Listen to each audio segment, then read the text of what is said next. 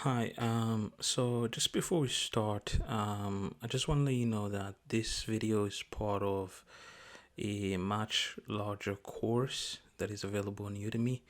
The link is in the description below, so if you have the time, please do check it out.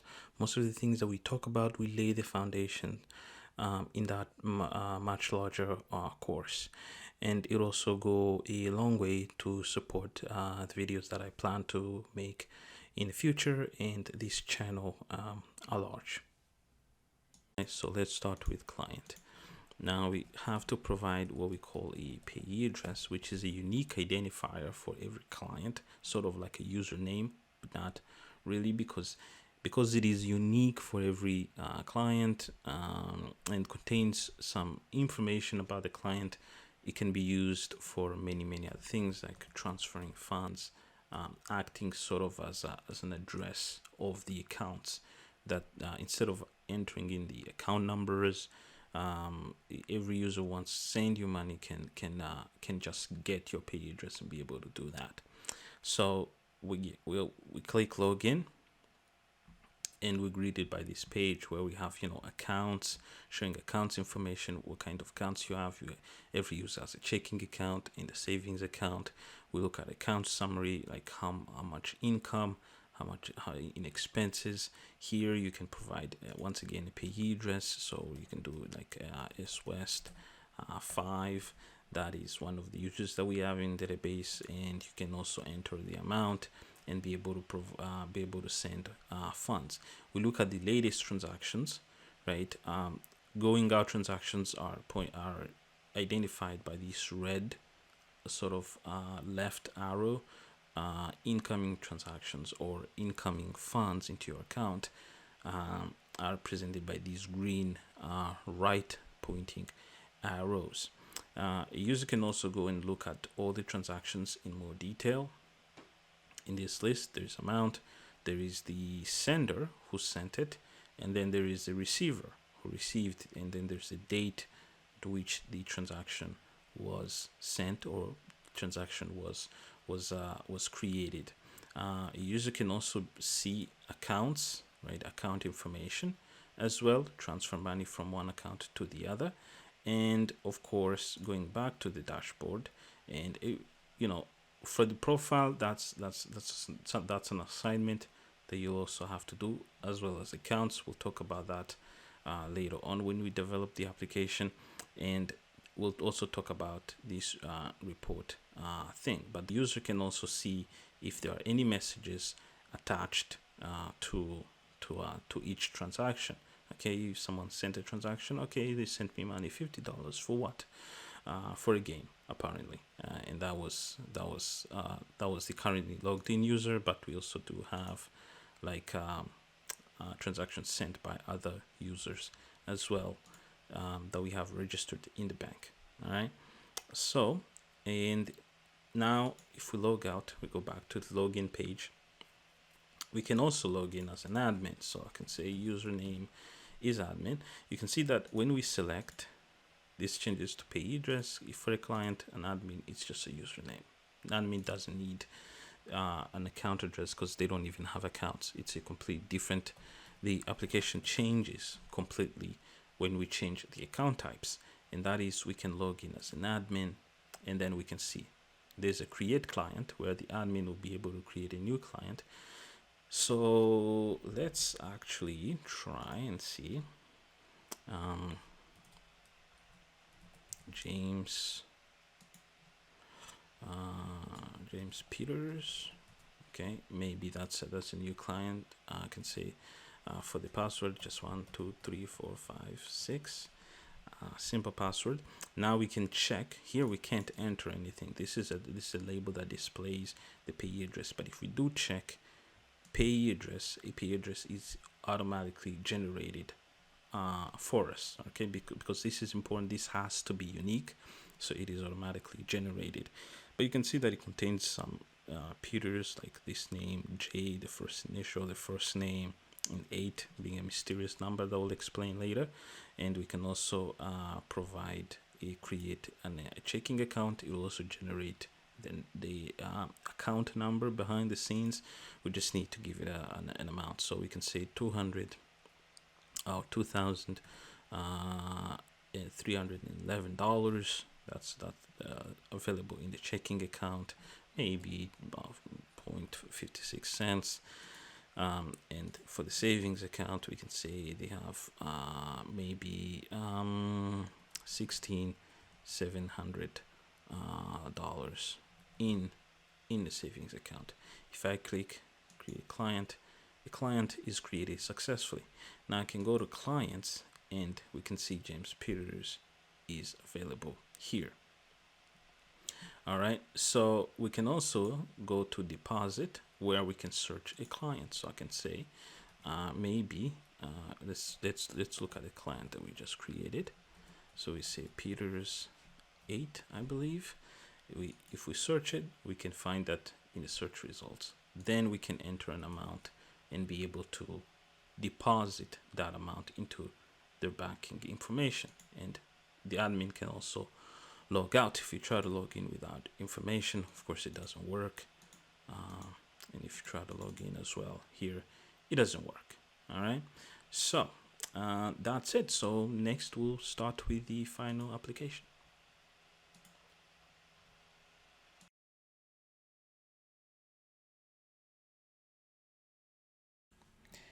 Hello everyone. Now let's talk about SQLite. So what the heck is SQLite?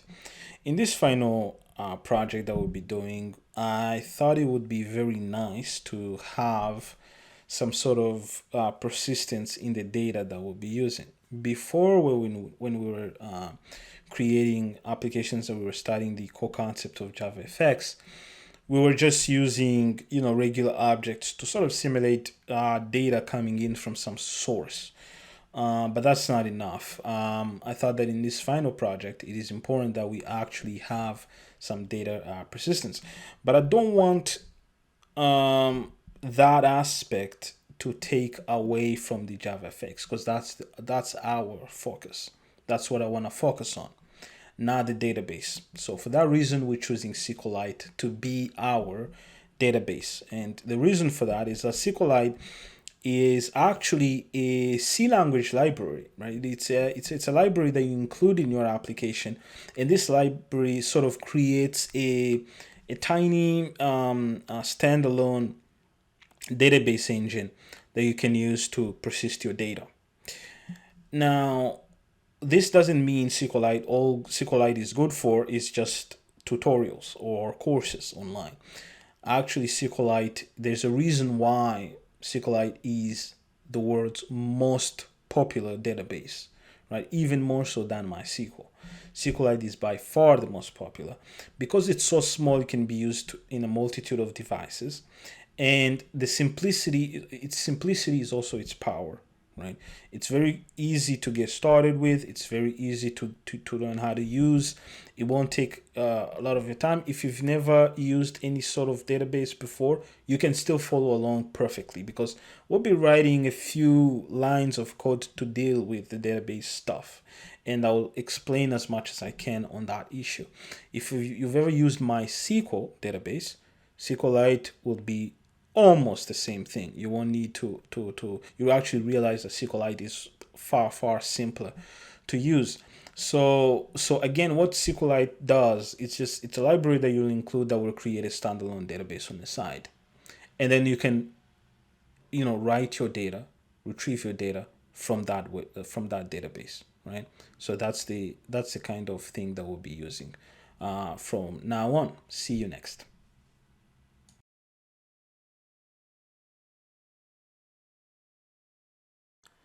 Hello, welcome back. In this section, we're going to create the project structure of our final project. Of course, the name of our final project is Maze Bank, and to start, I will need to first delete these files right here and remove them. Of course, I also need to do to create an app.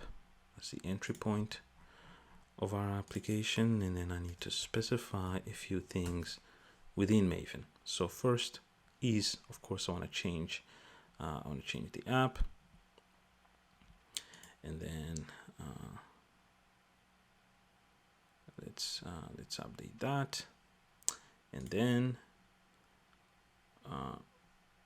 before we go back to Maven, let's first do the project structure. So what we'll need is, of course, we need a controllers package. So controllers, and within controllers, I first want to create what we call a login controller, right? The login will be the sort of the first UI the user interacts with, because they will need to log in. They need to log in either as an admin or a client, and we need to first create a controller for the fxml that will be displayed as the UI. So login controller, and then under controllers, well, we will also have a new package called admin that will contain the controllers for the admin section of our app. And then under admin, I'm gonna say admin controller. All right, admin controller, and under controllers, once again, I also need to have a client section, and then I'll say client controller. All right, so we have admin, client, and the login sort of being the parent controller that doesn't belong to either the admin section of our app or the client section of our app. The login controller is where we decide where we want to go. And then under Mazebank Node controllers, I want to have a new package, and I'm going to call this models, right? This is where we'll put our data models. So I want to have a simple class called model, and then we'll also need another package called views, right? So primarily we'll specify UI in fxml and using css, but we're also gonna be creating list factories, and we'll also be creating some sort of central object or class that controls the UI, right? It decides what stage to show depending on what buttons are clicked and things like that, and we'll call that class a view factory. Okay, so once again, we have the controllers, admin and client, models. We'll have more than just one class in there, and the views as well. All right, now let's go to resources. I want to remove all of this. I like to keep my resources more simple than this, so I'll just say I need a directory for fxml, and in here I will have a sort of main or login fxml, at which point I'll specify the controller, because I already have it, to be under controllers and its login controller, right? And then I'll delete that. Now once you have that, now I need to create two sections as well, right? So first will be admin once again, and then in admin I'll have an fxml called let's see, what have I called it? My guidance, that will be admin, right? So I'll have right here admin, and that'll be com.jc.mazebank.controllers.admin controller. Okay, that's a lot of dots, but it happens. So need to close this. I have quite a few things opened already. Let's close most of them. And then I need another directory, and this one will contain an fxml file called client.fxml, right? So that will be com.jmc.mazebank.controllers.client.client controller being the final class. And then okay, so I think even for the controllers, we're done with the fxml. So I can close the fxml. The fxml sort of resembles the controllers directory, and that's usually how I like it. And then in the resources, I need to create another directory that will contain the images, because we'll have logos in there. And then I'll also create another directory that will contain styles, right? The CSS, I don't want to create CSS section for admin or whatever. We're going to be including everything in one directory. And usually I like to sort of clean my CSS later, because you almost always, really you're going to create in like a class or an ID section, and then find that you need to reuse that code somewhere else, so you rewrite it again and again and again. Then you can come later and sort of clean everything up to optimize it. But for now, we'll just dump everything in one directory known as styles. Now what I want to do here is I want to change this to 18.1, and then I also need to add a few more dependencies. So I'll do, let's see,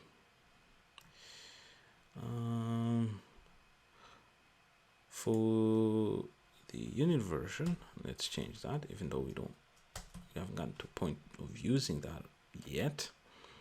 Probably won't need it in this project as well. And I need to specify a few more dependencies. The first one is font awesome.fx for our icons. All right, and then another one is for our database. So I'll say SQLite JDBC org.xserial, or however you read that. And then I'll reload my Maven. Once everything is loaded, I'll close that. And then I need to come into module, module-info .java, and then get the required packages. So we'll start with the FX icons. So glyphs.font awesome. Hopefully we wrote that correctly. And then java.sql, that's one we need. And then requires org.serial.SQLite JDBC for our database. And then we need to export all of our packages that we have. So com.jmc.mazebank.controllers at first, because within controller we have the login controller. We need that controller to be able to access other parts of the program as well, or be accessed by other parts of the program. So exports com.jmc.mazebank controllers admin, and then we also need to do for clients, and then we also need to get the models. And then comes the views. All right, I actually think that's it, right? So this font awesome is for our icons. Because we'll want to use icons to better style our application, and they're usually necessary. I've never seen an application without one, so we'll be able to use it for that. And then I need to specify our run and debug configuration. Maze Bank app being the main entry point. Apply. Okay. And okay, all right, perfect. So that's about it. In the next section, we'll proceed with other parts of the program, but this is the bare bone structure of our application. We have controllers, models, views under same package, and then we also have a section for our fxml, which mirrors the controllers the way it is structured, and then images and styles as well, right? I like to keep my sort of project structure simple, and I like to do things for things to explain themselves. It's an MVC pattern of controllers, models, and views. And it's also advisable. I will also advise you to always try to use the project structure that you're comfortable with. Don't just go with the things that Maven gives you, because at that point you might complicate things for yourself. Use what you're comfortable with. All right, see you next.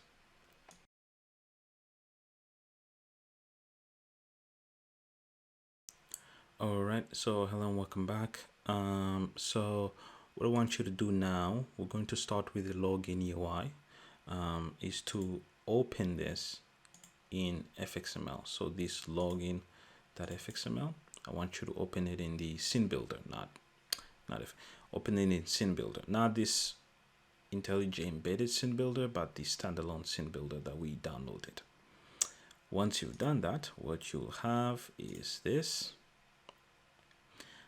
It's a anchor pane, and it's 600 by 40, right? 600 width, 400 height, and I just want to keep it at that. What I'll do, we'll first start with layout, and we'll do, say, VBox,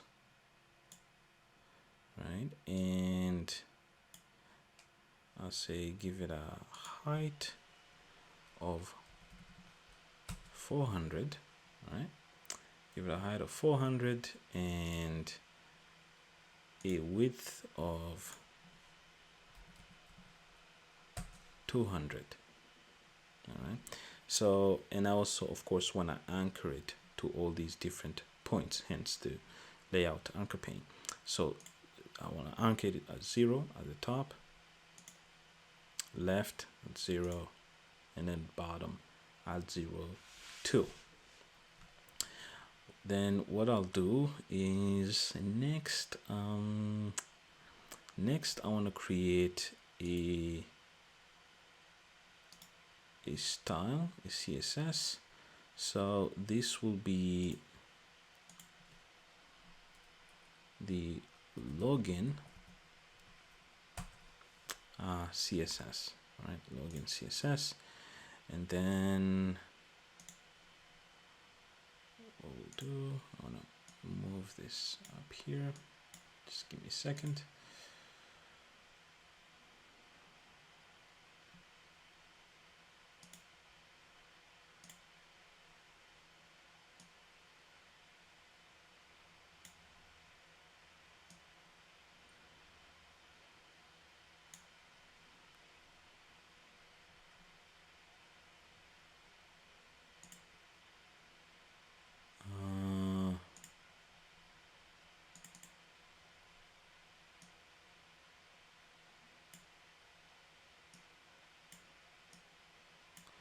All right, so let's proceed. Now what I'll do is I need to first specify the style sheet. Make sure that you don't have this just the VBox selected, because if you do style sheet, this style sheet will only be applied to this VBox. So you need to select the whole layout, right, or the parent layout, which is an anchor pane, and then I need to add the style sheet. So this will be let's see, where do we have our application already? Already forgot. I think that would be in Java, and it's back, I believe. Main resources, styles, yes, login.css. And then we'll do, let's see,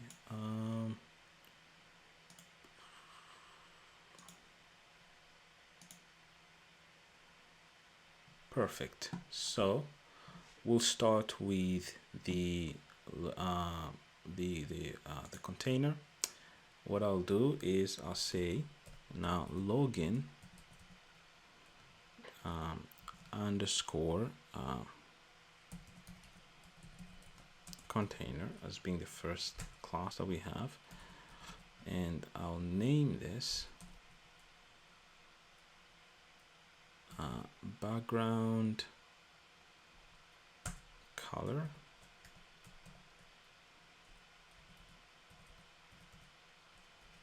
All right, and give it E. And then we'll go back to this, and you can see the CSS was modified.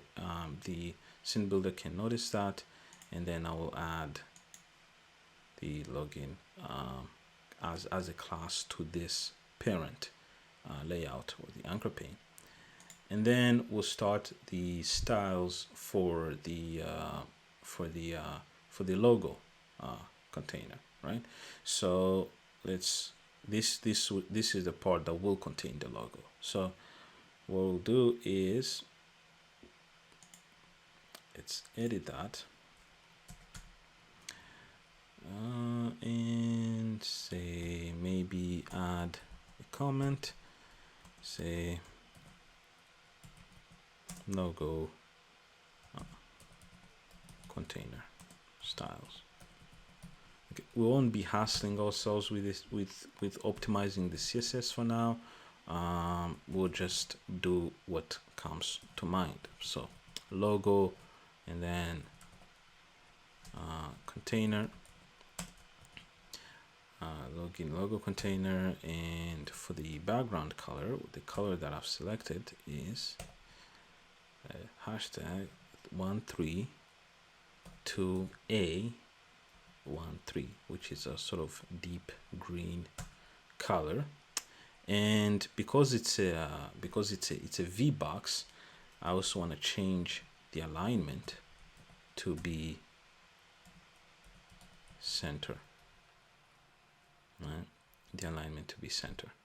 Then what we'll have within the logo container, we'll have a text node that I will style. For the first thing that I want to do is I will change its font size to 2am, and then the fill or text fill, and this will be white. I like to write my colors in hex code because then they're easier to modify. Even when I'm doing a single color like white monochrome, I will usually it's a habit, but you don't have to. If you don't like that, you can just write them in words like white, black. And what we'll have is also a font awesome icon view, right? There is such a class. So what you'll notice is that in CSS that applies to JavaFX, you can style, there's already pre-created classes or selectors. So if you have a label, you just need to write label, and then it'll start every label in that CSS view. So if you have a font awesome icon view, which is, once again, if you remember correctly, within the model we added font awesome, it's what we're going to use for our logos.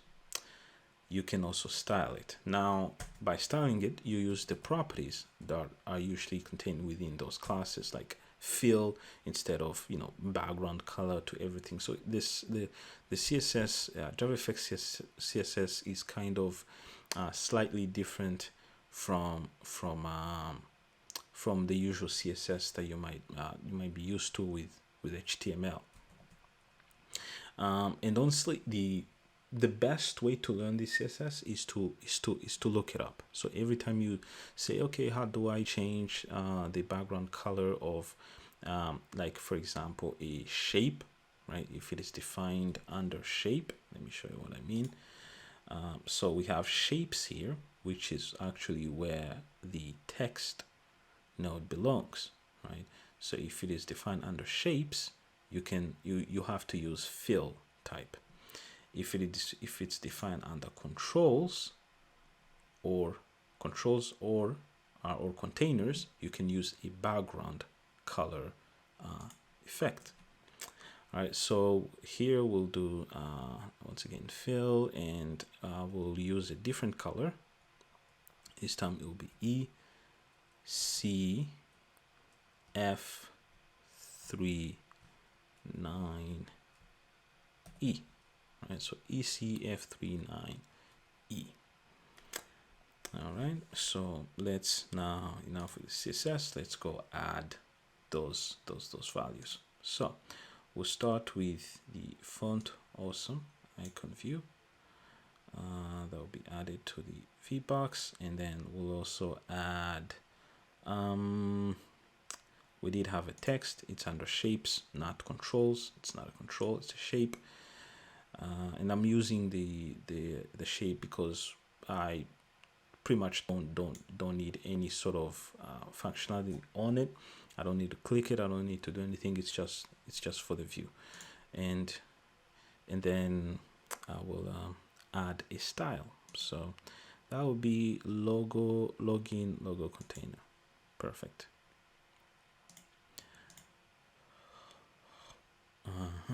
And then did we specify the size? No, this one we can do it here. So what I'll do is, now I need to come here to the glyph name and change the name of the icon. Now it says anchor. So if I change, say for example, I put it to 20, or rather 30 looks big enough. You can see it looks like an anchor, right? So you can do things like home in all caps. It will change to an icon of home. And then what I'll need to do is bank, because we're using a bank, and then use that bank icon. And then I'll do maze space bank, maze bank, like that. Right? Looks nice already. Then what we need to add here is a new VBox. Now that will contain this. The VBox here will contain the username, password, and login buttons, and and other stuff. So we'll do, let's see, it'll be containers. Okay, it'll be containers, and it's a VBox. Let's see, maybe put it here.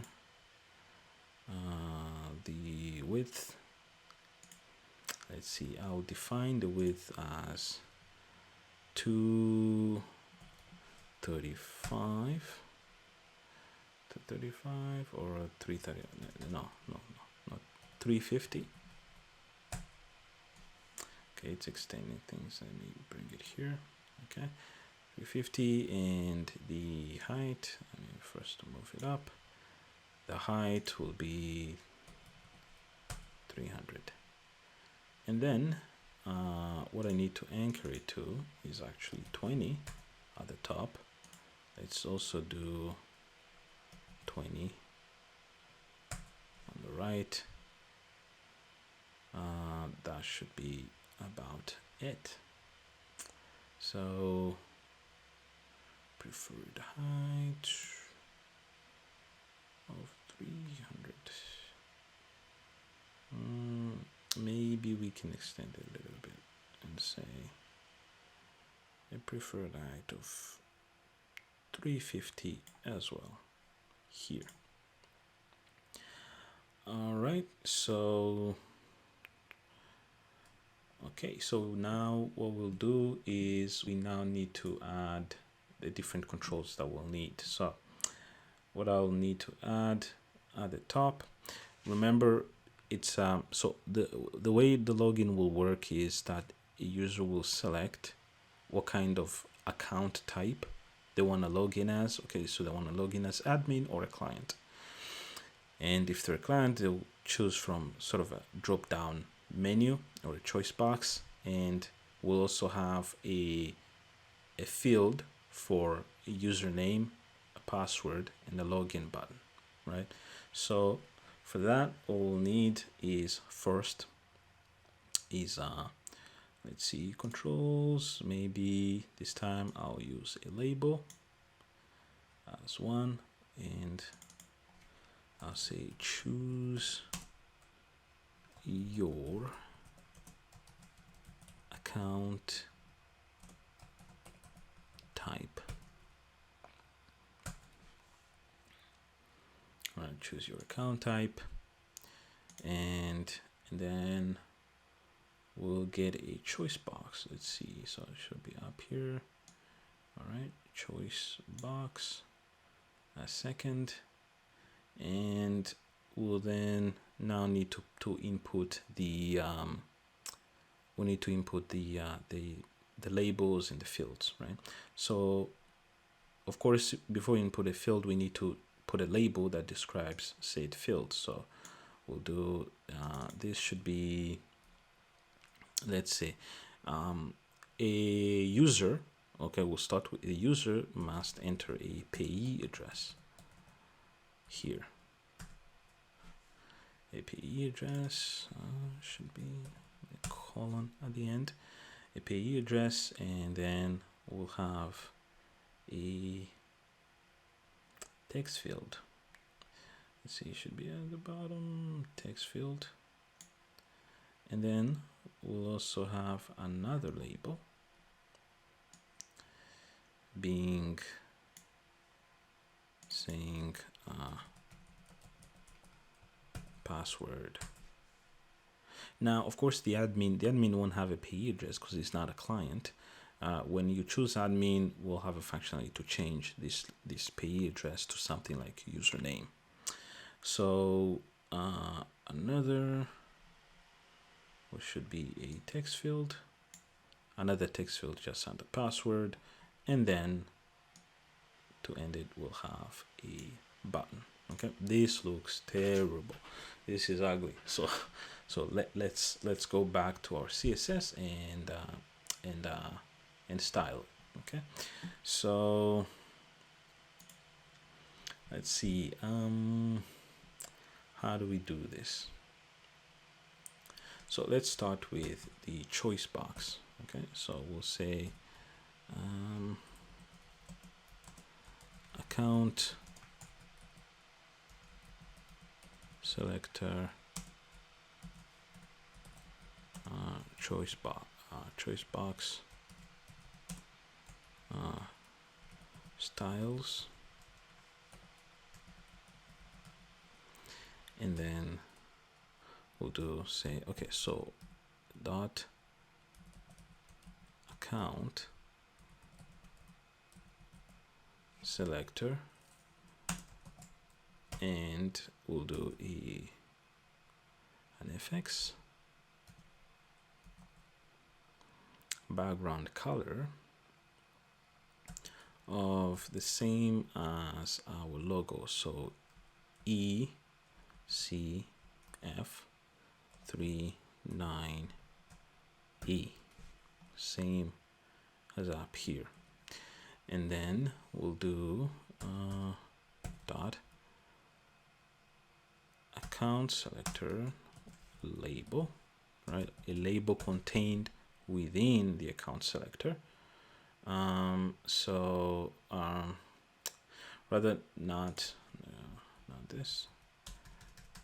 Actually, we should use this label. That's the class. Previously I said so this is the class that is associated with all labels, but you can also describe it as just a label like that. But you can also do dot label like that, and then it will style all labels, right? So the label within the account, because it's a choice box, so it contains a label, we'll do a vbox text fill to 132A13,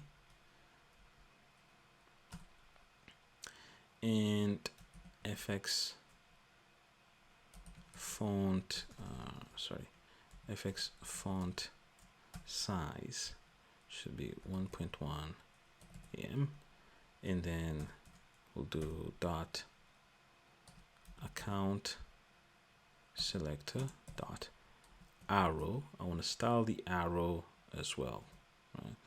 That arrow, the arrow that points down, I want to give it a background color of 132A13.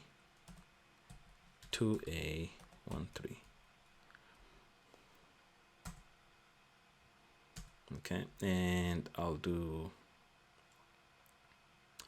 let's see, I can do, let me do an ID this time. So choice box pop-up menu. For the pop-up menu, I'll do, say, background color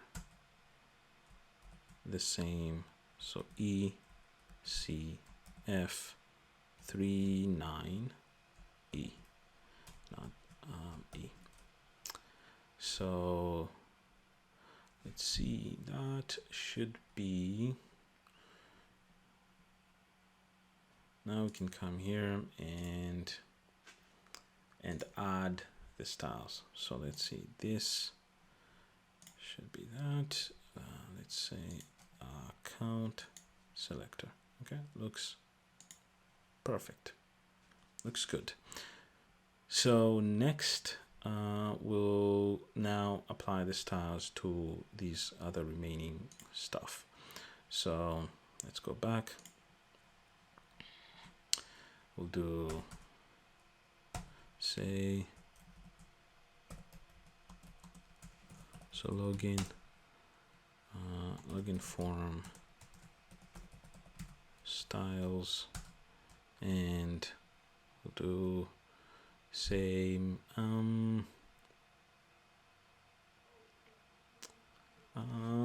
let's see, dot login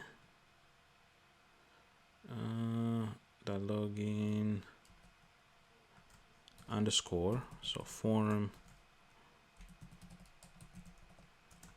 container, and now I'm gonna add a spacing of 15 because I want space between these controls, and then what I'll do is I also want to align them top left, and then login, so we'll do login form container label,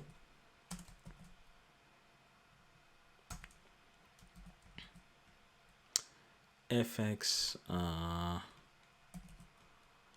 font size 1.1 em, and then font weight, I want it to be bold, right? So then once again, input field, we'll have a background color of white, and a height, a preferred height of 35 pixels, and then a font size of 1.2. Yeah. And now let's do for the button. So login form container button. Let's see, that should be background color of 132A13 and a text fill of white and a preferred width of 350 and a preferred height of 30 and a font size of 1.2 em. And then let's also add some sort of hover functionality to our button. So if you do hover, that should be FX, that should be the cursor, right? Cursor. But instead, now in CSS you would usually say pointer here, but we'll use hand. And then what I'll also add, I want to add, let's see, there's one thing I haven't added here, which should be another label. Let's see, another label, not at the top, but at the bottom, and this will be the error label, right? So I can say this is the error. So if a user enters something that is wrong, the error label will be updated. So I want to style it too, and I want to say maybe error underscore LBL, and give it a text fill of red. So red will be FF0000. All right, so that should be it. Now let's go and apply these styles. Now let's see, we'll do login form container. Okay, login form container, and this one should also have a style. It should be input field, input field. Okay, I think, all right, error, this one should also have an error label. All right, let's see.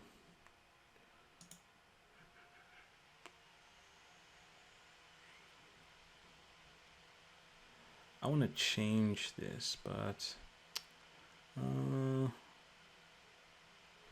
yeah, let me change it. Let me give it an ID right at the top. I'll say maybe choice prompt dash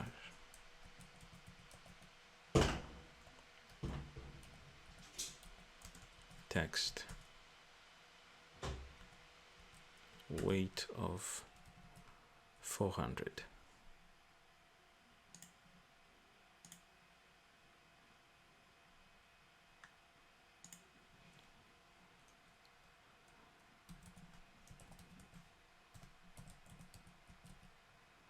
Prompt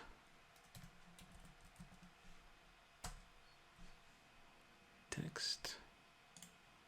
Oh, nothing happens. Oh, okay, sorry, used an underscore there. Should be a dash. All right, perfect. And then on this error here, of course I don't want this to be visible. I'm just gonna delete it. But before I do that, let me first add the we first need to add the FX ID. So if you go to code FX ID selectors here, this should be account selector, and then we'll say payee address should be payee address label,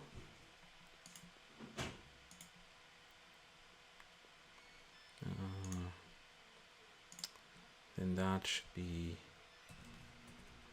payee address field, and then that should be password FLD. Hopefully that's what we named it for. Okay, yes. Password field and login. Usually the login I'd give it an on action, but this time I want to give it a login underscore btn. I want to give it an FX ID, and then the error. Let's see, the error should be error LBL label. All right, and we save the changes to the fxml. If we go into login.fxml, now what I want to do is first let me close this and I'll unwrap everything,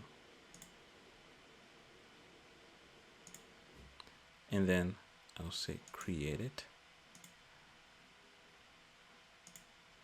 create that, create that,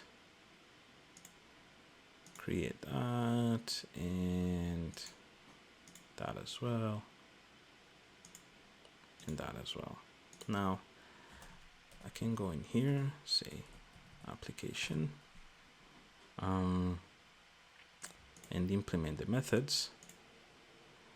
Now I can do fxml loader, fxml loader equals new fxml loader, get class, get resource. What I'll do now, I need to specify the path. I can just write, say, login fxml slash login dot fxml. All right, and then I'll do scene new scene fxml download stage dot set scene stage dot show. Let's run this and see.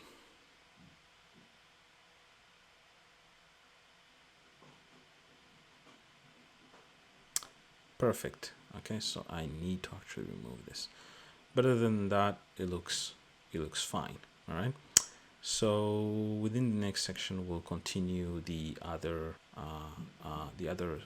aspects of our UI.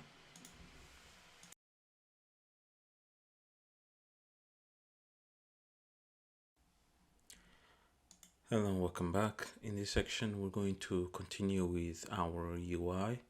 So the thing we're going to do now is sort of the left menu side, or the left navigation side. All right, so with that we'll just go to client and we'll create a new fxml file and call it client menu, just like that. And under excuse me, Under the controllers, we'll also create a new controller class and call it client menu controller,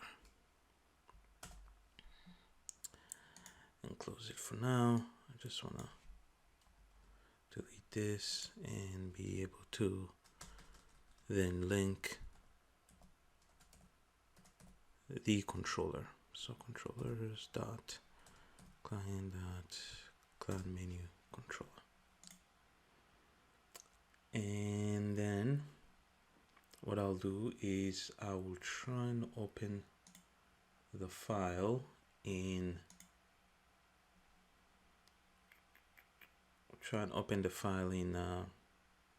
SendBuilder. So go to documents,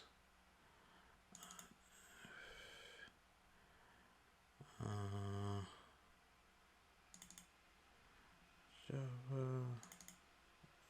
bank, resource main, resources XML, client menu .fxml.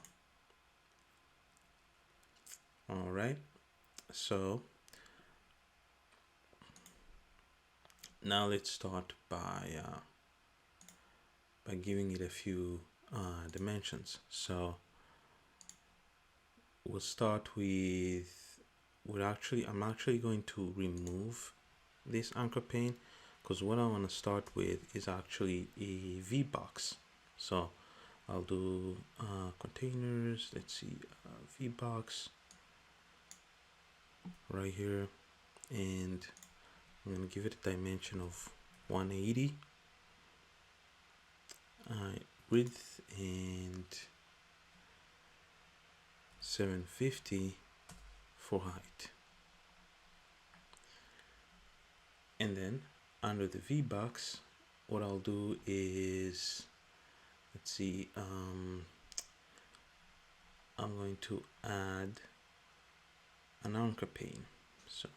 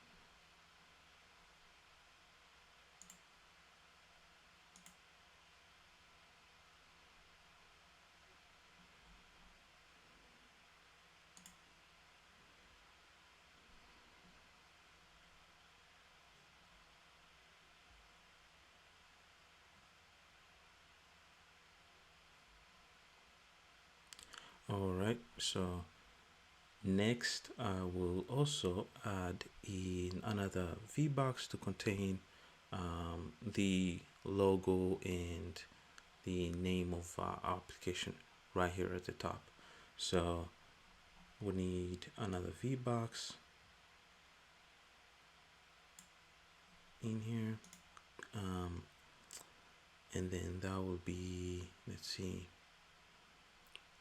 it should be the same dimension, so 160, and at the bottom I will give it 80. Let's see, yep, that should work. And then we'll do, say, 0,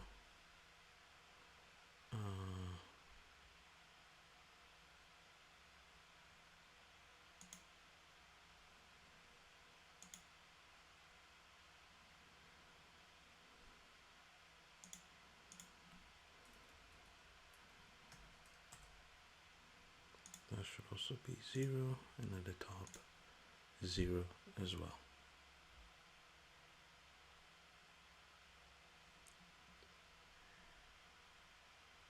And then next we'll add yet another VBox right at the bottom here to contain the navigation. So this should be, let's see,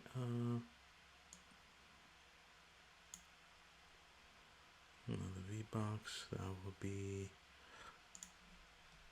160 once again, but this time the height will be 400, and I'll anchor it at the top at 100, just below the 80 for the logo, and that will be 0 and 0 as well. And then let's start to add the controls now. So right here at the top we'll have a font icon, and then let's see, I should give this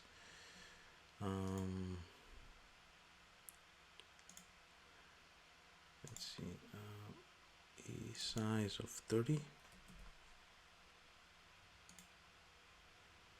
and it should be bank.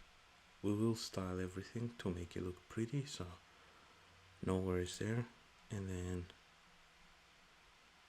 we'll have a text value as well.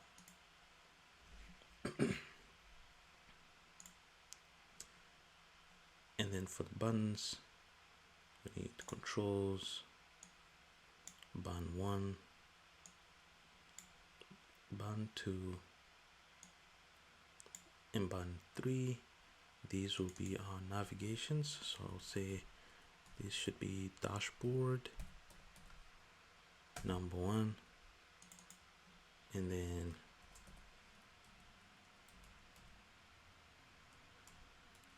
transactions number 2,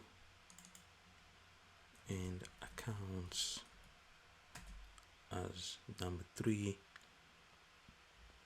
Then what I want to have is a line right here at the bottom, and then have 2 additional buttons that will style differently.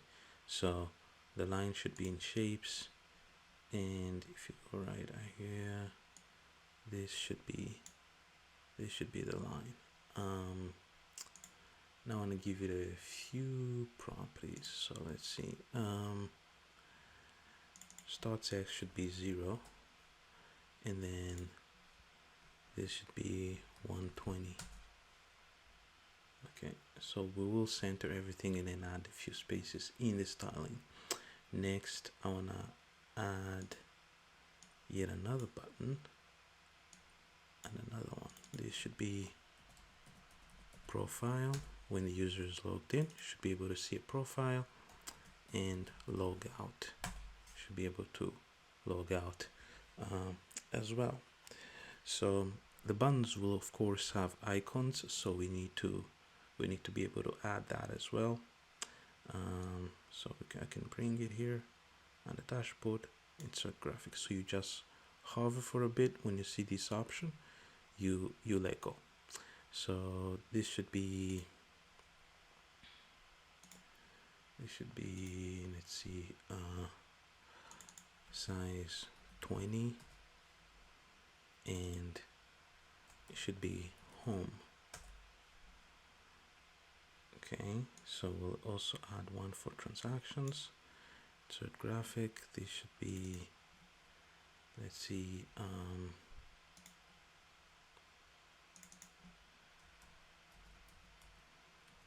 handshake underscore alternative, and it should also be size 20. Alright. Starting to get a little bit small, so let's enlarge it a little bit. And then for accounts as well, that will be let's see, we did use an address underscore book underscore alternative or ALT, and should be 20 as well. And then for the profile, insert graphic, that should be user,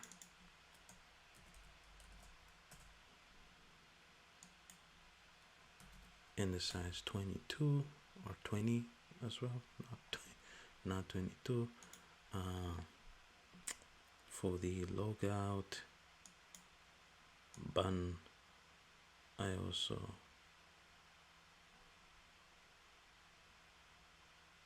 let's see. Okay, I'm getting a little bit finicky. There we go. That should be external underscore link. It was the best icon that I could find to use for logout, and in font awesome, so that should be 20 as well.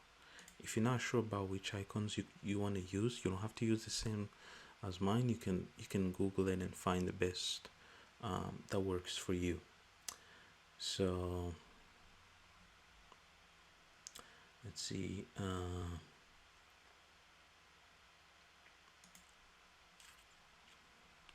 All right, so we'll be able to have this for now. Now I want to add another section here where a user can report some sort of bug. So let's first close this, collapse this rather, and I want to add yet a new container that is also a VBox, and then I will, okay, good thing it's at the bottom already.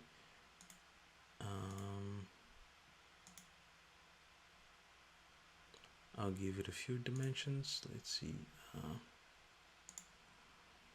should be a little bit smaller than the other one, so 130 as width and 120 as preferred height. So, and then we'll anchor it at, let's see,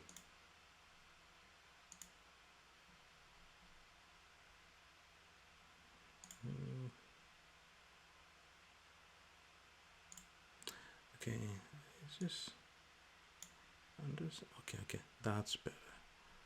All right, so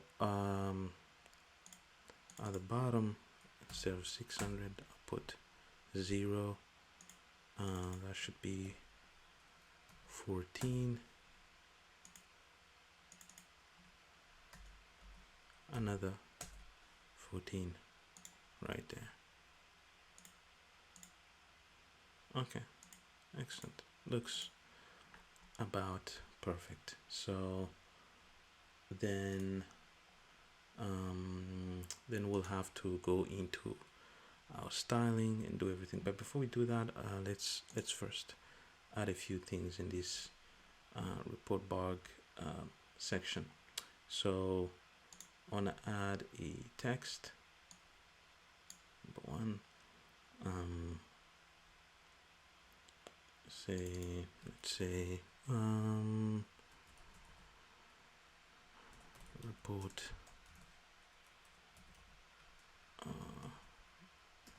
bug, and add another control which will be a label.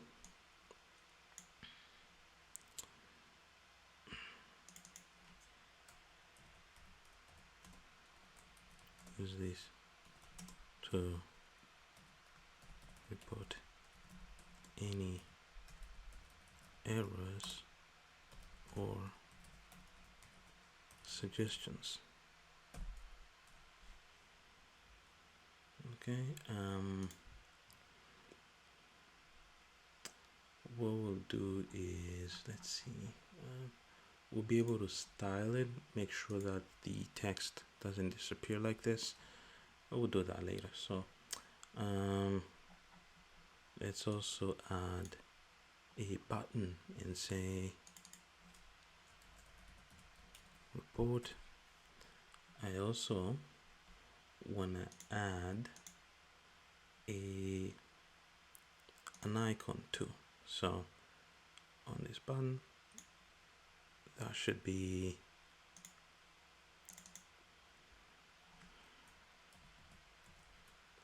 plus, and the size should remain 12. Doesn't need to be that big. So yeah, so now let's select this VBox right here, and then we'll create a style. So to create a style, we need to go back here and do new style sheets and do client menu .css, and then let's see,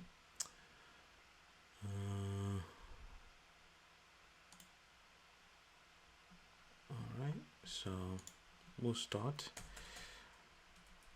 at the top. We can say let's say client underscore or rather menu underscore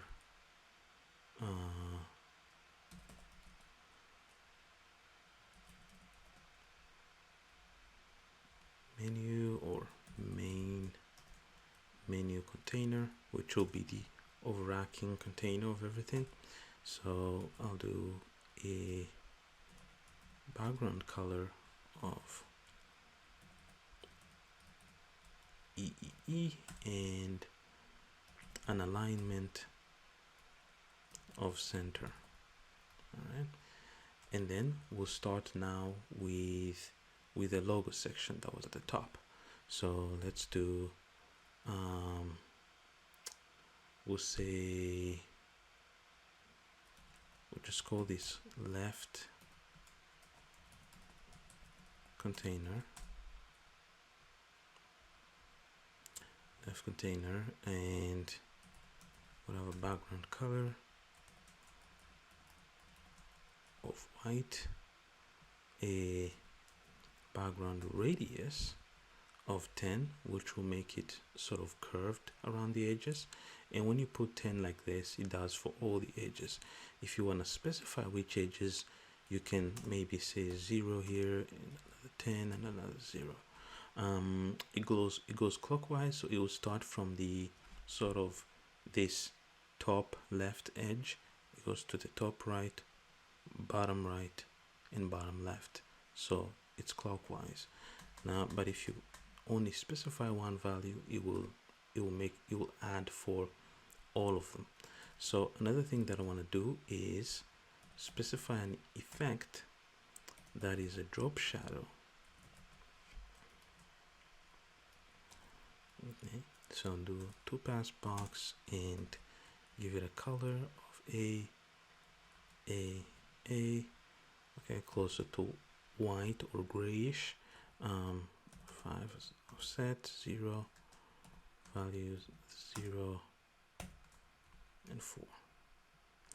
And then what I'll do is we can say title container.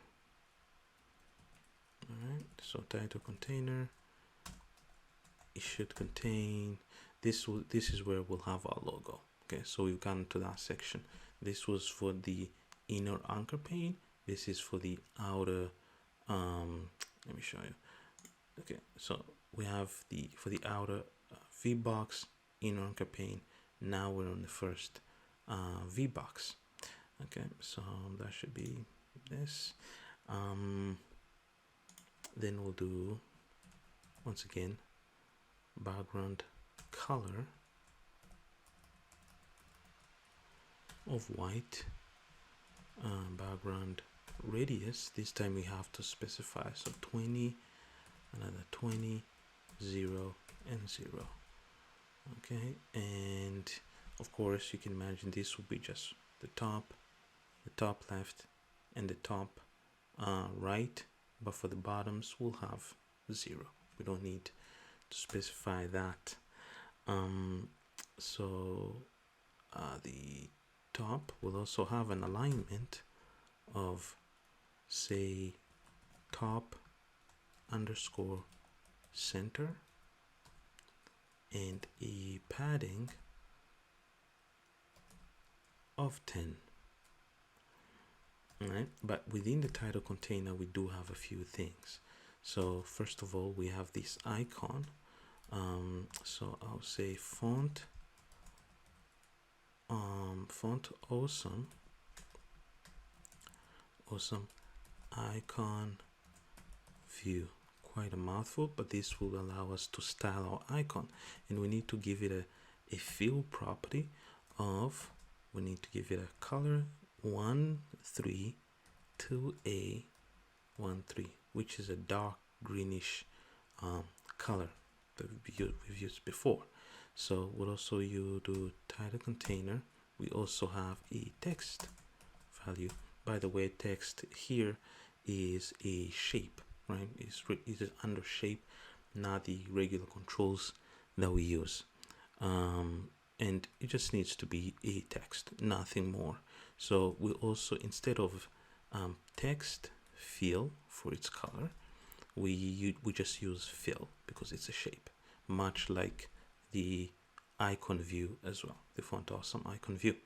So we'll give it a black color, and font size will be 2em.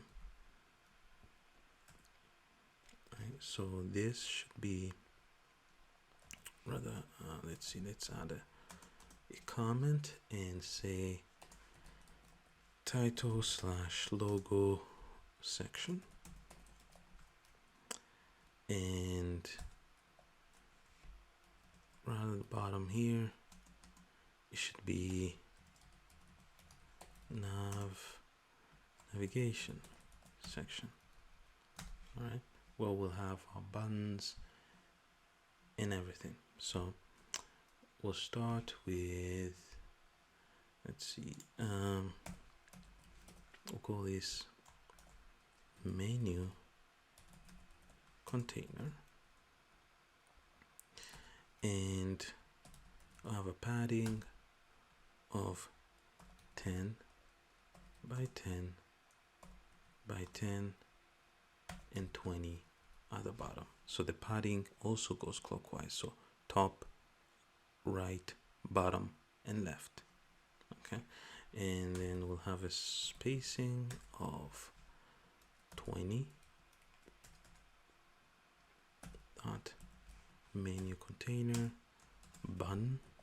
Okay, because we do have a lot of buttons, and we can do, say, preferred width of 115 and preferred height of 40, and background color of white, and a text fill of our dark green color, and a font size of 1.1 em, and an alignment of center left underscore left, and of course an effect of drop shadow, stamp 3-pass box, and we'll do a D this time. We don't want it as gray as the previous style, so 0 0. This time let's add 6, and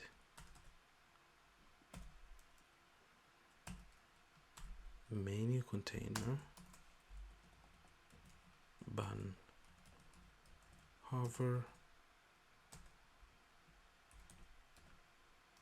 should be cursor hand, and excuse me, menu button, but within the button we do have something, which is the font awesome icon view. And let's see actually if we haven't made a typo at the top. So font awesome icon view. Okay, perfect. Give it a not text fill. You do have to be careful about this. So it should be fill because it's a shape. And 1 2 3 2a 1 3. Okay, and say alternative menu button. So why do we need an alternative menu button?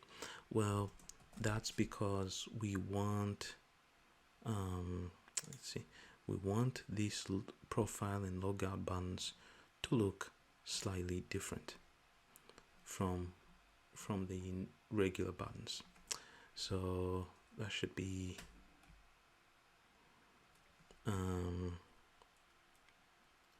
width, preferred width 115,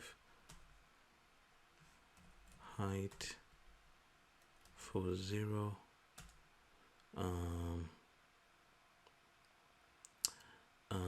let's see, background color instead should be 132A 13 instead of white.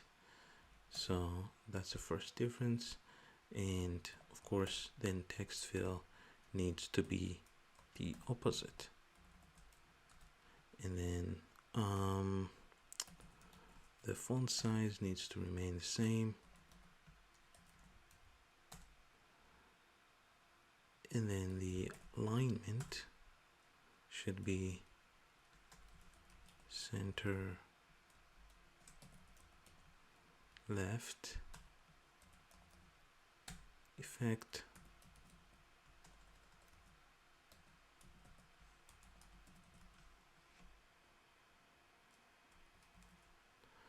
again, drop shadow 3-pass box, white 0 0 0 and 0. All right. Actually, in that case, I don't think we need to. I was thinking about putting 1, but we don't need a drop shadow. So we can also do alt menu button font awesome icon view, because we do have an icon view. So fill should be white.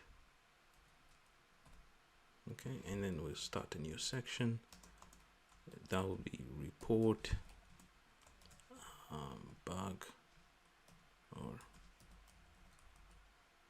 suggestion. I do need to actually change maybe report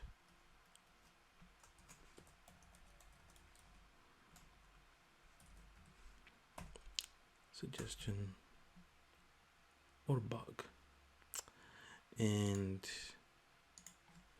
then what we'll do is say report container. That should be a background color of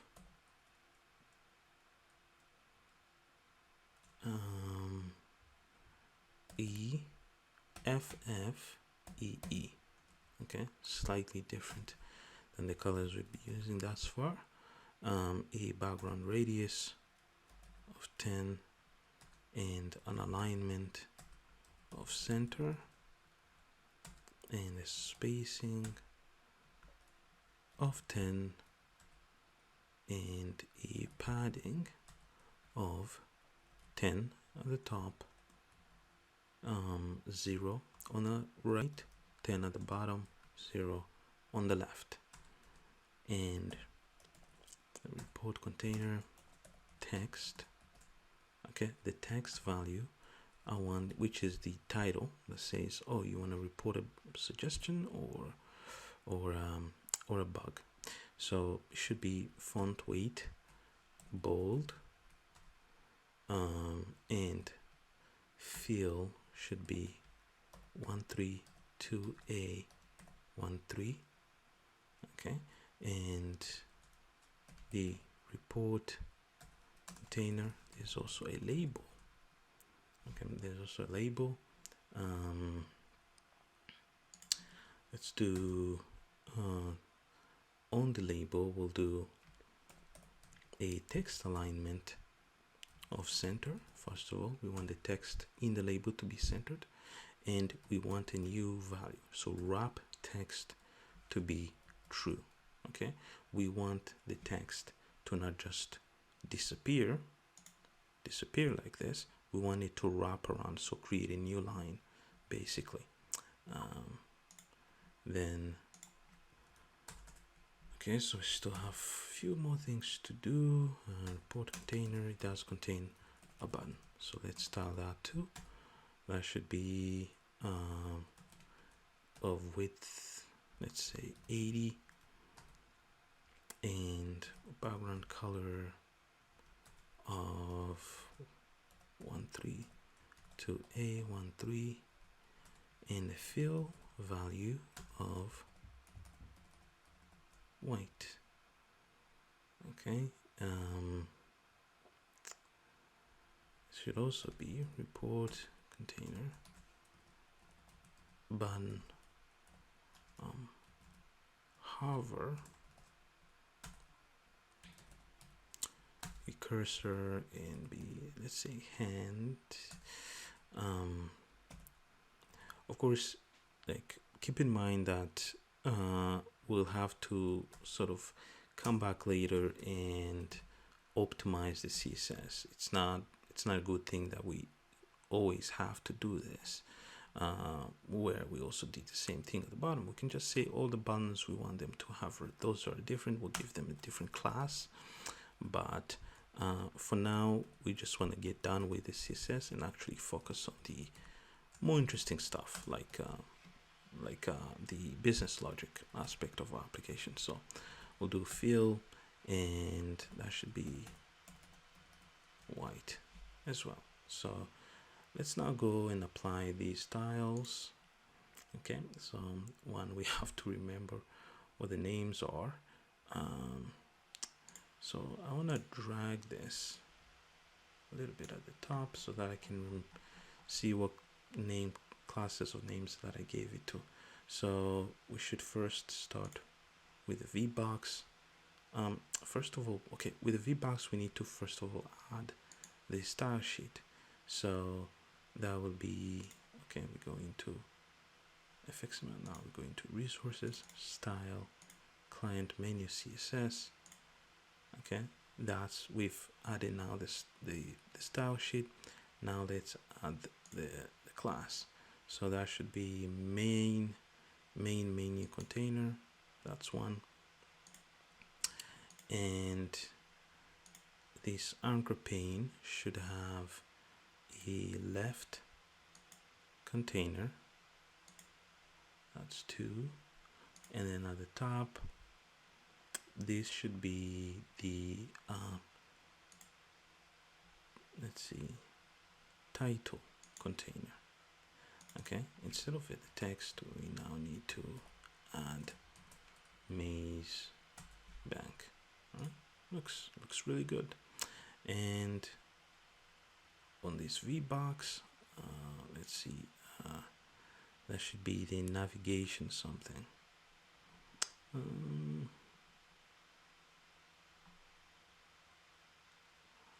let's see.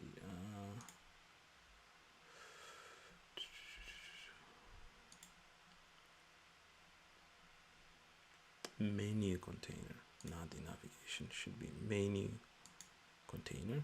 Okay. Ooh, nice. Things actually look pretty good. I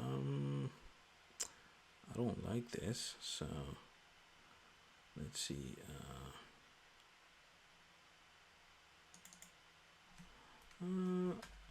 Let's actually name it transaction. And then I think these buttons will have different styles.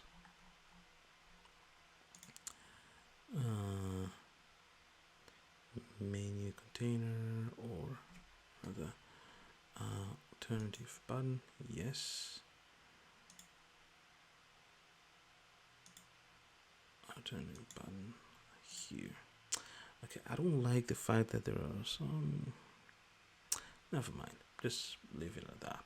And of course, we also need to add the style for this section. So that should be report container. Report. Let's see.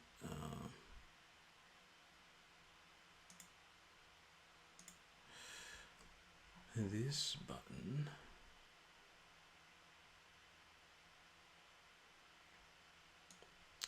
Okay, so this button. Okay, I made a mistake here. Instead of fill, it should be text. This is for the report container. For the button, we should give it a fill, a text fill. Right. So if we come back here, we can see that okay, it's been fixed. Use this to report any errors or suggestions. All right. Enlarge it. All right, so as we can see, everything looks fine. Now what we need to do is add the FX values now, because we need to give it a few IDs. So that should be dashboard button. That's one. Okay, and then that should be transaction underscore btn accounts underscore btn, and then profile. What name did I give it to? It should be profile underscore btn as well, and logout underscore button, and that should be report underscore btn. So those are the only IDs we'll need. We don't need any on action values. We'll be able to add that programmatically by just referencing the ID. So in here now, what you need to be careful of is that the scene builder doesn't immediately save everything. So we'll need to press Control S to save the fxml file. Now if we go to our section here, we're going to merge that and go into client, we can see that the fxml has been updated. Now I want to unwrap this. Don't know why it always adds this children section, even though it's completely unnecessary. Unwrap. Okay, I think everything looks about right. Then I want to go into the client menu section, and let's see, Okay, so this VBox I will need to specify. Sorry, I need to be specify an FX and a controller. So .const jmc.mazebank.controllers.client client menu controller. Okay, now we can see that we do have warnings, and I want to create that field here. Okay, tells you very convenient, can do it for you. But if you're using a different IDE, you're gonna have to type this out. And accounts, all right, create field, profile, create field, log out. You can see that I'm creating these references in the order that I added them. I'm not starting at the bottom. I like it that way because that's how the UI also looks like when you go back here, right? You start with dashboard, you start with all of these other stuff. Now, now the thing that I also want is, let's see, I want to do implements initializable interface, and I'll come here and say initialize. That will be this. It's in this section where we'll come and say maybe dashboard.set on action and give it an event handler, but we'll do that much later. For now, just want to bring this section to a close. It's getting pretty long. See you in the next section.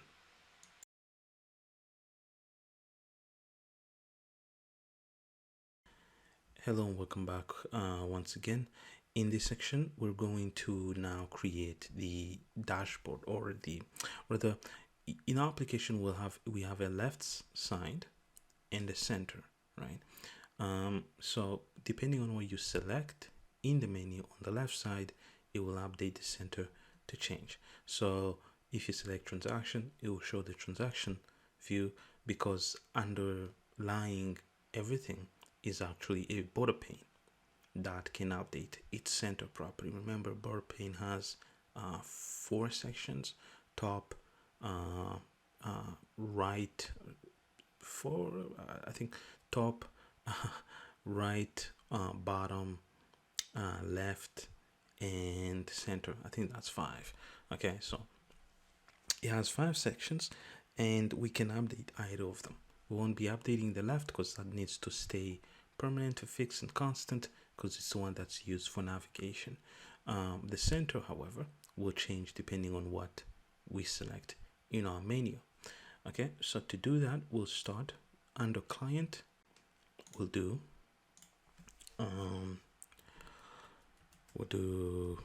let's say dashboard.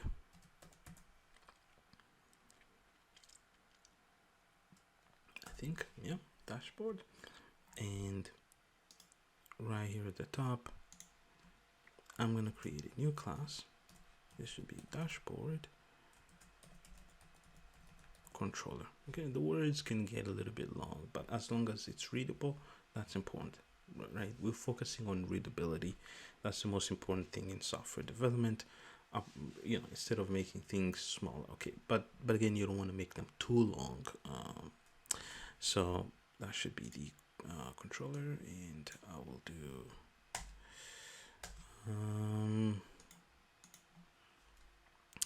let's see, that should be com.jmc.mazebank.controllers.client.dashboard controller.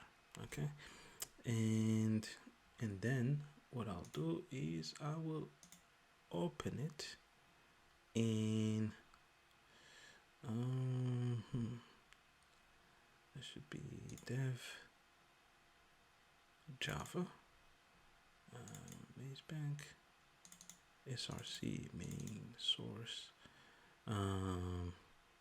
fxml client dashboard, right? Either that will largely depend on where you stored yours. All right, so let's see, we'll start with the regular stuff, so giving it a few dimensions. Shouldn't be 700, should be more. So that will be 850. All right, 850 in width. I believe that's one. Right, 850 in yes, and for the height, let's give it something a little bit more exciting. So it should be let's just type it out. 750, much like the size of the menu section that we gave it. So that will be the anchor pane. Now we'll start. So the first thing I want to have is a sort of text right at the top here, saying, indicating who logged in, right? The name of the client, or greeting the client, or whatever. So we'll start with shapes. I will add a text. Okay. I don't know why it's displaying it at the top like that, but I've completely no idea. It should be 30 right there, and this one should be 20, and the text itself should let's see, we will style it when we get to that point. So we can say maybe hi Patrick as the greeting, and I also want to have another controls. What I want to have is a label, but this time I will put it on this side right here, right? This is where I want to put it. So label will say, hey, should be 14, and then at the top should be, let's say, maybe 27. Should try and align it here, but we'll be enlarging this one, so 27, not exactly 30, should be enough. And then let's see, and then we'll have a new text value. Let's see, this time it should be that.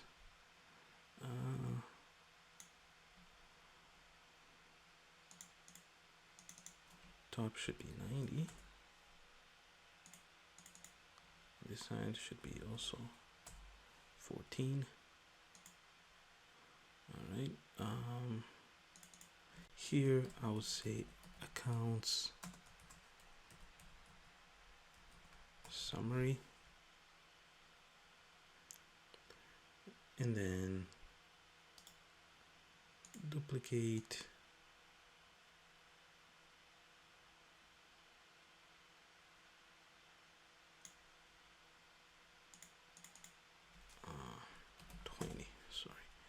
20, and at the top should be 90 as well. Instead of account summary, here we'll say my accounts. Okay, so under now this section, let's start those values. So we'll include a, let's see, containers, a VBox, or no, rather a niche box, because we'll be displaying things from left to right. So we now want to give it a width of 620, that's one, and 180 as a height, and then I'm gonna anchor it to Okay, 20 at the top, here 120. Okay, that's actually perfect. And then I'll also have a VBox right here indicating the account summary. So VBox should be on this side of things, and it should be, let's say, 210. Okay, it's getting enlarging things for no reason.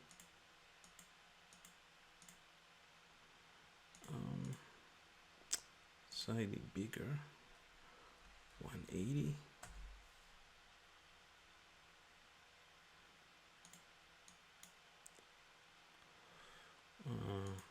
120. Here I'll do 0.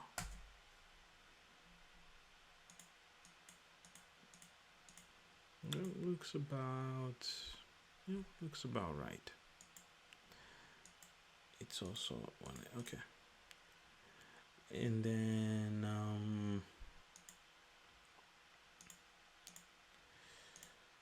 right here at the bottom, let's say,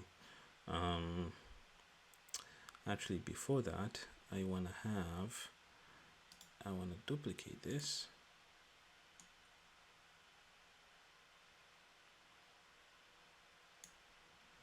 And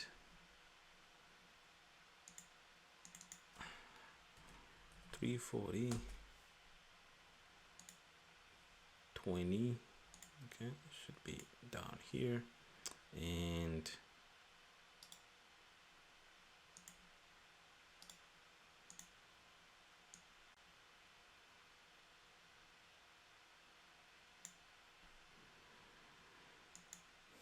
okay, being stubborn. 340 as well, and 14 as well. Okay, so here I actually have latest transactions. Okay, so that will have a sort of list view right at the bottom here, latest transactions, and here I can say send money. We'll have a section where the user can send funds. So underneath here, of course, we're then gonna have a list view. So we'll do list view.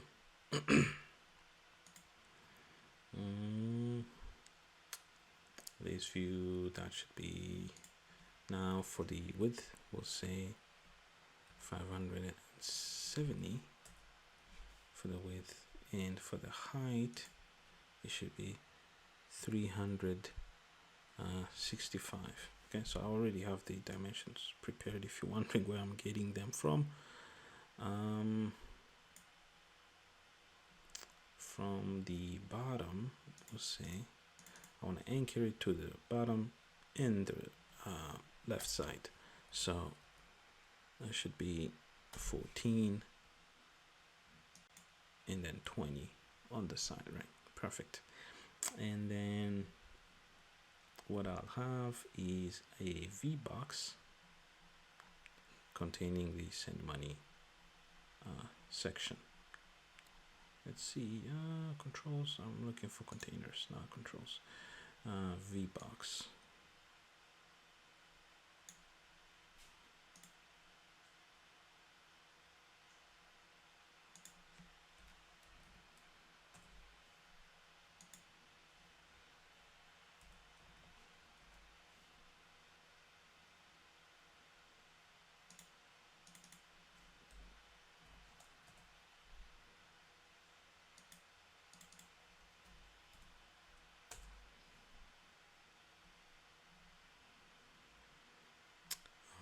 Right, so let's see. Let's bring this to a close. We'll continue in the next section.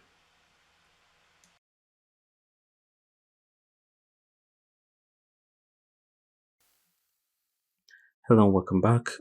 So let's continue. we will move to the My Account section. This is where we're going to design the account view. So we'll start with, so under accounts, what I'll do is add 2 more layouts. So that will be, let's see, that should be containers. I'm actually gonna add anchor panes under, so that'll be 1, that'll be 2. We'll be giving each anchor pane, let's say 295 for width and about 150 for height, right?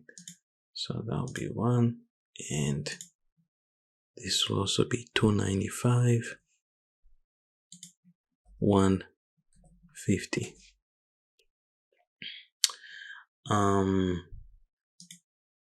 And then we'll begin to add the stuff. So under the first anchor pane, I will add a label. So control, that will be label.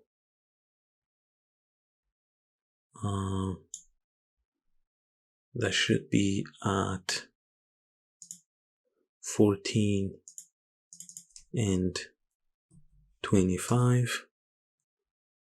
On this label, we will say it's the amount. So let's say 500.56 as being the amount, and then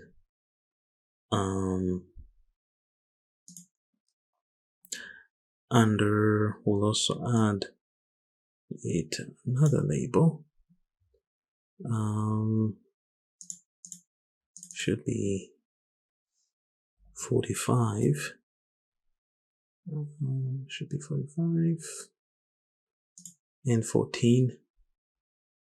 And this one will be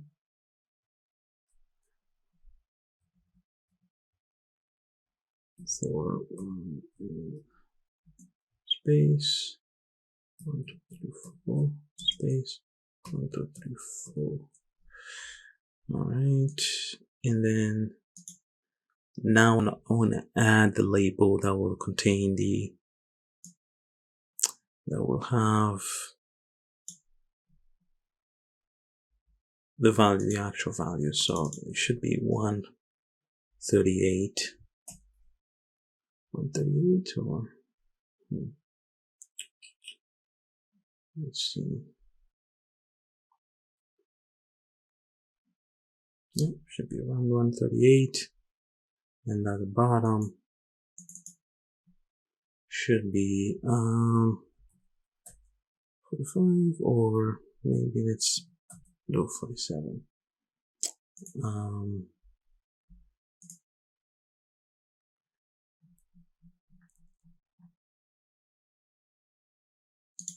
And then I'll add a VBox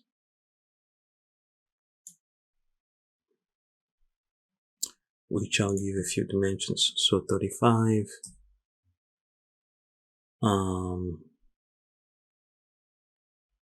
and the height of 100.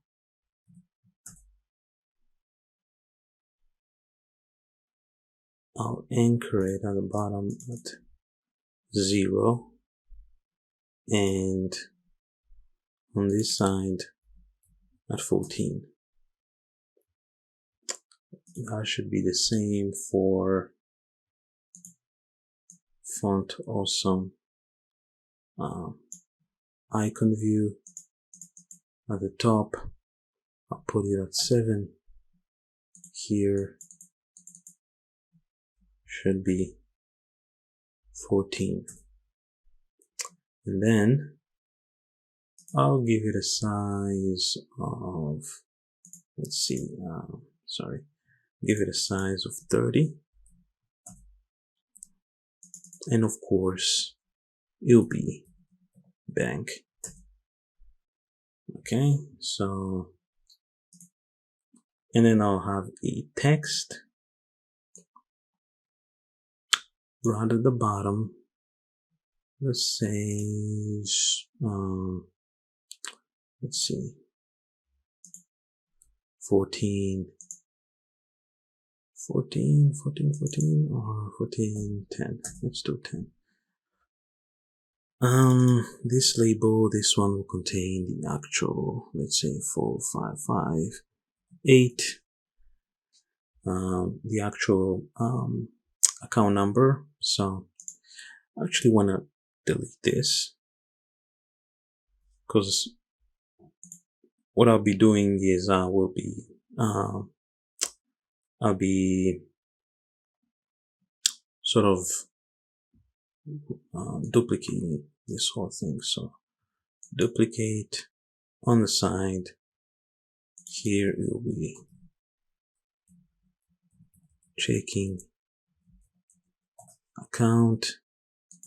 On this side will be savings account. All right. Let's see. And then let's move to this section.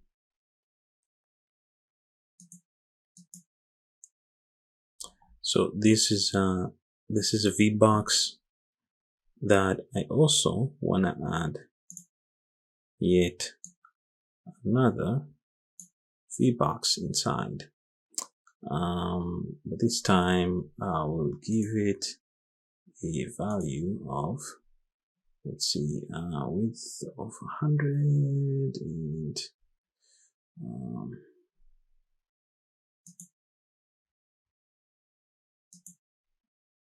all right, so width of 100 and 200 should be perfect.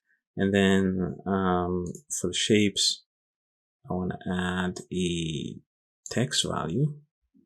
This text value will be, okay, it will be income, and then a label. So controls, a label of that shows said income. So I can say maybe plus percent dollar sign 4,000 and then I want to put a line on it. So this will be in shapes and say line.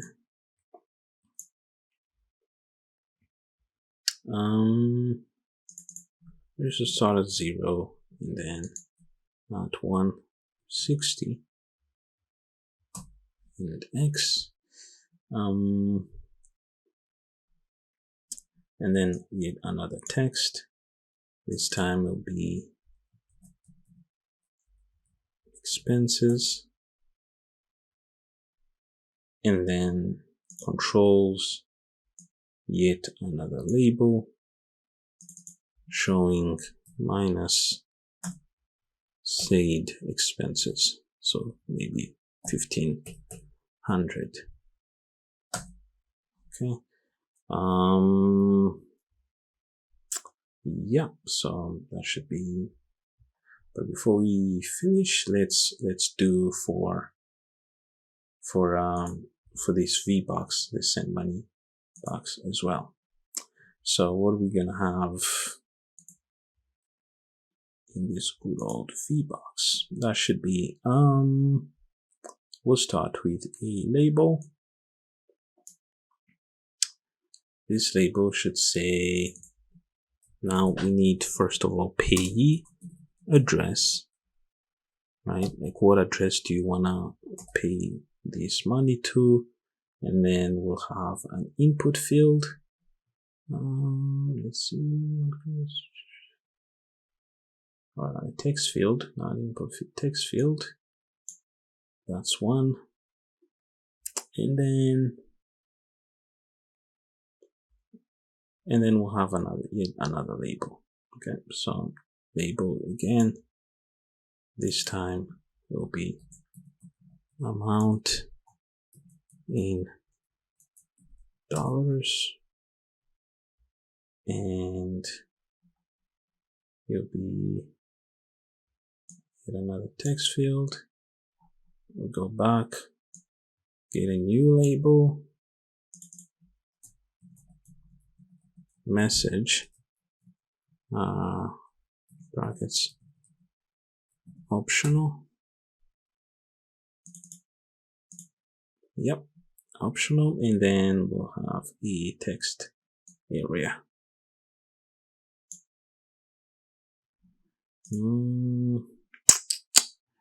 Let's see. For the height, I actually give it a 70, maybe 70, and then for the width, give it a 2. Let's see. Let's actually leave it at that, and then we'll have a button finally to send the actual money, and this one should say send money. Everything looks ugly, but we are about to style everything. So excuse me, this should be should say today 222 dash 0 maybe 6 or 7 dash 06. They should just point out today's date. All right, so everything looks good. Wanna Control S, save it for now, and then what I'll do is inside. Okay, this is dashboard. Let's see. We can just leave it like this for now. Inside styles, what I want to do is create a style sheet and call this dashboard as well. Okay, so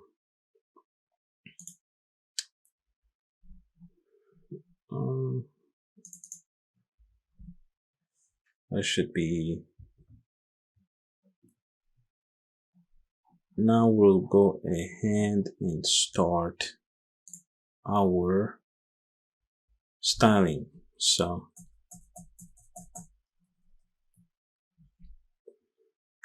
then we'll say dot maybe dashboard. Okay, give it a background color of E. Then we'll say user underscore name, give it a font size, a font size of 2.6 cm, and then a font family of Calibri Light. Okay, this is bad. Should actually be FX, just like that, and FX. We need to put these prefixes so we know we're using the CSS for JavaFX, and then dot date underscore LBL, or the date label, which is the section that shows the date, right on the top right. And we should have a text field of sort of a grayish color, and font size 1.1 em, and font family of Calibri, right? as well. So we will begin now a section here that says accounts view, right, where we have accounts. So we'll say dot accounts underscore view, background color of white and background radius of 10, 0, 0, and 10. And then a padding of 10, 0, 10, 0. Once again, it is clockwise. Alignment of center. And then we'll say border width of 0, 1, 0, 0. A border color of DDD and a spacing of 10. Okay, for the accounts view. So dot accounts or dot account rather. Excuse me. So we'll start with a background radius of 5 and then an effect of say drop shadow.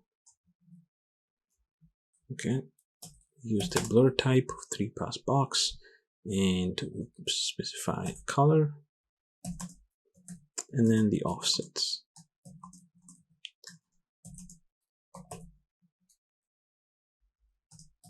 And then account VBox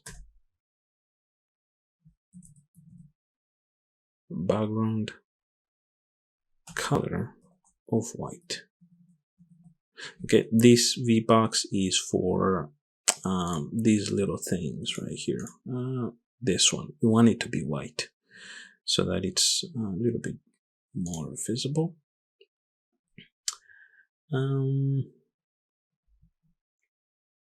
Okay, so we'll also have dot account text. Okay, so fill, the text field will be white.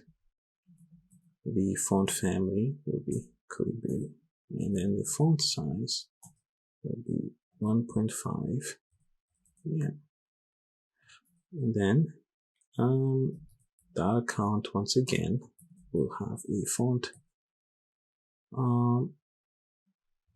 awesome icon view of the field will be white as well. So dot account underscore checking should be account like that. Background color. Now we need to give a linear dash gradient that will go to right. Okay, so 1 is 1, 3, 2, A, 1, 3, and then hash 2, 5, 3, F, and then 2, 5. Okay, that's the linear gradient. And then sort of wanna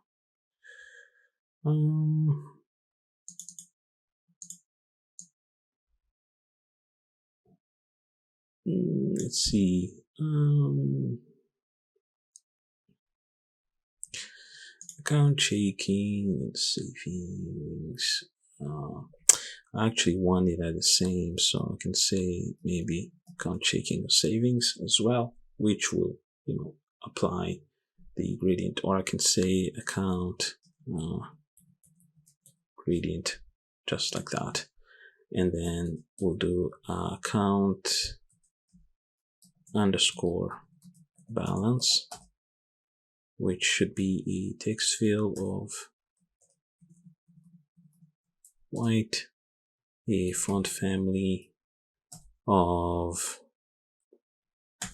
Calibri, not Calibri light, because we want it to be a little bit bold. So font size of 3 em and a font weight of bold. All right, so and then we'll do dot account numbers. Okay, so count numbers should be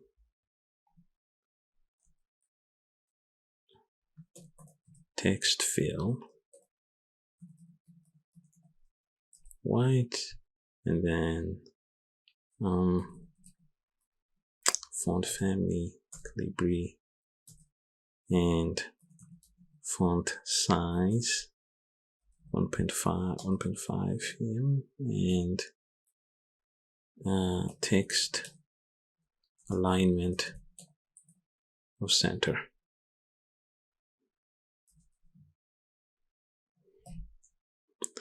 And then we'll start a new section that I'll call accounts summary view. Okay, so dot summary underscore view background color of white once again, a padding of 5, 10, 5, and 10, a spacing of 5, and an alignment of center underscore left. All right, and then we'll do ACC summary container that will have a padding of 10, a spacing of 10, an alignment of center underscore left, and a border radius of 10, and a border color of 999999, which I want it to be a little bit darker, and a border border width of 1, and a border style of dashed. By the way, what I'm styling is this inner. We have an outer box and then we have an inner V box right here. So outer box. Where did it go? Outer box and inner box, right? I'm styling the inner box to have some sort of dash, some curvature, and giving all that, spacing and padding and stuff like that. So what I'll then do is summary view the text. It will be fill, not text fill. That would be a mistake. Fill a and a font family of Calibri light this time, and a font size of 1.2. And then we'll do another ACC.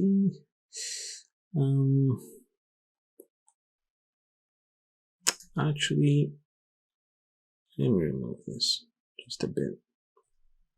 What I'm going to do, ACC account summary container line. The stroke I want it barely visible. And then income amount,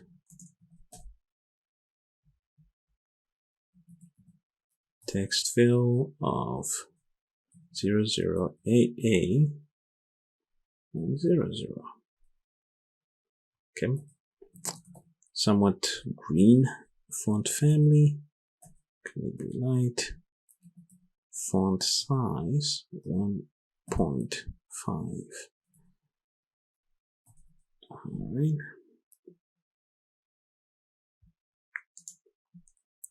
Then we'll have an expense amount, which is the label that shows the expense. So you'll have a text field of what will be a sort of reddish color. So AA0000 and a font family of color light and a font size of 1.5.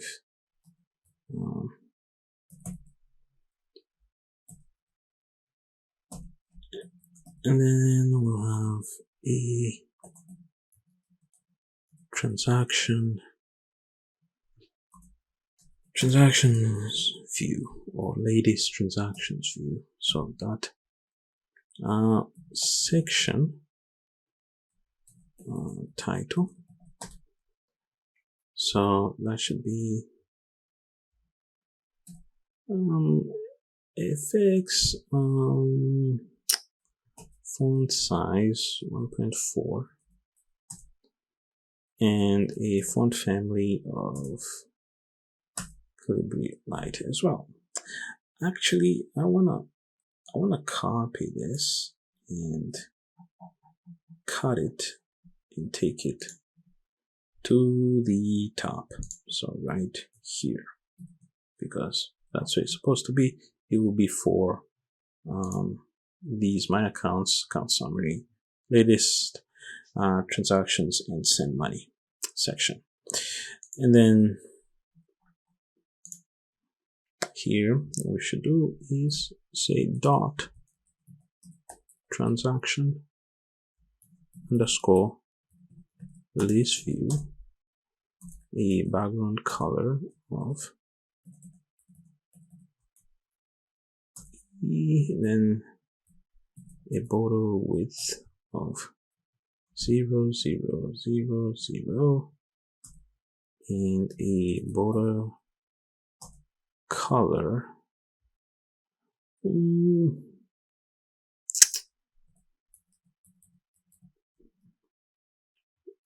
then transaction list view dot. What I want to do is the scroll bar or the vertical scroll bar. I want to remove it. So I'll do is give a scale X of 0.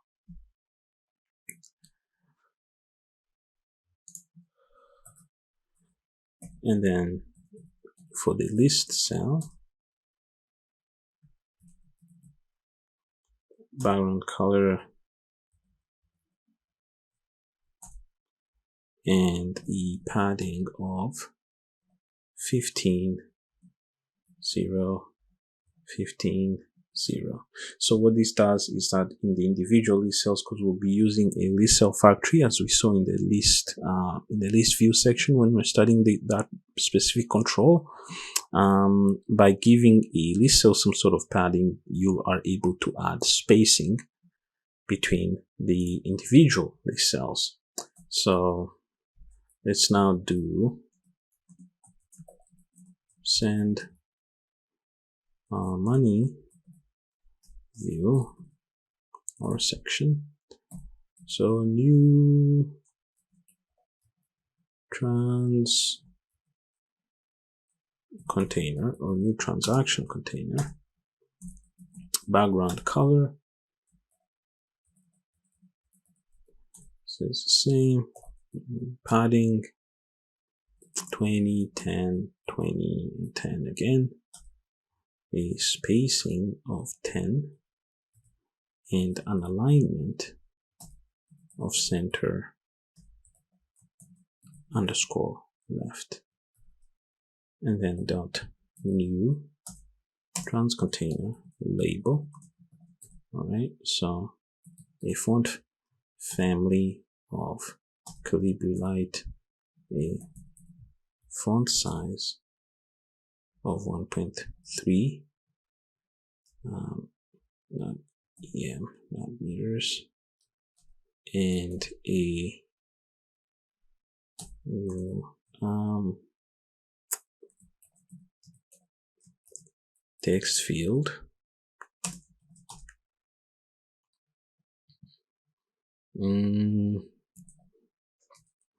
The height will be 40. The background color white, and we need a drop shadow effect, 3-pass block, and a in the blurring offsets as well.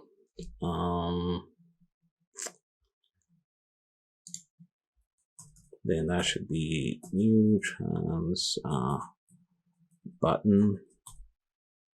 Okay, so background color will be a linear gradient to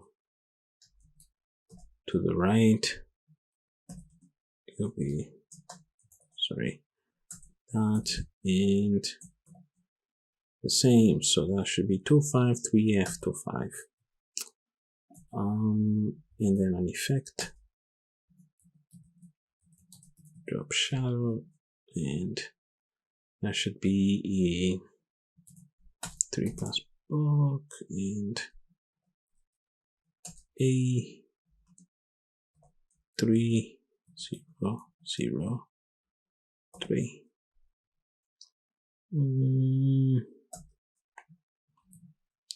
With preferred width of 230, a font size of 1.5, and a font family of SQLite, and a text fill, not font color, text fill of white. And then of course,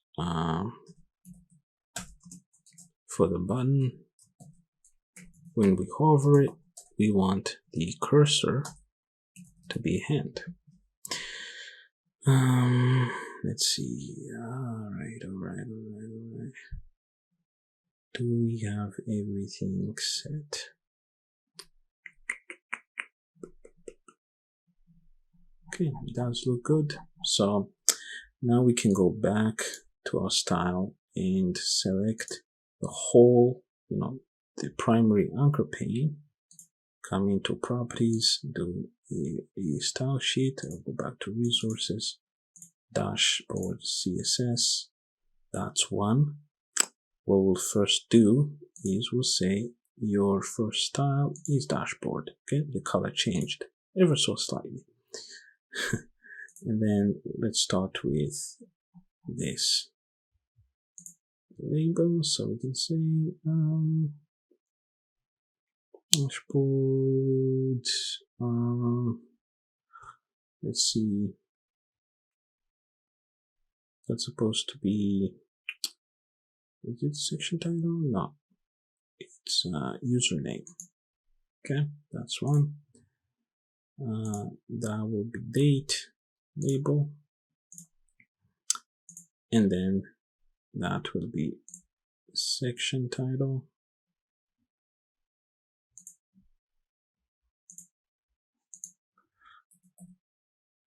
Section title,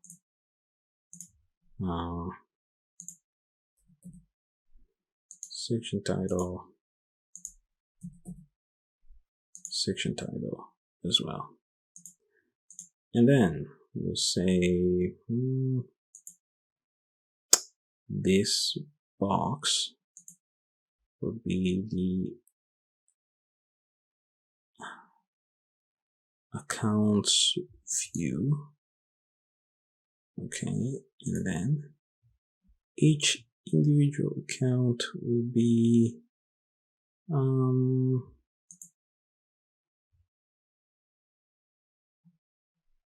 it will be account, I believe. All right, so it will be account, and we'll add in another style and give it account gradient. All right, so that should be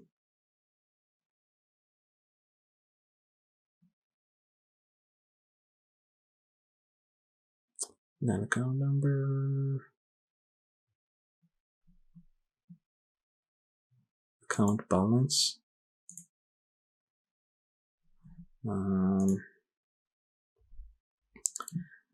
account number,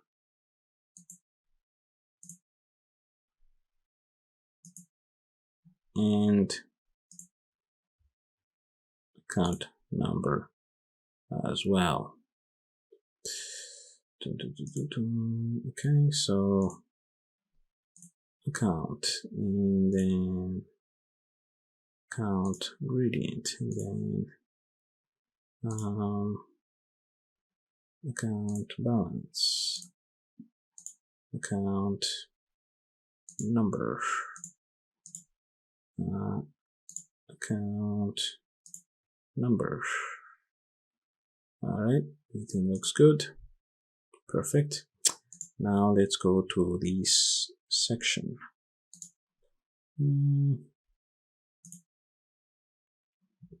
So we'll do it will be summary view. That's one. And then the inner box, VBox, will be the ACC, summary container, and then the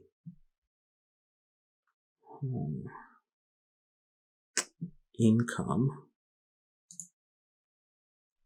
will be income amount, expense amount.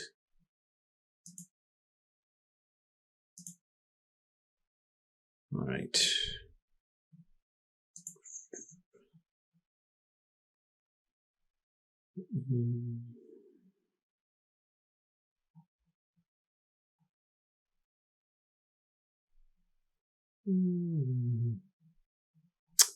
Let's see, am I missing something? No, I think that's it. And then the list view. So we'll say, okay, list view, that will be transaction list view. Okay, disappears. That's how we want it. And then on this part, this will be the new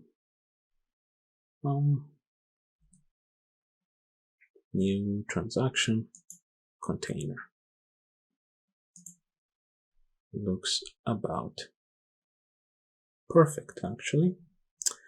All right, so now we need to add the code. So this should be user underscore name, which is the text, should be the label, but no problem, we can change that too. And then login underscore date. Then we'll do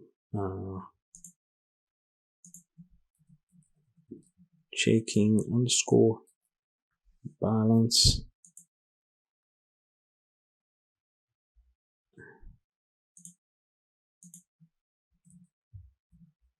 Checking underscore ACC num number and savings val. Do we name this? Checking account number savings underscore ACC no number, and then we'll have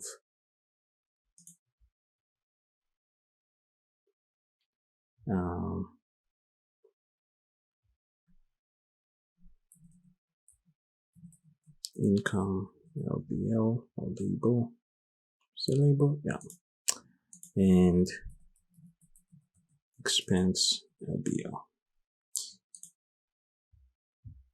All right, so this should be, this list view should be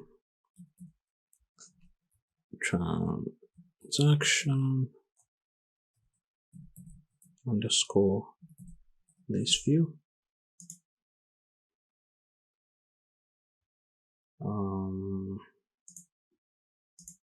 Then that should be payee FLD amount underscore FLD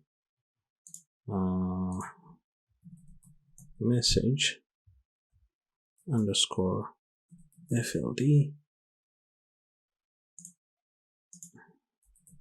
send underscore money underscore BTN. All right, so we've added all the IDs, and then we can say Control S to save it. Then we can go to this dashboard right here. So we're gonna first unwrap children, unwrap that as well, unwrap that as well, unwrap that as well, unwrap it, unwrap it, and unwrap that too. You don't have to do this. I like to do it because it removes these warnings. So username, that's 1. We go back. Login date, that's 2. We'll go back. Checking balance, that's 3 and 4 and 5 and 6 and 7, 8 and 9,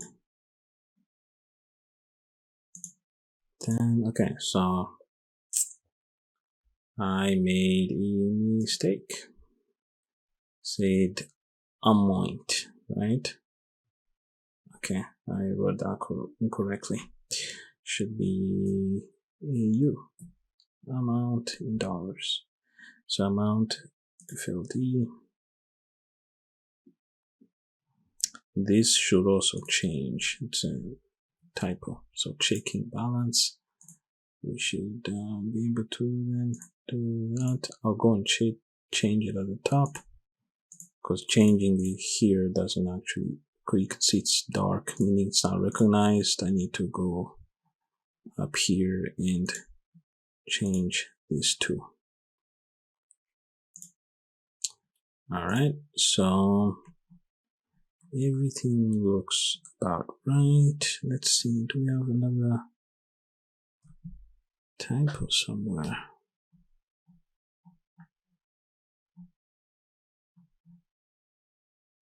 Patrick.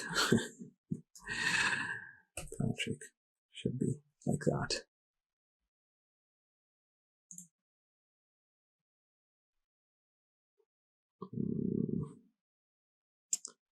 It will be reflected later. So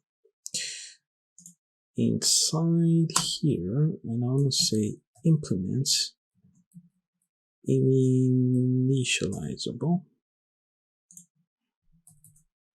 Initialize. Okay, this is the method that will be called when we load this fxml to be viewed. So it's also one thing that I want to do is we'll do it in the next section. Let's bring it to a close. See you next.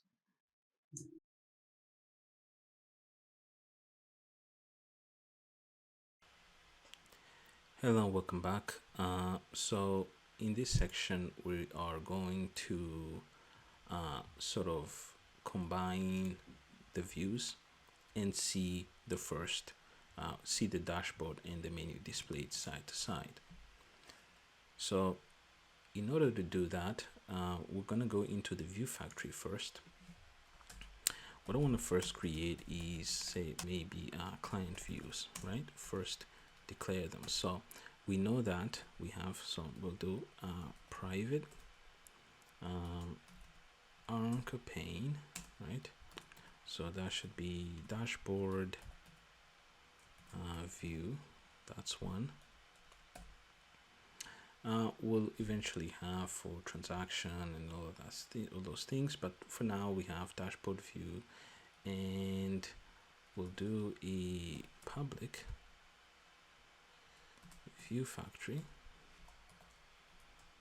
which is a no arguments constructor, and we do nothing in the constructor. Instead we'll do public anchor pane get dashboard view, which should first of all check if dashboard view is equal to null, right? If it hasn't been loaded, do try to load it now. So we can say dashboard view equals to new fxml loader get class dot get resource. We'll do fxml slash client slash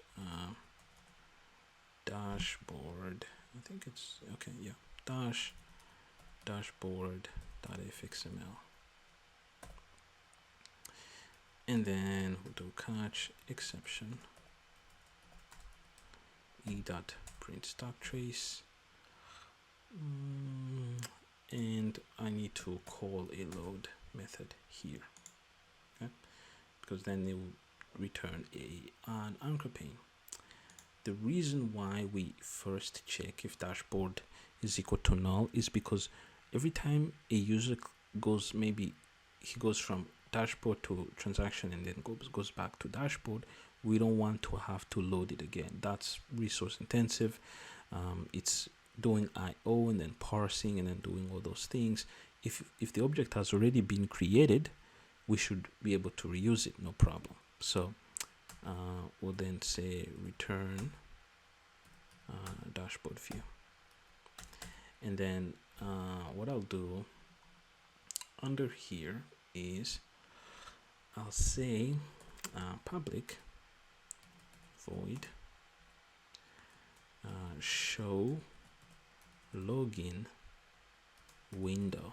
Okay, this is what will create the login window. So fxml loader, we'll call loader equals new fxml loader, right? Get class dot get resource. We'll then say fxml slash login dot fxml. Let's see if that's the one we have. It should be a cap here. Okay, you need to be careful, make sure that the way you name them is exactly the same as it is displayed. And then we'll do scene. We need a scene. For now, let's put it to null, and then try. Say scene equals new scene loader dot load.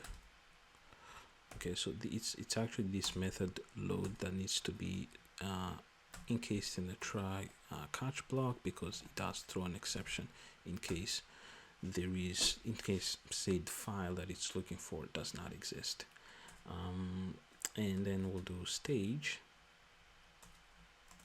equals to stage equals to new stage, and then we'll say stage dot set scene to scene, and then say stage dot set title to maze bank,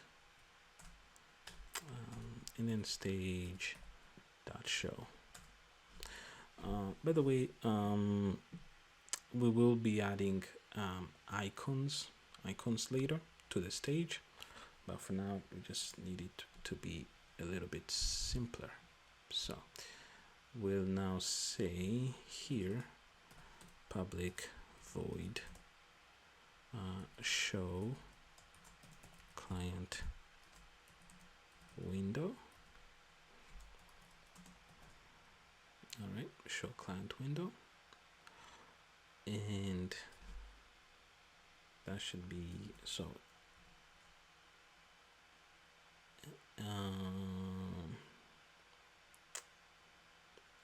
fxml loader equals new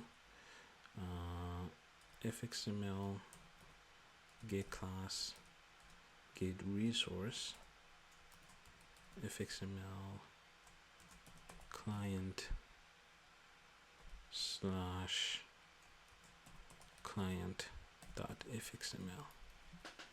Okay, so we need to do something actually. We need to go back to let me first close a few of these. We need to go to client fxml, and I want to remove this controller declaration, and I also want to remove this right here. And also this other thing that I want to do is I actually want to change this to border pane, because that's one we will be using. And then in here we'll say left, the left section of border pane, fx include, that will be the client menu. Okay, and then we'll say center section include dashboard, that will be the first.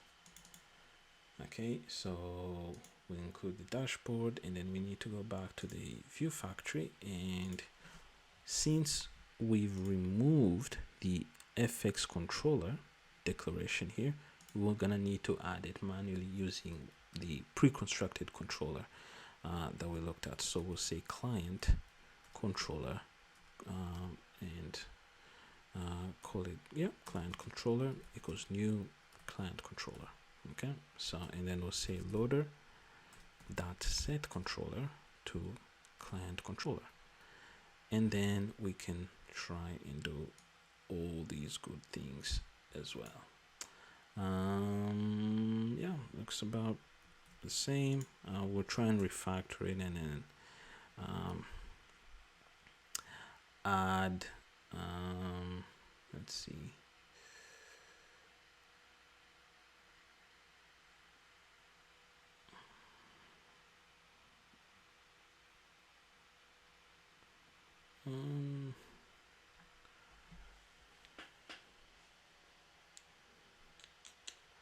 let's see,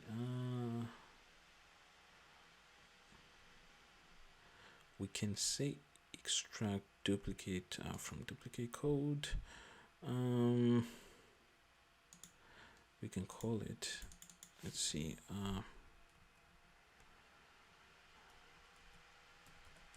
create stage.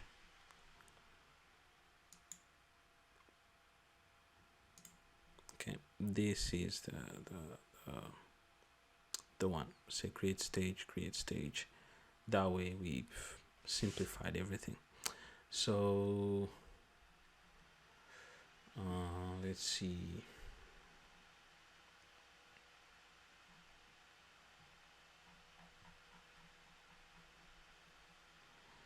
All right, so in the app, now what we'll need to do is actually remove all of this and say create view factory, new view factory, and then login window, come to the login controller, say implements initialize, and then we'll say login btn, that's set on action event, and then we'll say let's see,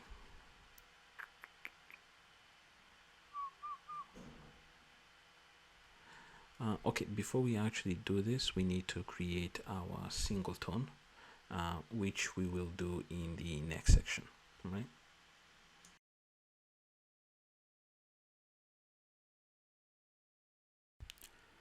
Hello and welcome back. So in this section, we will complete the view factory. So what we need to actually do before that is create our singleton, which will serve as the model.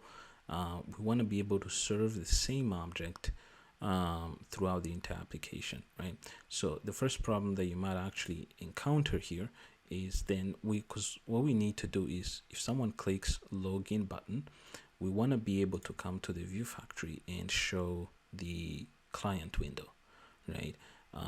So how can then they have access to this view factory that is the same as this object here, right? How can it be the same? Well, it is the same because we can to make it the same, what we have to do is let's say 1 second. So what we have to do, actually, first of all, I want to remove these two. So what I'll do is go into the model, right? This is the model object. What I'll do is I will declare a private view factory, okay, called the view factory, and it should be final as well. So final view factory, and then because it's a singleton, we need to implement the singleton design pattern. So it means we will have a private constructor, right? A private constructor, and we'll say this dot view factory equals to new view factory, and then we'll have a public method, public static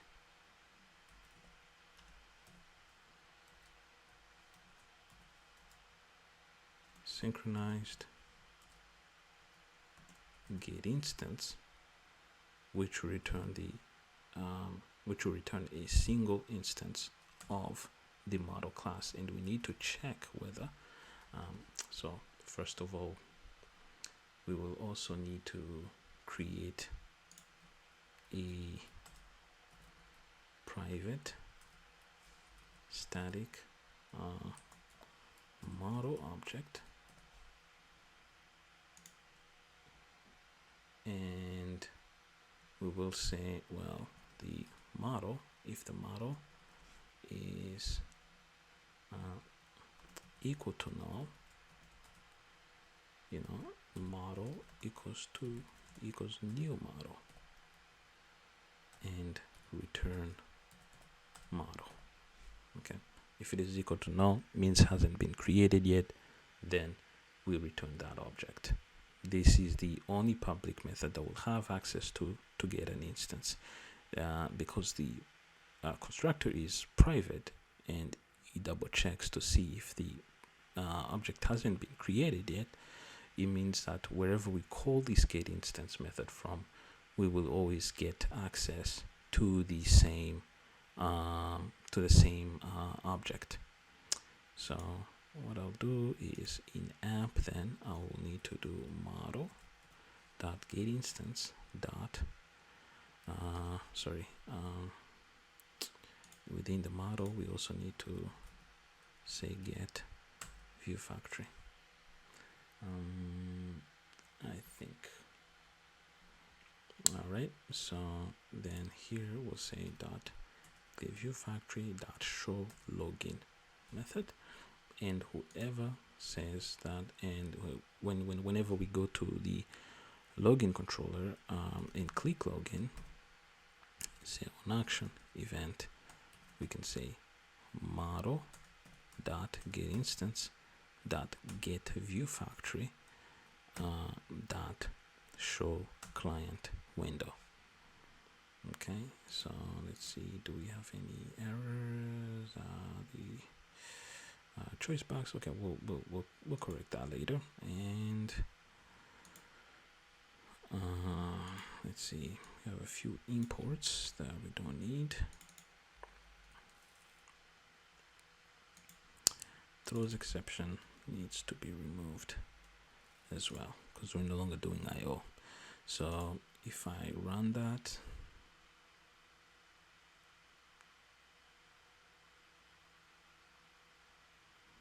okay, this needs to be hidden, and I click, okay, it needs to say login instead of button. Okay, we have an error. What error do we have? Location is not set. View factory 41.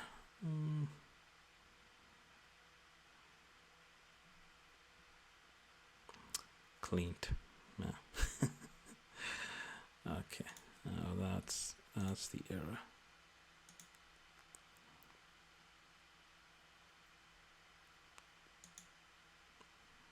Perfect. So this is our view. Of course, we're gonna have to populate this. This is the dashboard. This is the where the, you know, for this we don't have any changes. We'll be adding everything later, but as you can see, seems to work perfectly. Right, so we need to close this, and then we need to close that too, but I need to obviously make sure that I correct the login. It shouldn't be, let's see,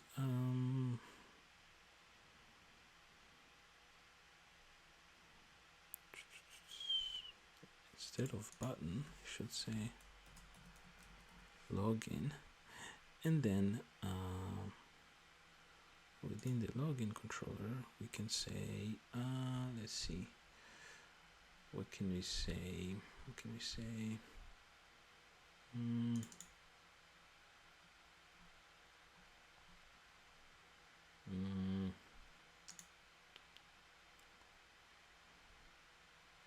We can actually, it's actually simple. We can actually remove this text right here, and the text for that matter. If we rerun everything, okay, we, you know, suppose we enter all the things we need, then we get the login, right? So, but there is a problem where we have this, you know, window stay up here. We will correct that in the next section.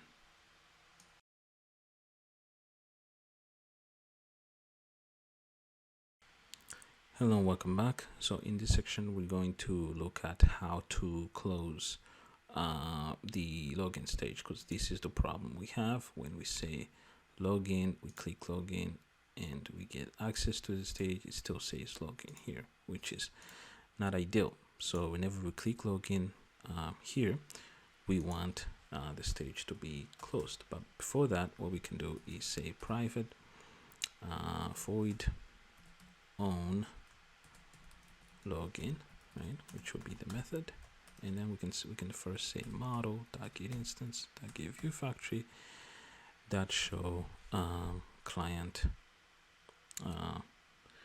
window, and then we can say on login like that. But before that, we need an ability to close the stage. So first we have to define a utility method, say public void close stage, and we actually need to pass it a stage to be closed, and all it will do is say stage dot close, all right, within the view factory. And in the login controller, we need a way to close the stage, so we'll be calling model dot get instance dot get view factory dot close stage, but we need to pass it a stage. Well, then how do we have access to the current stage or the login stage? How do we have access to it? Well, it turns out it's actually not simple in any way, right? JavaFX doesn't have a specific way of getting access to the stage, but there's a trick that we can do where we can define, we can say stage, call it a stage, and what we need to do is grab any control, any node that we might have here. Let's say error label dot get scene get window, but there's a problem, right? We have a window and stage. We require a stage, but we're getting a window, so we need to cast this. But we know that basically the same object, we need to cast this to stage. Once we have that stage, we can say, okay, after we can say maybe before we can say model dot get instance dot get view factory dot close stage.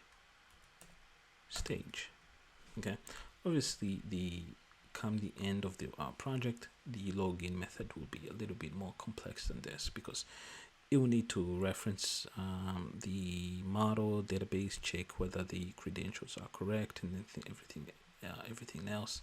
So for now, it's good to be this simple. So let's see, if we click login, okay, we can immediately see that the login window is gone, and if I close that, the application ends. All right, so that's closing the stage. This is a neat trick that everybody should remember in JavaFX. Other than that, we'll bring this section to a close. See you next.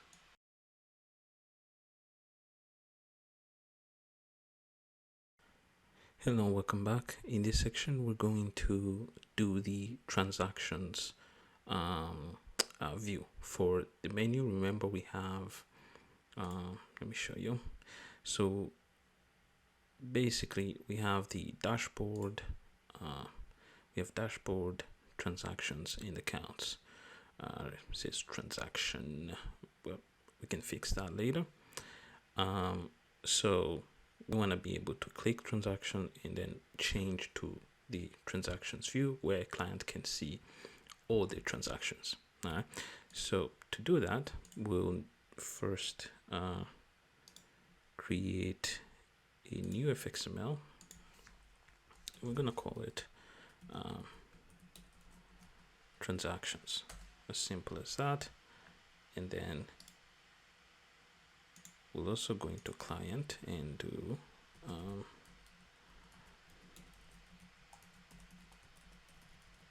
transactions controller. Actually, I want to close out the majority of this, and then I will need to delete these imports.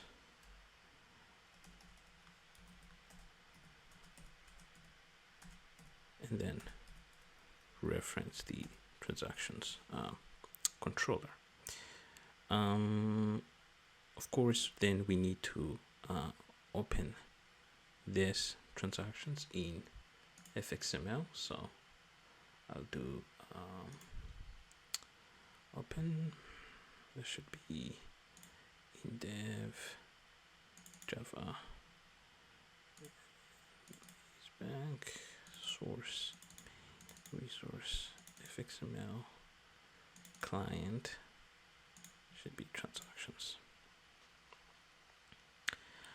All right, so we will use an anchor pane as a sort of layout, main layout, and I want to give it the same dimensions that I gave the parent layout of dashboard, because it will fit in the same sort of center area of the border pane.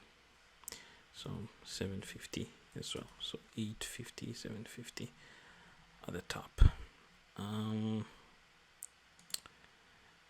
then we'll need to then add.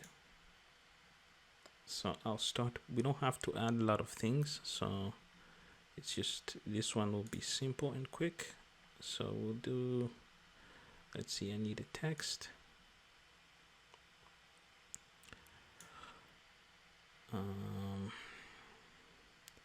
Text at the top should be 14. Then let's see, if I do, we're gonna do transactions.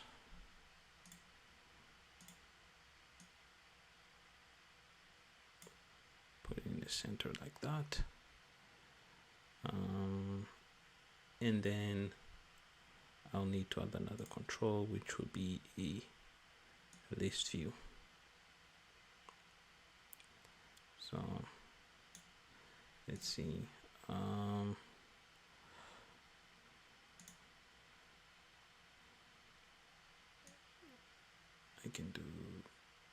can put it there, and then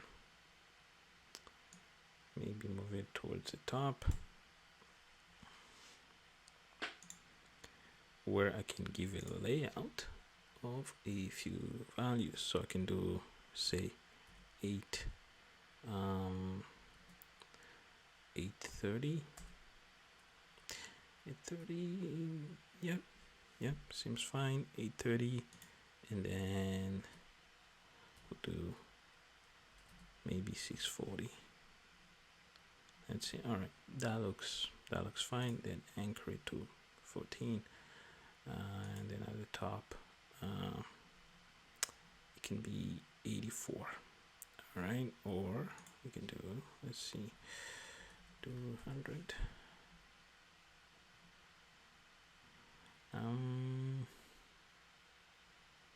Yep, looks fine.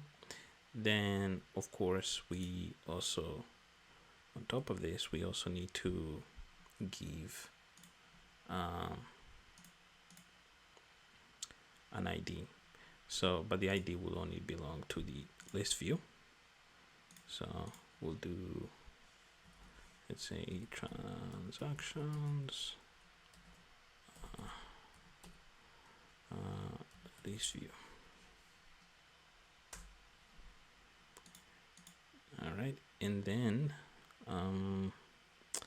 what we also need to do is come down here and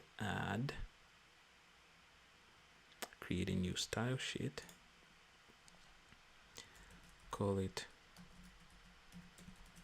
transactions.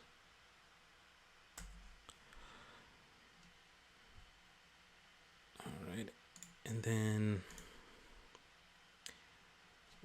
let's see, we'll do dot transactions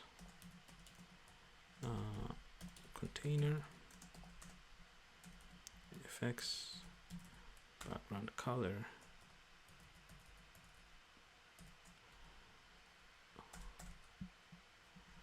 and then there's a container. We need to style the text, which is the heading, so we'll give it a feel of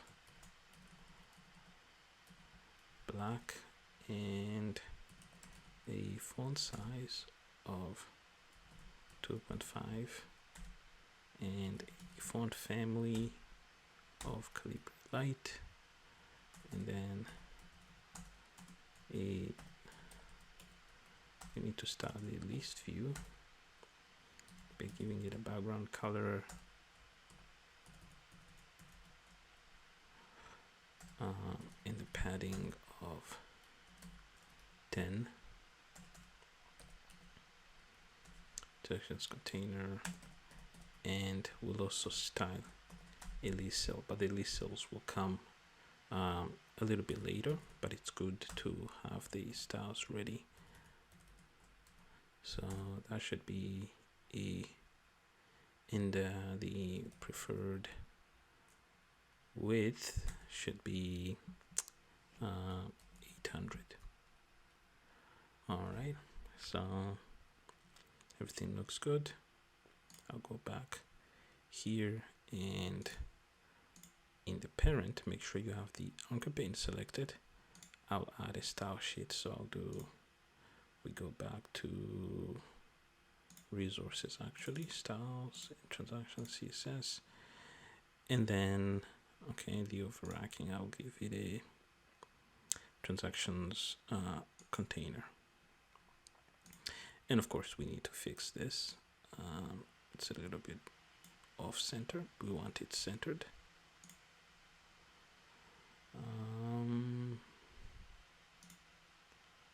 That looks, let's see,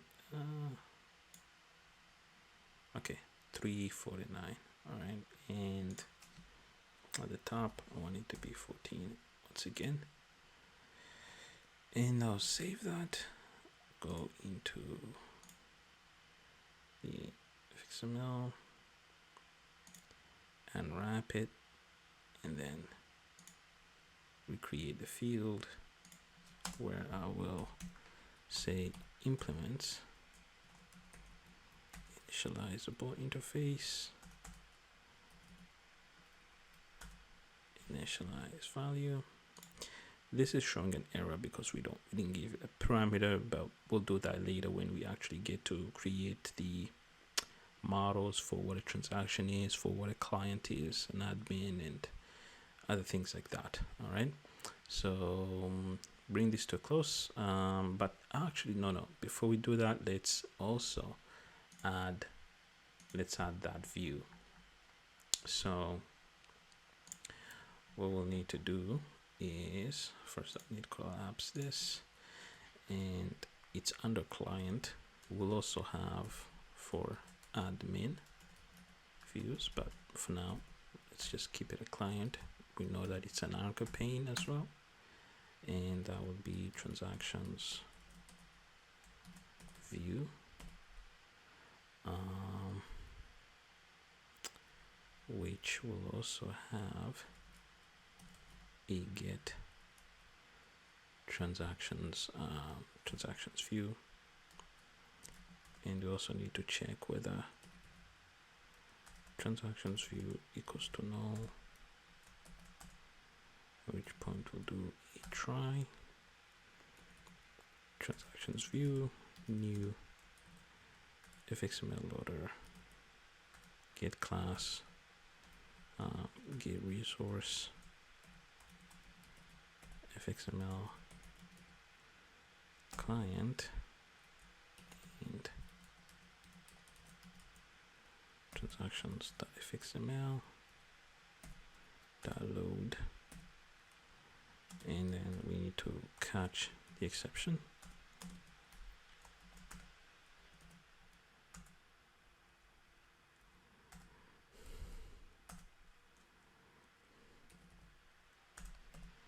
And that would be transactions view. So then how do we make sure that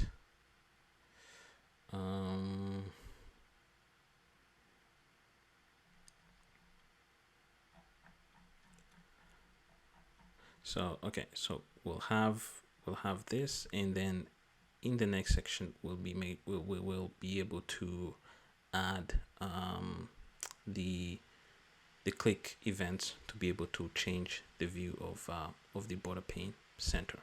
Let's do it in the next section.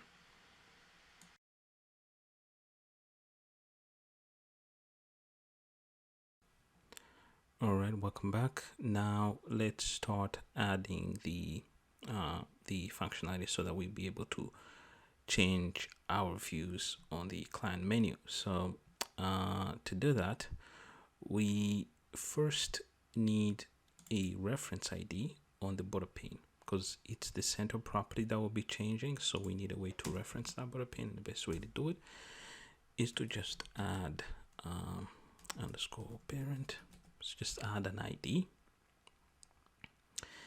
and then go into client controller. I want to say implements initializable, and before that I just want to border pane, that would be client underscore parent, and then initialize. This is where we'll be able to change the center property of the border pane. But it also presents a problem. How do we know, right? How do we know when to change that property? What we need is a flag in the view factory, right? Such that someone from the, let's see, that should be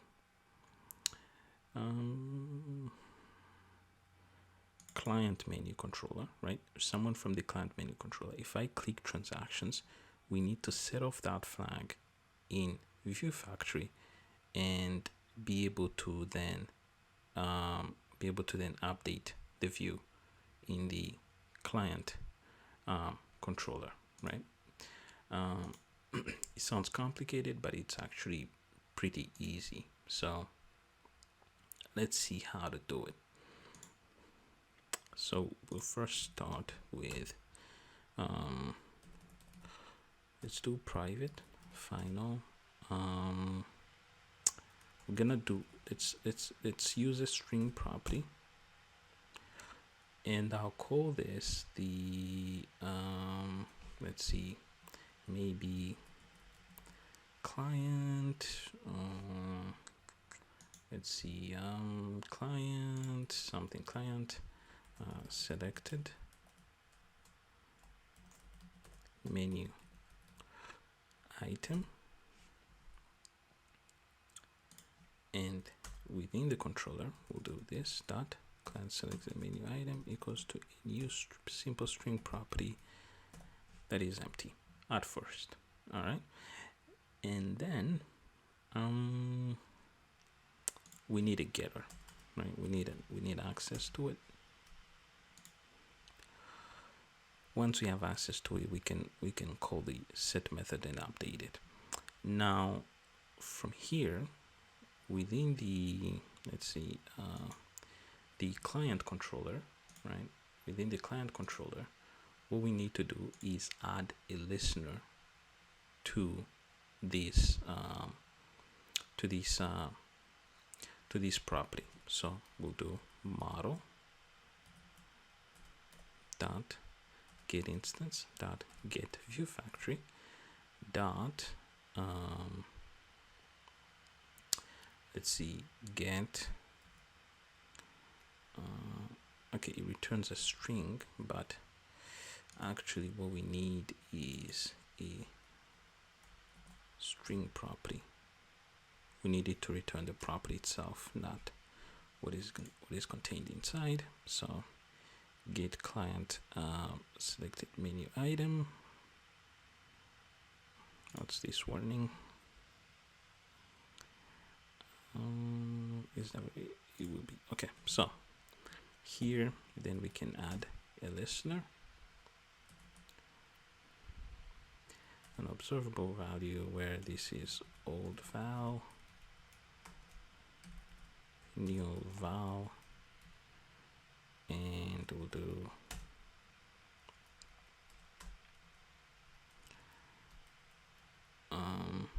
in here we'll do, let's do a switch statement, new val,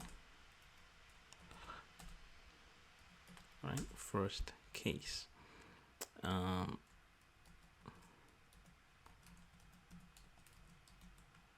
transactions. If it is transactions, right, we need to do client parent dot set center, right, and then get view factory, get the transactions view, which returns, if you remember correctly, it returns an anchor pane, right? And then where did we do that? All right, right here. Then we'll do a default of client parent dot set center model dot get instance dot get view factory dot get dashboard view. All right, it's saying replace with an if, but we'll have another case for accounts, which we'll add later, and then this warning will disappear. For now, just ignore it. And let's see. Then what we need to do is we need to go right here. So instead of going initialize, what I want to do is I want to create a private method and call it add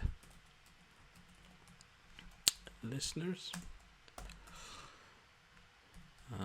dashboard.btn.set on action event. What we need to do is say on dashboard, and of course we need that method too. So void on dashboard.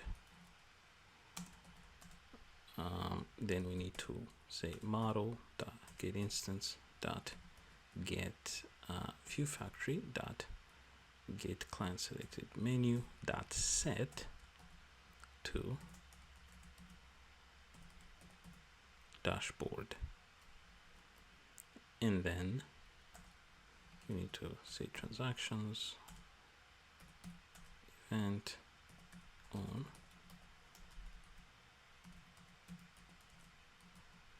transactions,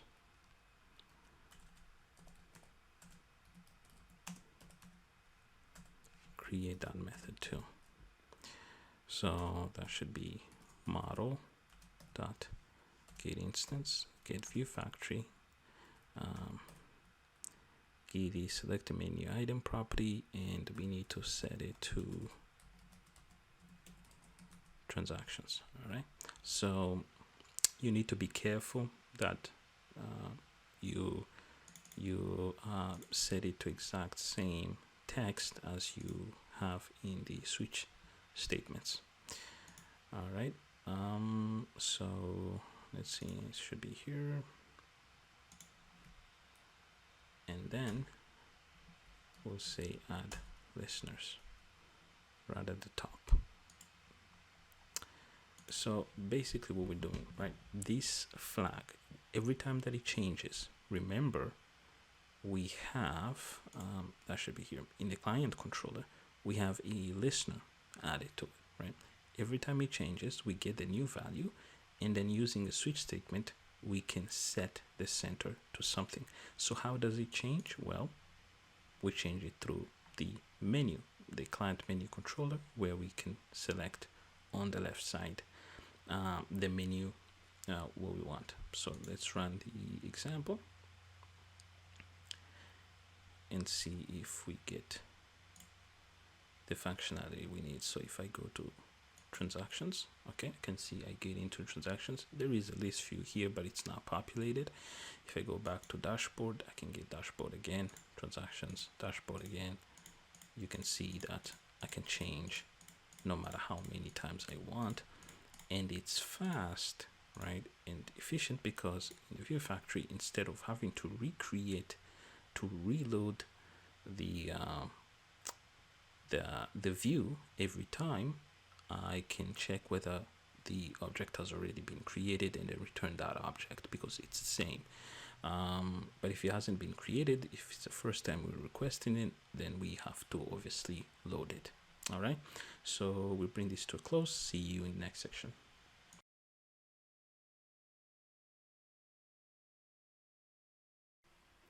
All right, hello and welcome back. Now in this section, we're going to do the accounts view. We already have dashboard.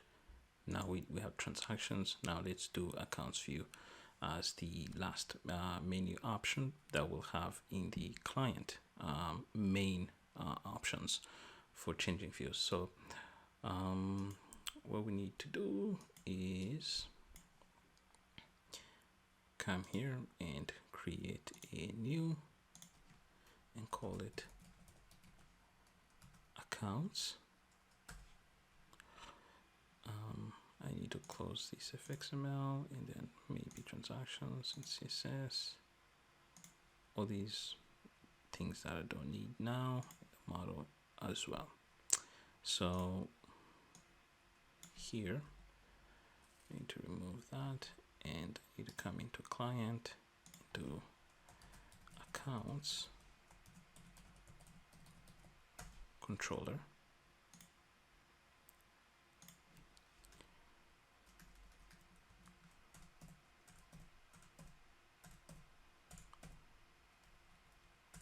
accounts controller right there, and then we will have to obviously open it.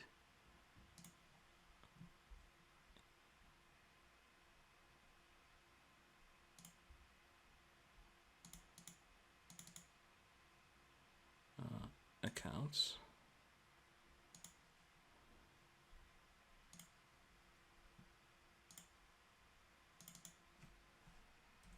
$850,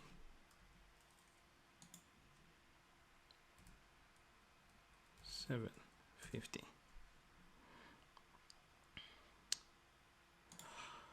And then before that, in the CSS, we need a new style sheet, call it accounts.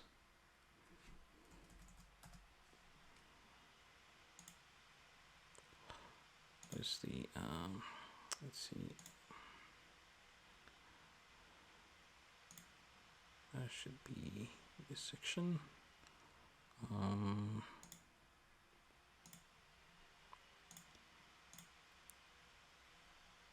Add.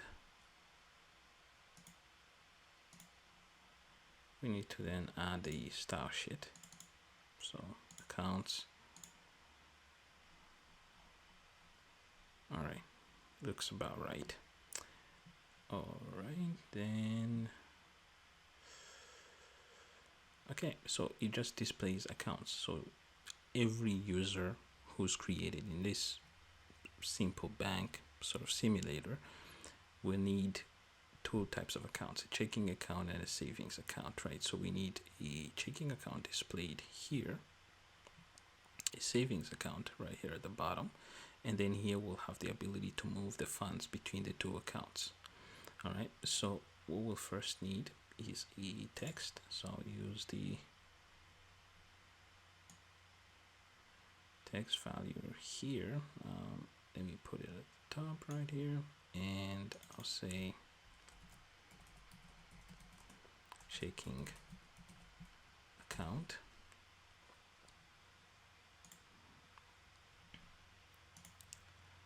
Um, 14. All right, perfect. And then I will have a container of which is a VBox.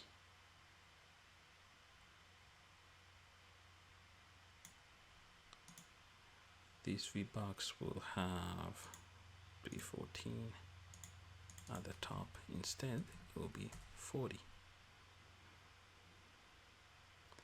And then the width will be, let's see, 450, 300.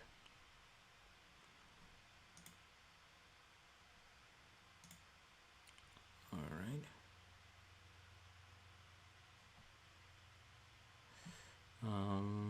We'll need a, let's see, let's first create this view right here.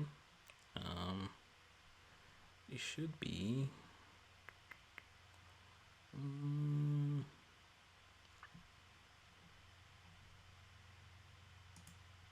let's see. Okay, we'll first create this view right here. So I will do shapes. I need a text one. I'll call this account number colon, and then I'll need a label. So that should be under controls, label, and maybe I can give it a value. So I can say 34, maybe 52 space 4950. And then of course I'll use yet another text. This one will be transaction limit, because checking account will have a transaction limit. And then I can do controls label. I can say maybe 10, and then we'll have another shape which will say date created.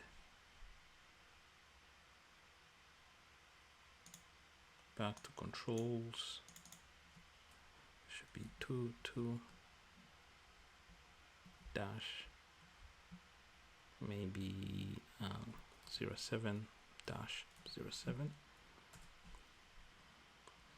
You look a lot prettier when we finally style it. And then we'll have yet another text. This time it will be balance, and we'll have yet another label which will say maybe $3,000 ...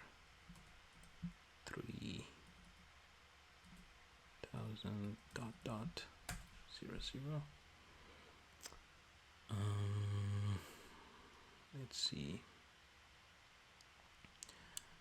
All right, so that's the top. Now we need a new text which we'll call savings account. We have checking and savings account right here at the bottom. Let's see what dimensions I want to give. 14 at the top, maybe. Can do 3, 6, maybe like 4. 3, 6, 4. Then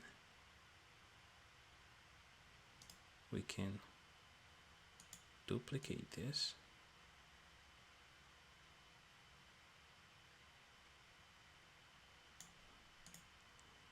Put it here, and it'll be 14. On the bottom here, we can say 58, or maybe 58, or let's do 60. All right. So now we need to make sure that we style them, but instead of transactions limit for the, it should be withdrawal limit. That was a mistake. Withdrawal limit, just like that. Then here maybe we can say, okay, the limit that you can remove could be 2,000. And maybe we can change the balance too. The savings, you can have a little bit more cash in there. Now we need to go to the styles, So that should be, let's see. Okay, so go to styles and we'll start with, so accounts, view, container,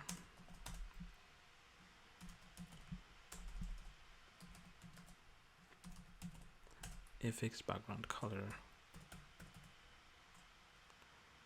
What's going on? All right, so accounts view, then we can say text, a field of 888888, not completely black, and a font size of 1.4 and a font family of SQLite. And then we'll do accounts view VBox. So these are the VBoxes that contain the checking account and the savings account. We're going to give it a border width of 0 at the top, 0 on the right, 0 at the bottom, 1 on the left. So we want a bar on the left alone and nothing on the other sides. And we can do a border color of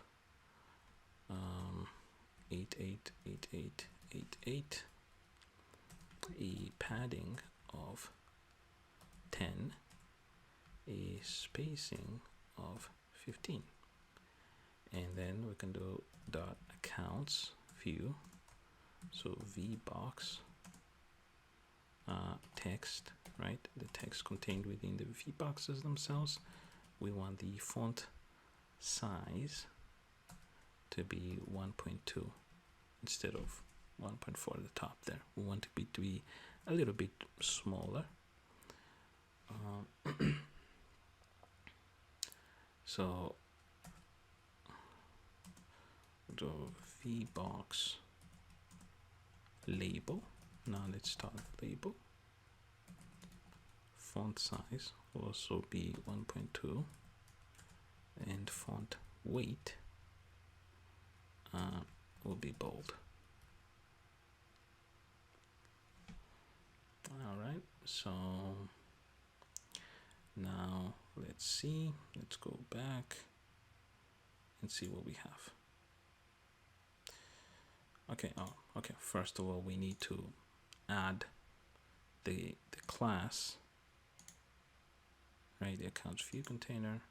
Perfect. All right, we can see that everything looks slightly better. Now on this side I want to add a few, so I want to add a section where you can transfer cash from the checking account into the savings account, and we also want another section here where you can transfer from the savings to the checking account, right? So you have a way to sort of transfer funds between the accounts. What we'll need is, first we'll need a text. So we should have a text right here. Let's see, yep, somewhere right here. Okay, let's anchor it to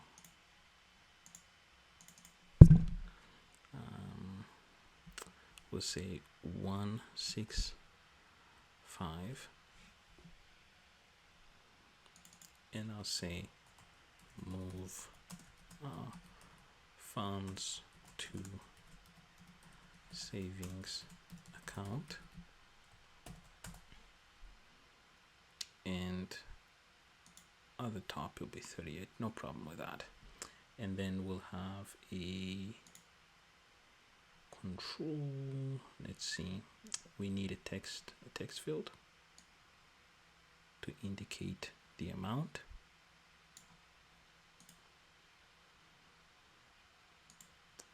Once again it will be 156 156, or maybe 155 or 157, right about there. And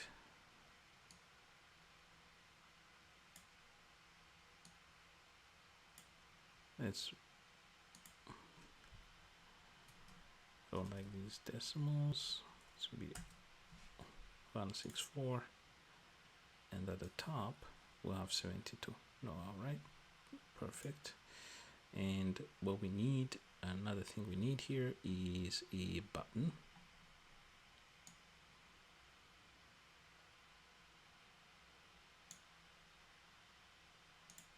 At the top, I can do 120, 1, 2, 3. Here, 1, 5. Another 5, or 1, 5, 7, or let's do 8, around that.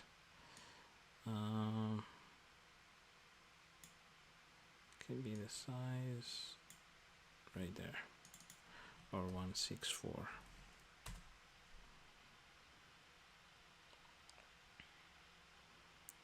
All right. Then we need to duplicate this, bring it down here.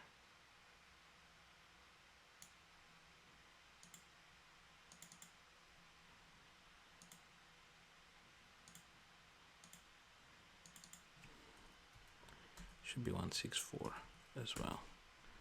And then this 164.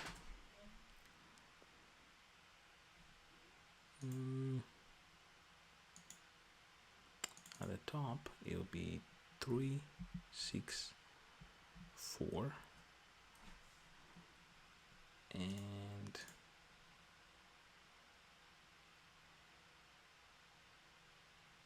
that should apply to, let's see,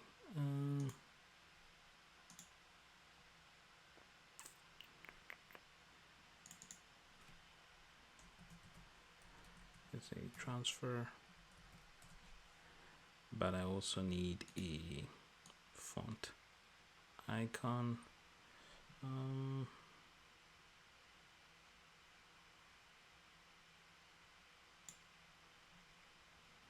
Into the button, and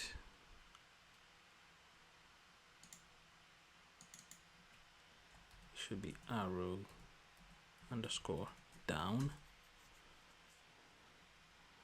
and the fill property, I want to change it to white. As for the size, should be 20. Then we need to duplicate this.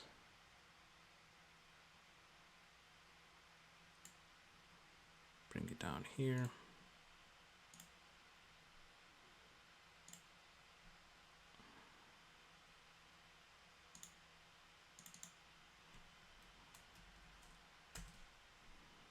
One, 6, 4, 390, or could say maybe 392. All right, and to duplicate this as well.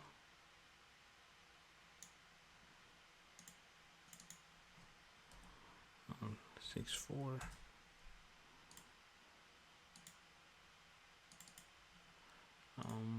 Should be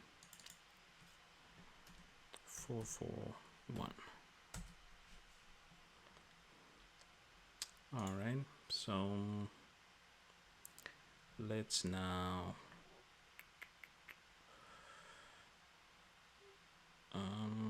let's go into the styles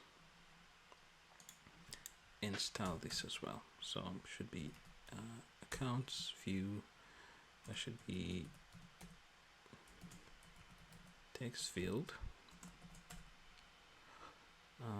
a width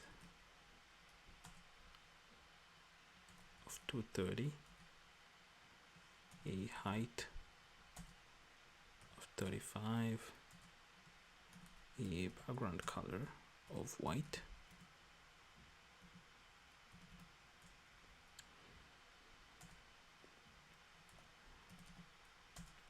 and an effect, drop shadow, effect type 3 pass block, and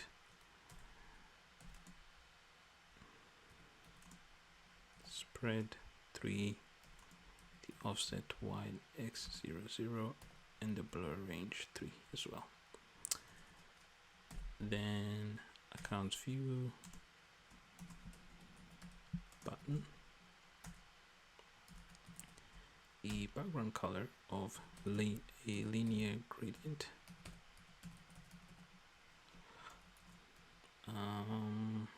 should be to right,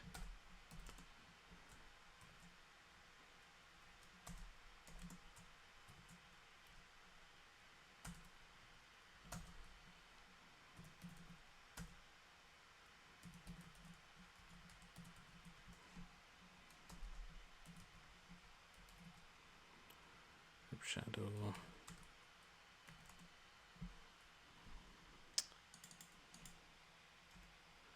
we can save ourselves the hustle, just copy and pasting it, width, the preferred width, we want it to be the same, so 230.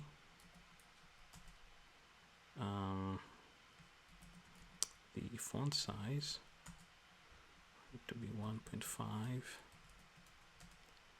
and font family Calibri Light, text fill of white, and then accounts button hover, cursor to hand. If we go back, perfect, everything is styled the way we want. We should change this, shouldn't point down, should be actually up, arrow up, perfect. Now we need to add the fields, so that will be, let's see,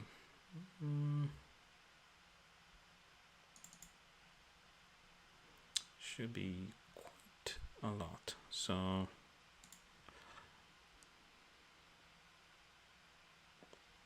we'll start here, say checking account, right? So checking account number, that's one, and transaction underscore limit, ch account date, ch account BAL or balance. So SV savings account underscore num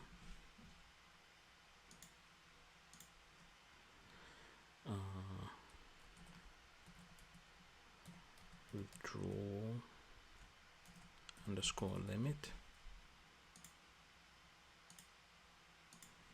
SV ACC date. Did we do that? Okay. And then SV underscore ACC BAL or balance. And then we'll have amount underscore to SV to savings, and trans to sv underscore btn, transfer to savings btn, and you can name these things however you want, whatever seems natural to you. You don't have to do what I'm doing as well. So this should be amount underscore to ch, or to c underscore to c. No, let's do ch, maintain consistency. And then the transfer, all right, transfer should be trans to c, v should be, yeah, cv underscore btn. Control and save. Then we go back. All right, so we have a lot of things to unpack here. So unwrap, and then we'll have to, all right, transaction limit is next. That is next. Unwrap, next, and next.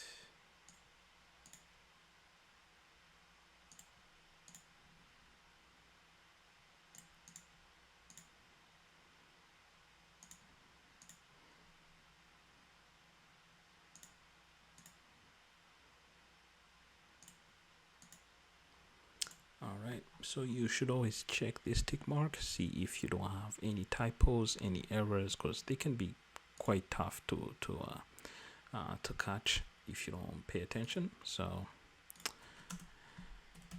we also need to do implements initializable interface, and that should be initialize. All right, so it's quite a lot here, so we'll be able to update the data that we extract from the database. And before we close, so we need to go now to add this view to the view factory if we want to be able to see it anyway. So anchor pane, we'll do accounts view. All right, accounts view, and right under transactions, I'll do get accounts view. If accounts view equals to null, then we do try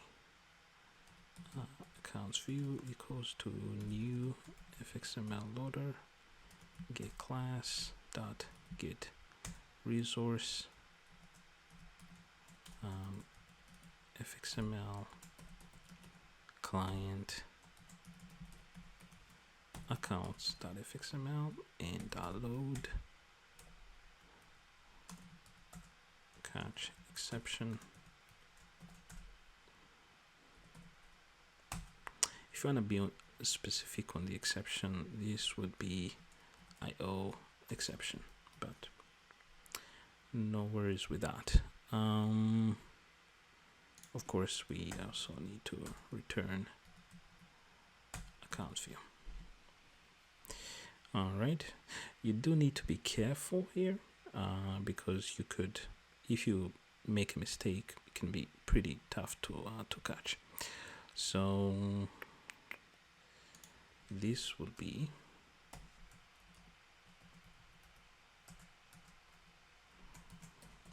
client views section.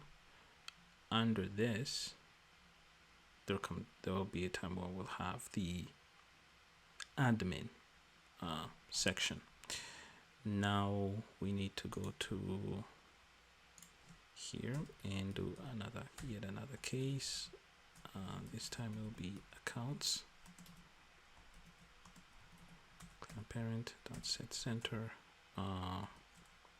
model get instance get view factory get accounts view.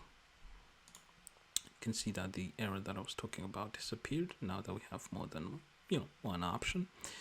And we will need to go into this section and do a private void on accounts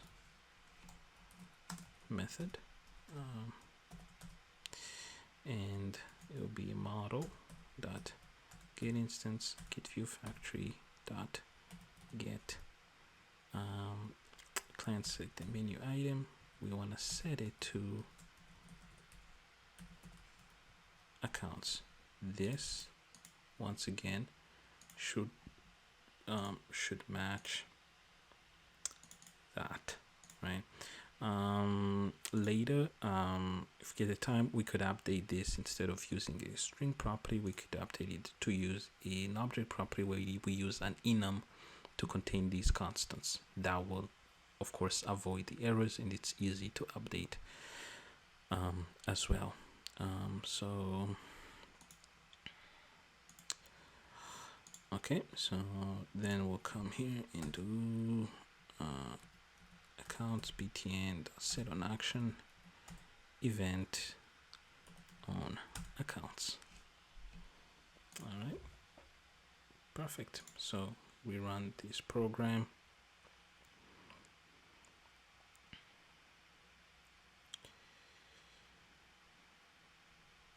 Right, everything looks good. If we click login, go to accounts, we can see the accounts view is here, transactions, dashboard.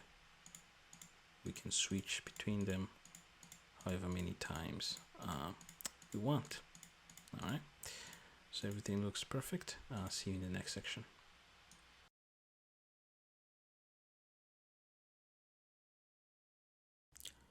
Hello, welcome back. In this section, we're going to start with the admin aspect of our application. So we will collapse the client for now and go into admin. We'll start with the left side menu, which will be pretty similar to the one we have in the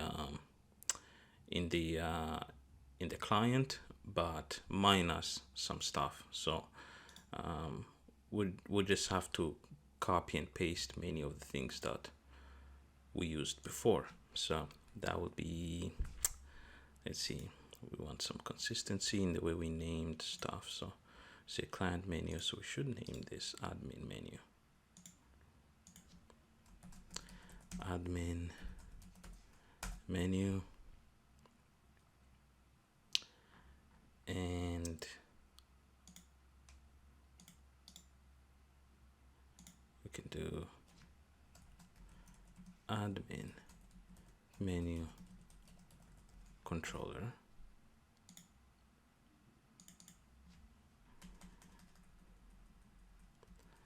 com.fc.mazebank.controllers admin menu controller. And then we need to delete these imports.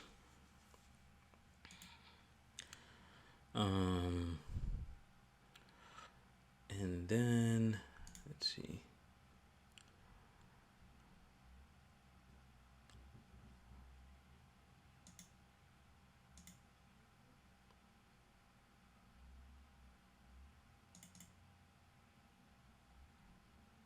All right, so for the CSS, we could actually reuse the client menu CSS.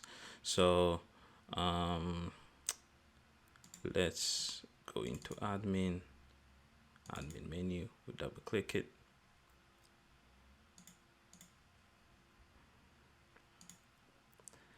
And open it here.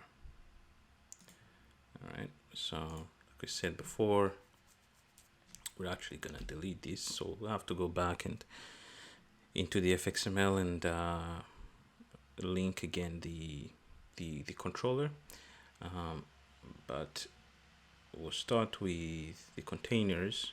Remember that we had a VBox and we gave it a dimension of, let's see, I think it was 180 in width and 750 in height. All right, and then we also added an anchor pane, which we gave dimension of 160 preferred width and 730 height.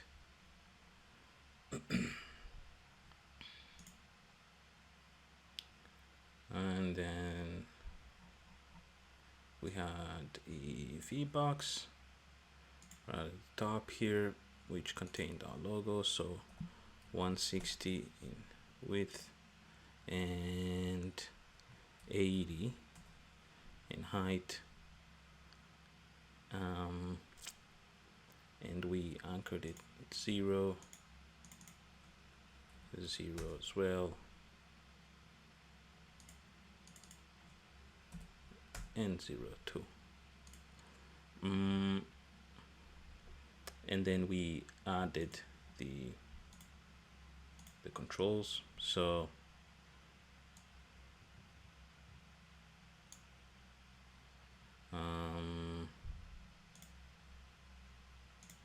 that was, let's see, okay, this icon was bank, not actually, has to be all caps, and the size was 30 if I recall correctly. All right, and we also had a shape or a text, the Said Maze Bank. We will style everything, it will look pretty. For now, just ignore that aspect and we'll go back to containers. We need now a VBox for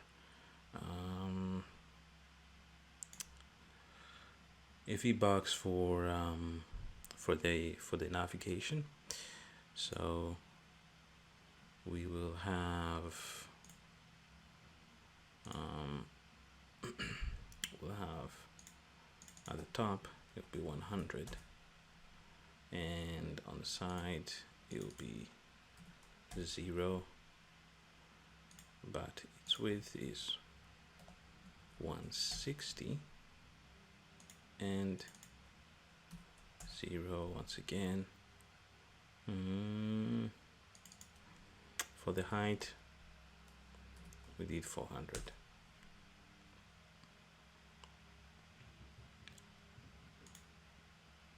And then we added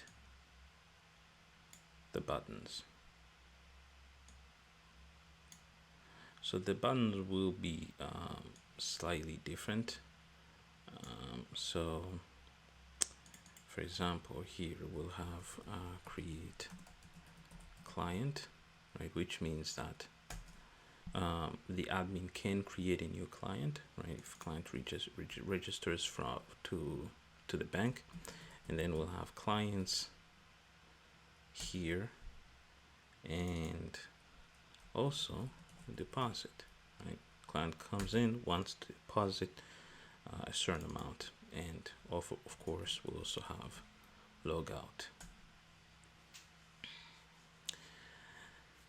And then we'll go to custom, to awesome, insert the first graphic. It will be a plus, I believe. Yes. So I'll be using plus, all caps, and for the size it'll be 20. We'll create a new one, add to clients, and this one will be a list, because we'll have and size will be 20. Then we need another one for deposit. Money, that will be the icon, and size will be 20. For the logout, I believe it was external link, external underscore link.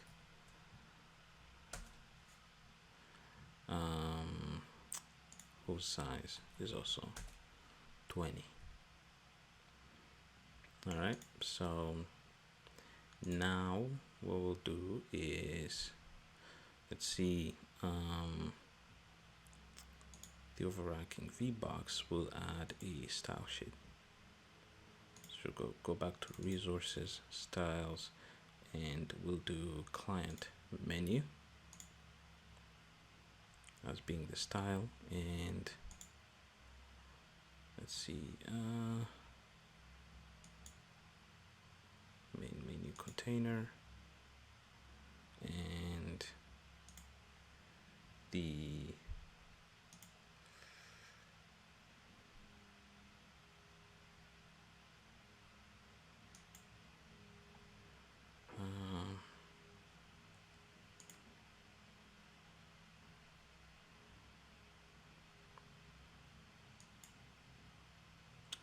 that will be the left container. At the top it will be title container,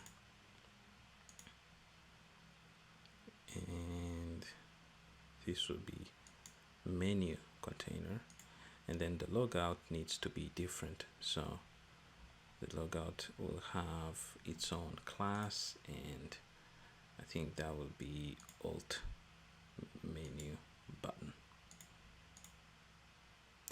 All right, so everything looks good. Then we need to add the IDs. So first we'll do create underscore client underscore btn, and that will be clients underscore btn. So these clients just is a page that shows a list of all clients that we have, sort of like the equivalent to the clients transactions page. And on deposit we'll have deposit underscore btn, and logout, that would be logout underscore btn. Can press control, actually I think it looks a little bit different from what we wanted. Let's see if we can change a few things.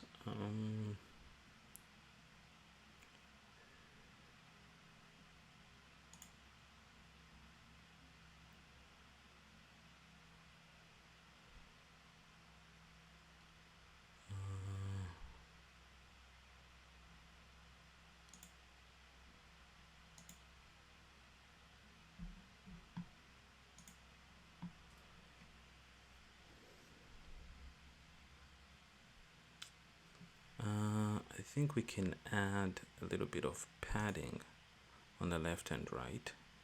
So let's go into let's do this from the CSS. So, but actually before that, let me run the program and see if we have the same issue for the client as well. I suspect that we do. I think we do, yes. So we will change this from the CSS client menu. I think it's main menu container, where we need to add a padding on the left and right. So it starts from the top, which is 0, we'll say 10, bottom and 10, just like that. Let's see if this fixes the issue. Yes, we want this thing in the middle like this. Rerun the program, see if that is fixed. Okay, perfect. All right, everything looks good. Looks good. And let's see. We can go back here and save. Come to the admin, this section, and we'll need to obviously, first of all, I want to be able to add a few things on their own lines.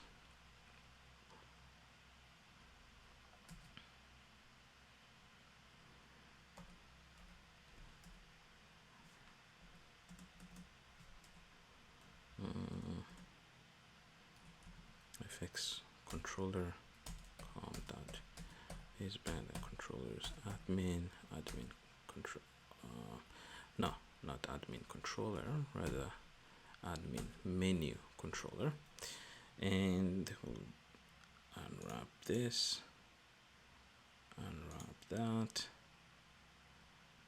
and that, and that, and then create the buttons.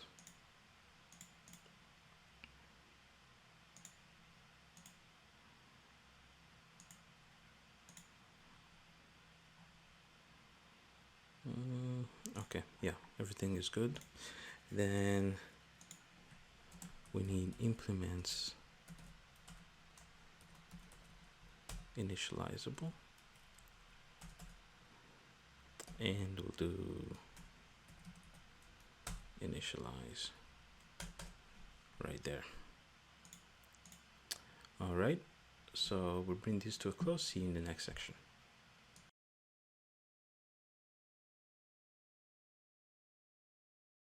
Hello and welcome back. In this section, we're going to create the create client menu page, which will belong to the center of the admin main window.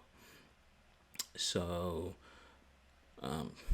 that page is also quite not complex, at least not complex as the dashboard for the client. So it should be relatively easy. So we'll do admin, or rather create client as being the view. Let's see, so what I named it in my guide.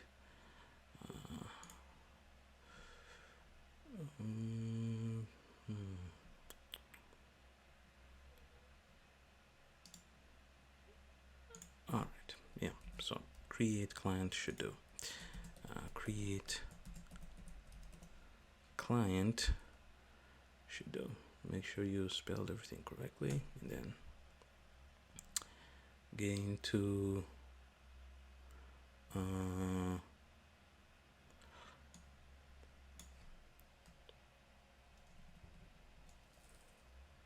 then we can go up, create a new controller, and we'll say create client controller. Create client controller, and link create client controller. Then what we need to do is let's see,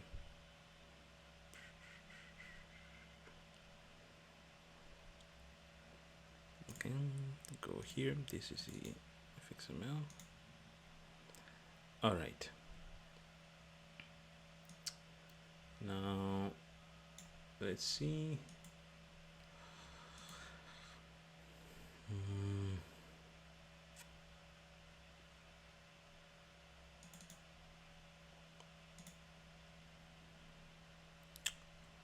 the anchor pane.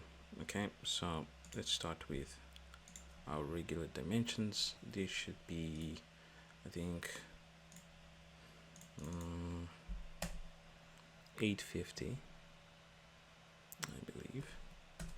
850, 750.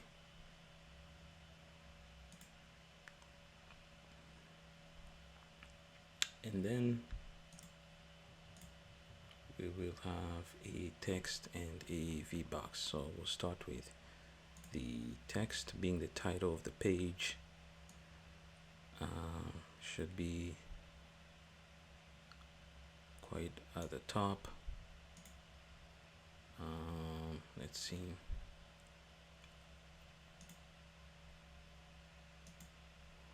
We'll anchor it to 14 at the top. Then we'll say create new client account. Excuse me.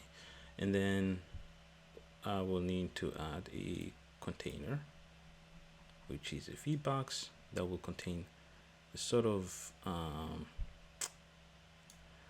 can I call it? It will contain the form that will be used to create the new clients. So it should be maybe width. Let's see, give it a width of maybe 600. Okay, and a height of 700. Maybe 700 and what, 20? Hopefully, no. Let's keep it at 700. And then we'll start now putting the nodes. So we'll start with the text. This text will say, first name, and then we need a control which will be a text field.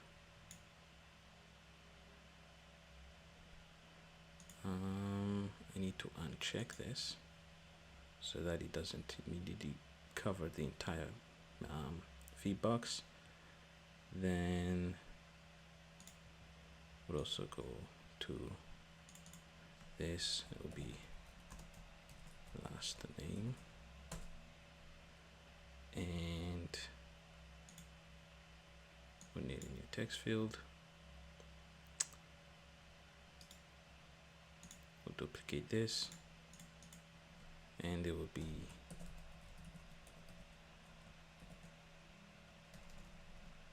password, like that.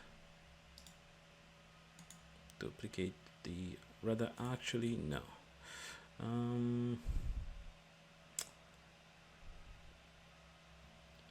password, we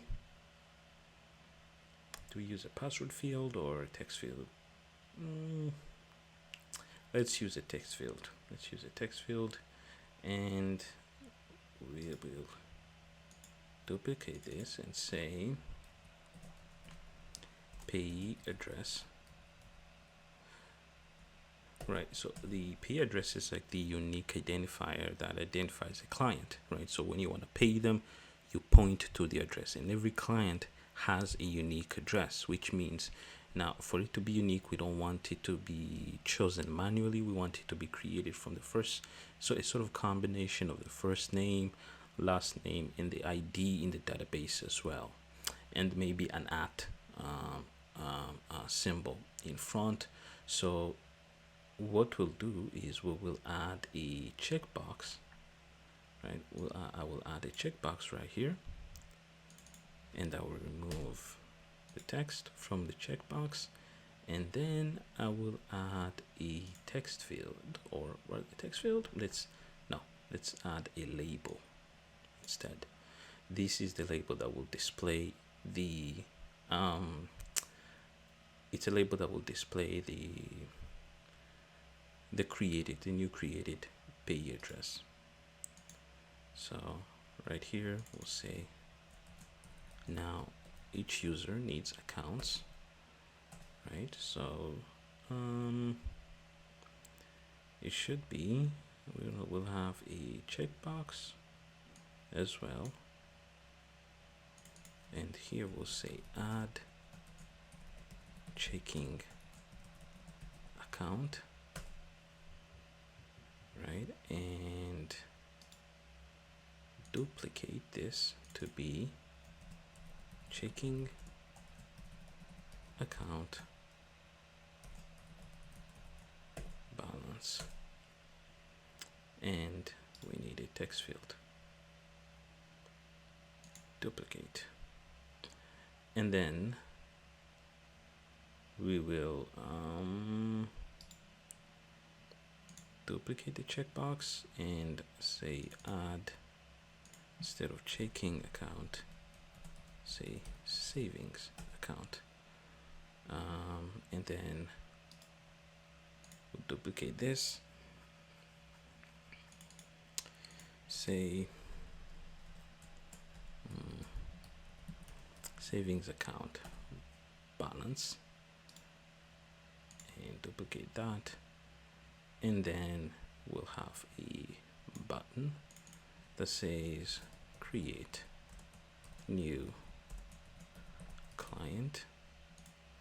All right, and we'll then have a label.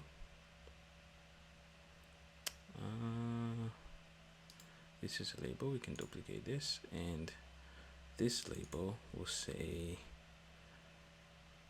it will show the error. So for now, let's keep it there, but we'll have to remove it later.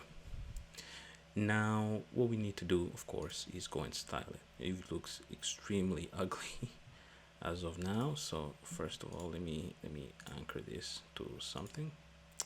41. Okay, no problem with that. Let's round it off to 40, and we'll go into our IDE and we'll create a new style sheet, and we'll call this create client.css.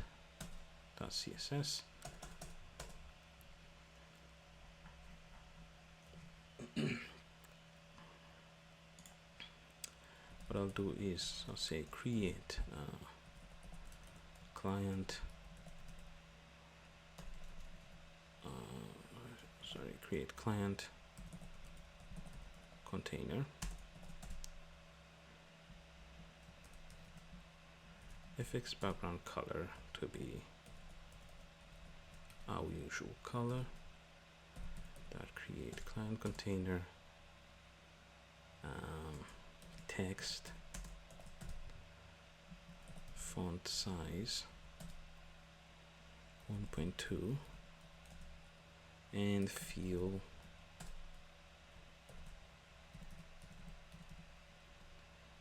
like that, and then create client vbox excuse me, and we'll do a border width, right? We want a line on the left side, much like the accounts view that we created previously. So it'll be 0 at the top, 0 on the left, or rather 0 on the right, 0 at the bottom, and 1 on the left. And then we'll do a border color of, this time it'll be black, and then a padding of 10, a spacing of 15, and then we'll do let's see,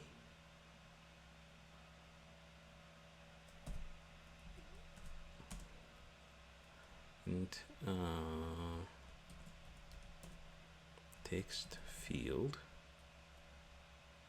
right? Text field preferred width 250, height 35, background color to be white, font size to be 1.3, and an effect of drop shadow, 3-pass block, and AAA blur to be 3, X offset 0, Y offset 0, and the spread to be 3 as well. And we'll do, let's see, then we need to now style, say payee address underscore LBL or label. This is the label that will show the payee address, right? So it should be a little bit different. We will say width to be 250 as well, and height to be 30, padding to be 5, background color darkish gray, and then background radius of 5, meaning we want the corners to be curved, and the text fill to be white against a darkish background, and a font size of 1.3. And of course it should also have this effect.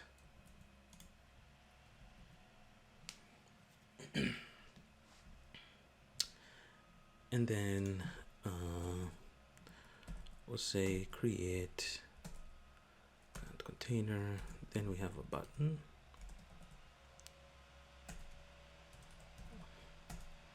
not background radius, Windows background color, a linear gradient of, say, to the right,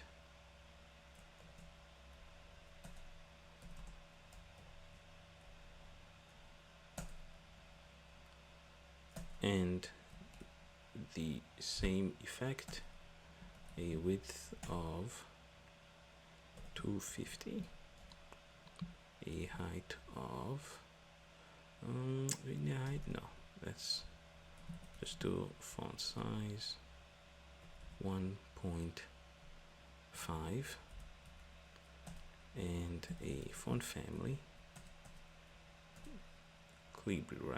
light, and a fill of white. Of course, we need to make sure that when we hover on the button,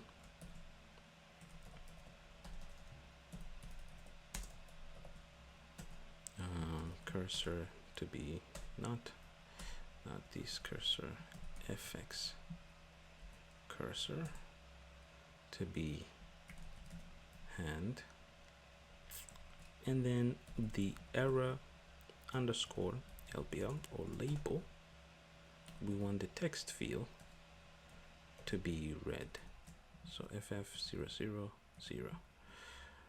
All right, so now we can go back here. We will add the style sheet,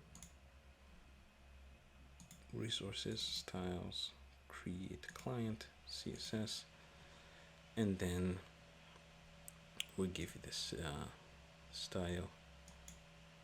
All right, perfect, looks almost perfect. Then we need to change this as well, so we need to give a different style. The style class will be payee address label, and then the error would be payee not error label. All right, so everything looks almost perfect. Now we need to add the IDs. So we'll start with the top, and we'll say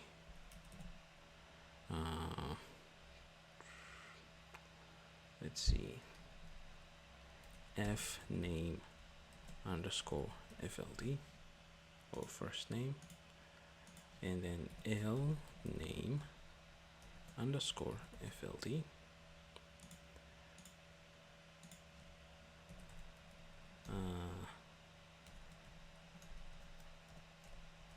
password underscore FLD, and then we'll say p address or PE address underscore box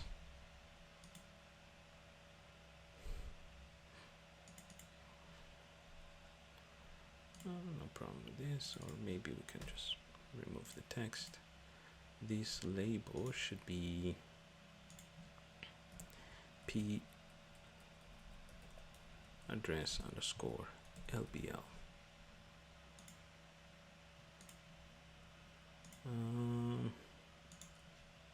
ch underscore ACC box, or checking account box, and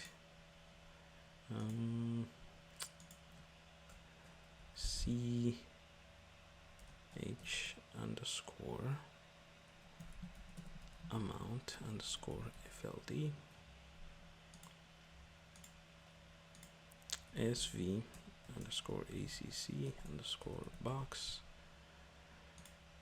and then sv underscore amount underscore FLD.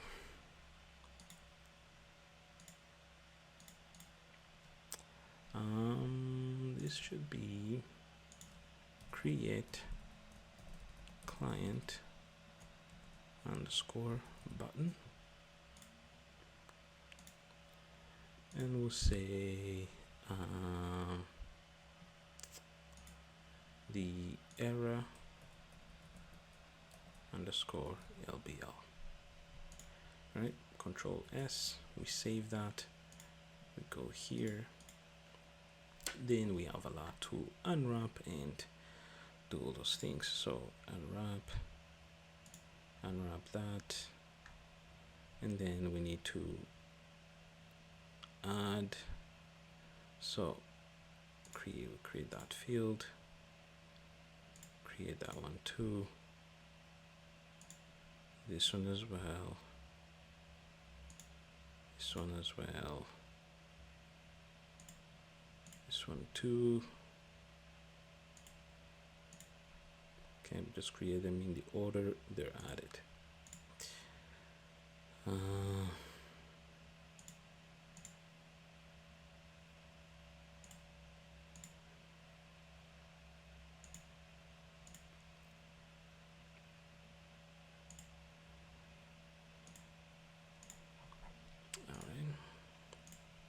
Looks a heck of a lot, but that's necessary, and we'll do initialize. Perfect, and we can collapse that. And now what we need to do is we need to create the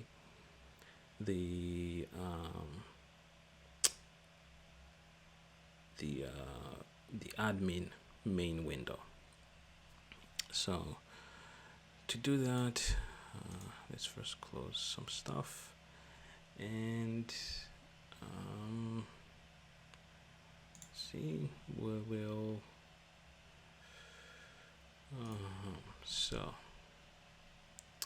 first of all, in the view factory, we do have our create show client window, and we also need a public void method to show admin window,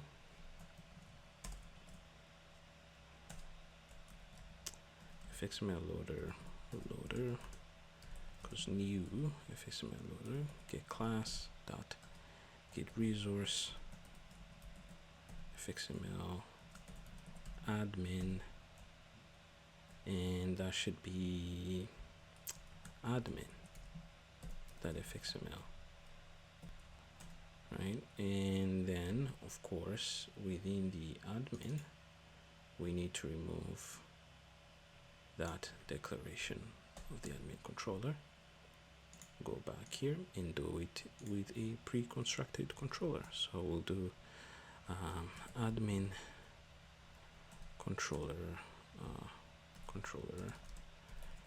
it will be new admin controller, and loader that set controller to controller, and we'll say create stage pass it the loader method. Now much like we did in the client here, we need to go into the admin, change it to a border pane, and then first of all remove all of this, and we'll do left side fx include admin menu, right? And we'll have a center fx include create client. So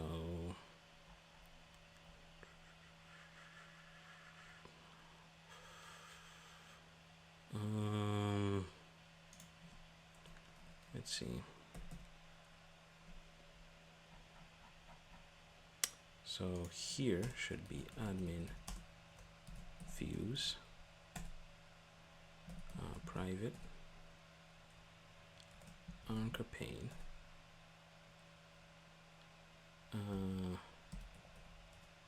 create client view.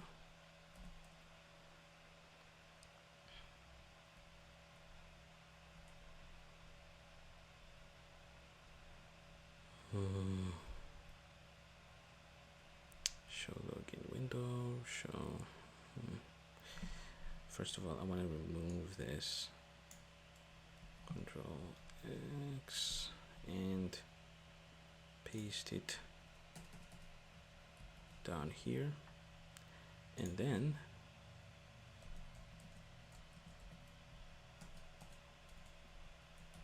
admin. What did we say up here? Admin views section.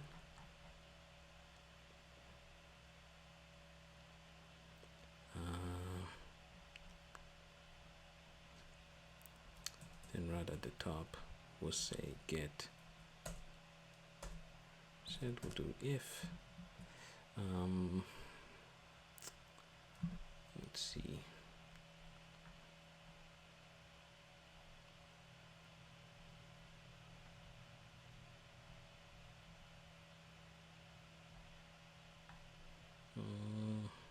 If we did do, okay, so if create client view equals to null, then we'll try say create client view equals new fxml loader get class dot get resource be under fxml admin create client dot fxml dot load, and then we can catch the exception.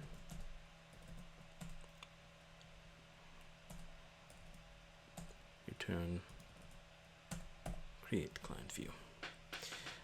Um, so it should be good. Should be good. And then we'll need to go.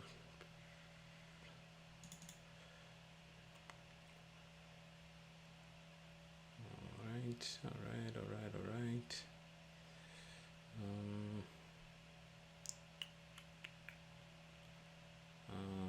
Let's see.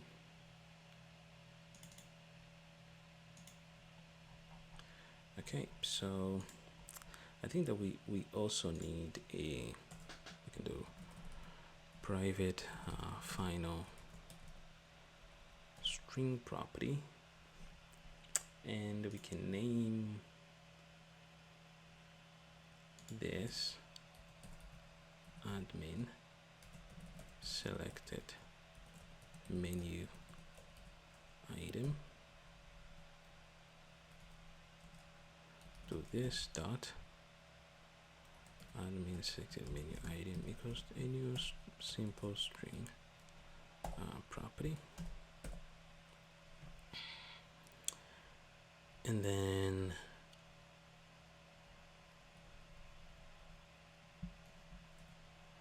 we need to get the public string property get admin selected menu item, which returns admin selected menu item, and then we'll go into the admin controller.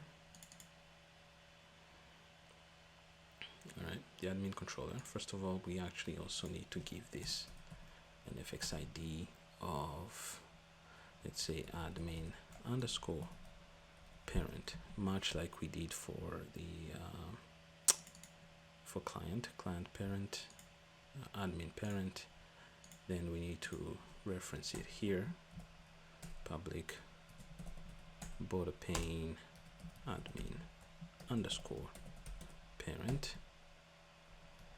It also implements initializable, so initialize,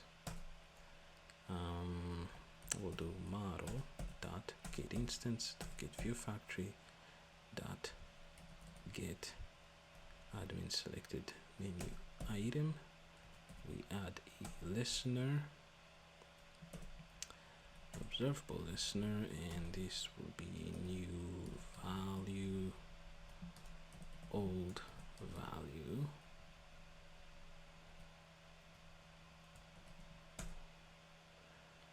and we'll do a switch statement.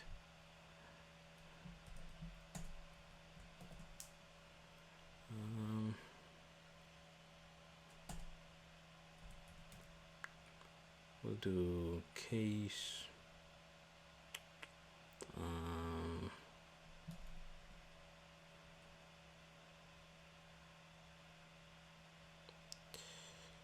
for now. Actually, let's keep it empty because we don't have all the other views. We don't want errors thrown at us.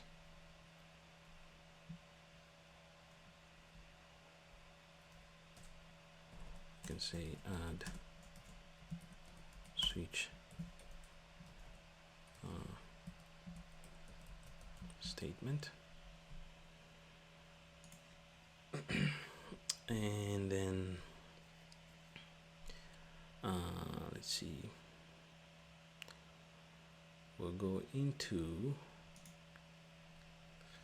the admin controller. So it's the admin controller right here, and then we'll have a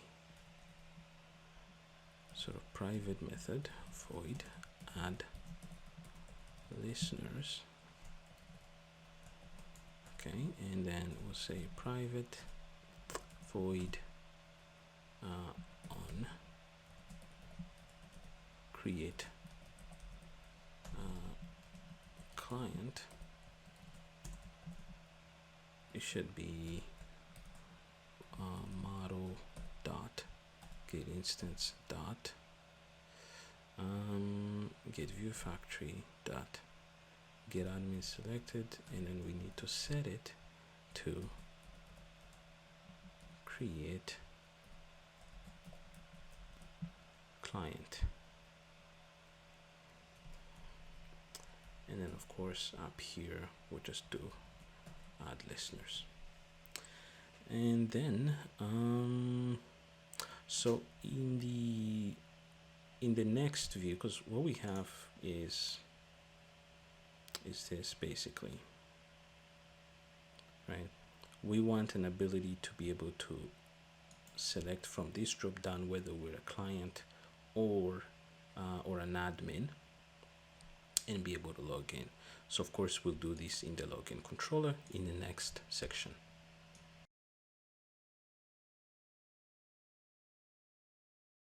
Back now, let's make sure that we clean up our UI and make sure that we also add the ability for the user to select which account type they wanna log into.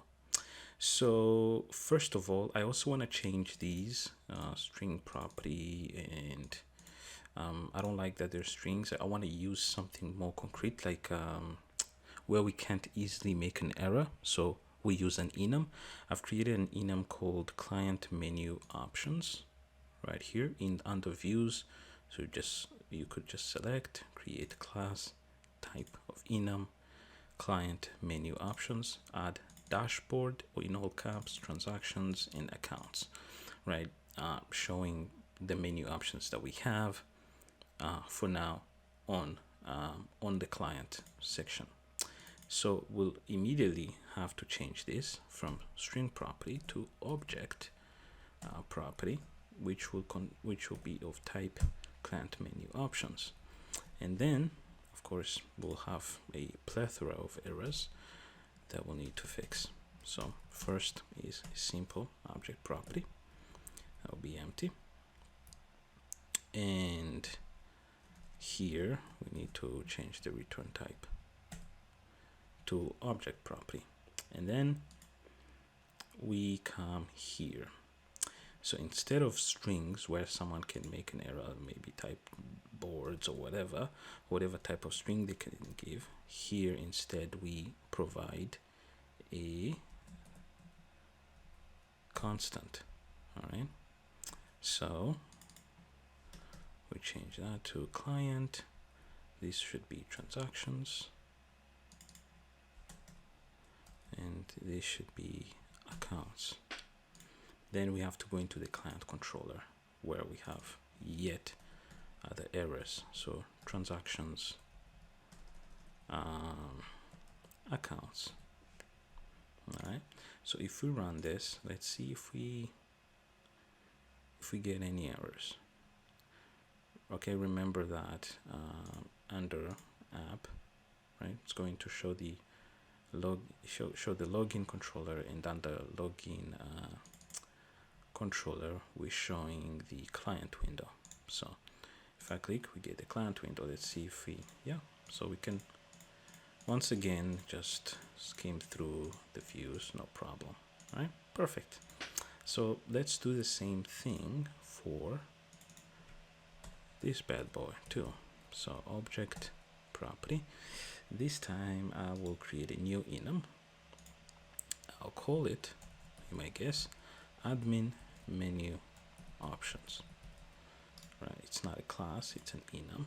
Right, admin menu options, no errors. Okay, and we'll obviously have create underscore client as the first one, and then we'll have clients as the second one, and then we'll have deposit as the last one, and then here it should be admin menu options to new simple object property, and then we need to scroll down here and change that as well, admin menu options. We still have a few, so we need to remove these imports. Okay, these ones we haven't used yet. And then we'll go into the, let's see,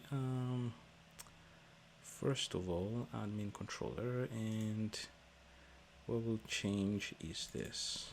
Okay, here it should be admin create client.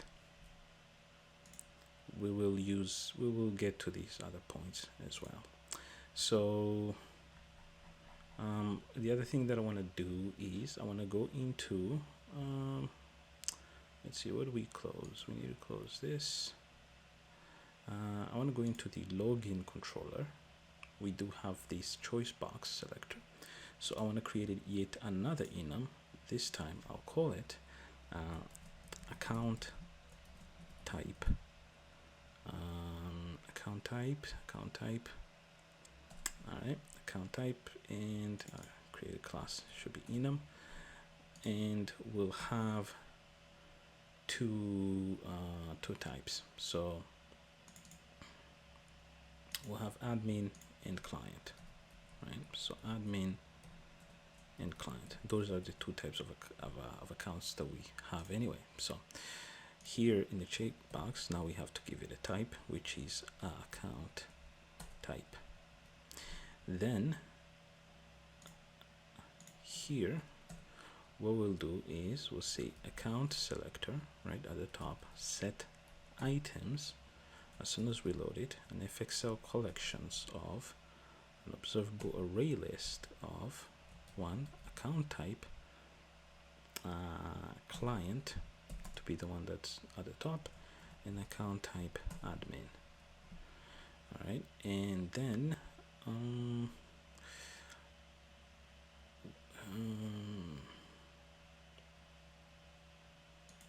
okay, so what we need to have at the top here is actually a selected. We need to have an account, so we will say private, right? Account type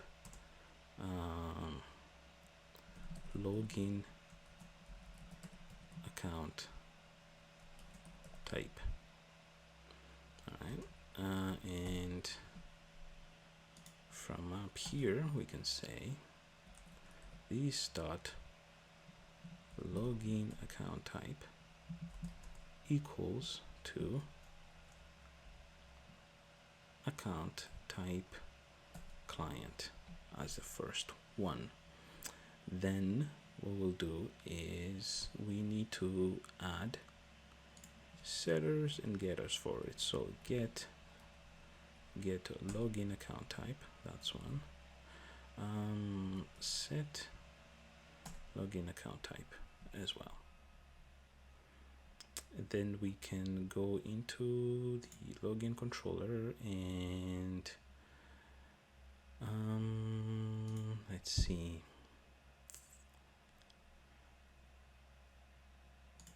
So what will be the value? So I want to do account selector dot set value this time, and we'll do model dot get instance dot get view factory dot get login account type. We know that by default it's set to client. All right, so that shouldn't be a problem. Then what we'll do is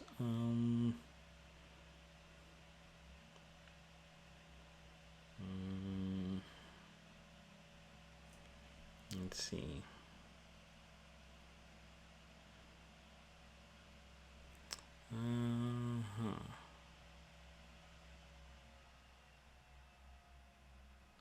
Okay, so on the account selector, the choice box, we need the value property, and we need to add a listener to it, right? Every time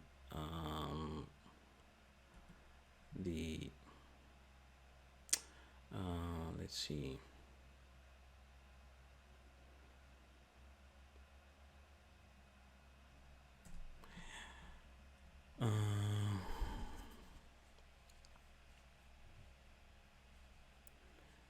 let's see. Okay, so we will get, we'll say model dot get instance dot get view factory dot set login account type to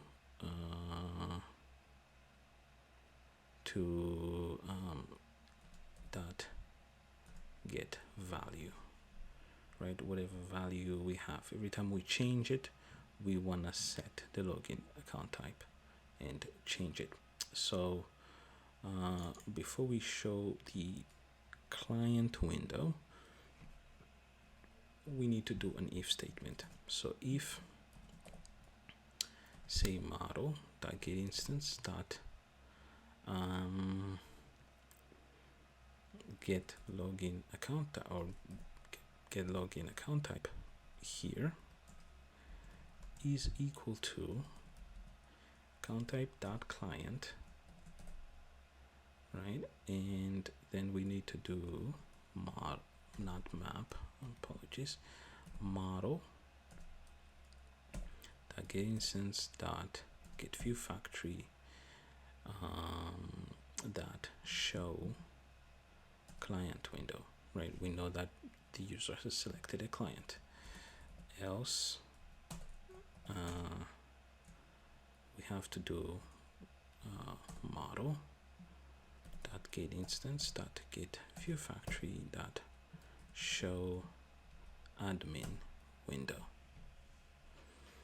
All right, so I'll go back to the view factory. What seems to be the problem?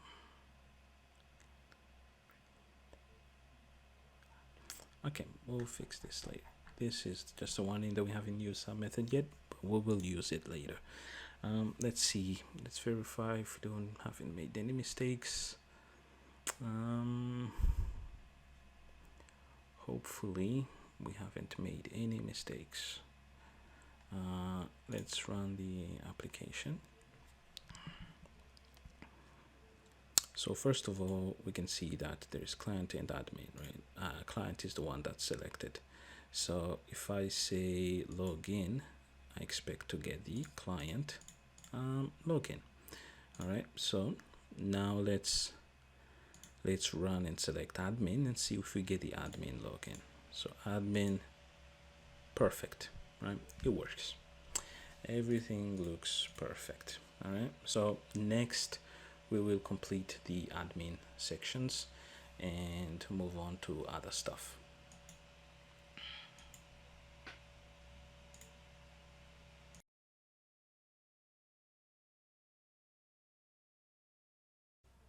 Hello and welcome back. Now in this section, let's quickly create the clients page of the admin section. So we'll go into not client actually, admin, into admin, and we will do, we'll say, call this clients fxml, and we also need to obviously create set controller. So clients controller right here. I need to close this. Or rather, actually, no. Don't know why I closed it. So com dot admin clients controller, and close this out. We also create a style sheet. We'll call it clients. All right, style sheet. This won't be long. It's just it's similar to the transactions from the client, in the sense that we just need a title and a list view, and that's it. And then we'll populate the list view much later. So what we'll do is, let's go into where this is and then just open it.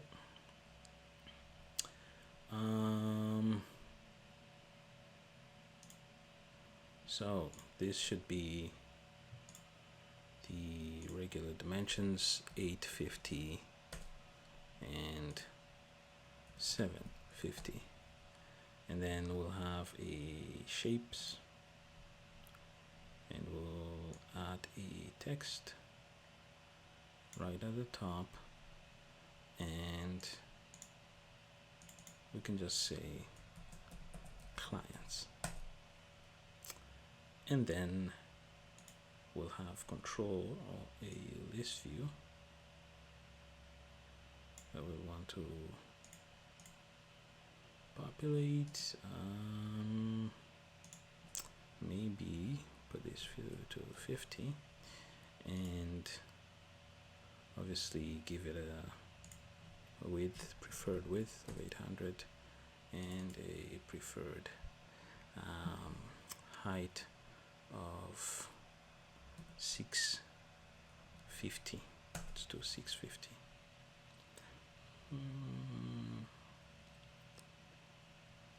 Yeah, that looks good. That looks good enough. And then of course after this we just need to go into this and go back, resources, styles, and look for clients.css, add the style sheet, and then in our code this is where we will create the styles. So we'll do clients container. Matter guess what we start with. Again, background color.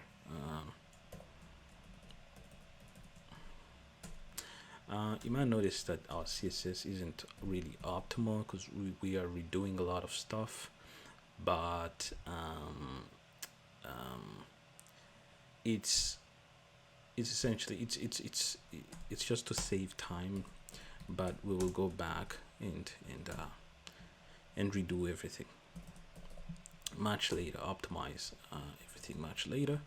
You can also take it upon yourself if you want more practice, but usually it's just to do things as we go on without thinking too much and avoiding unnecessary errors, and then refactoring everything much later. This is how I usually write code.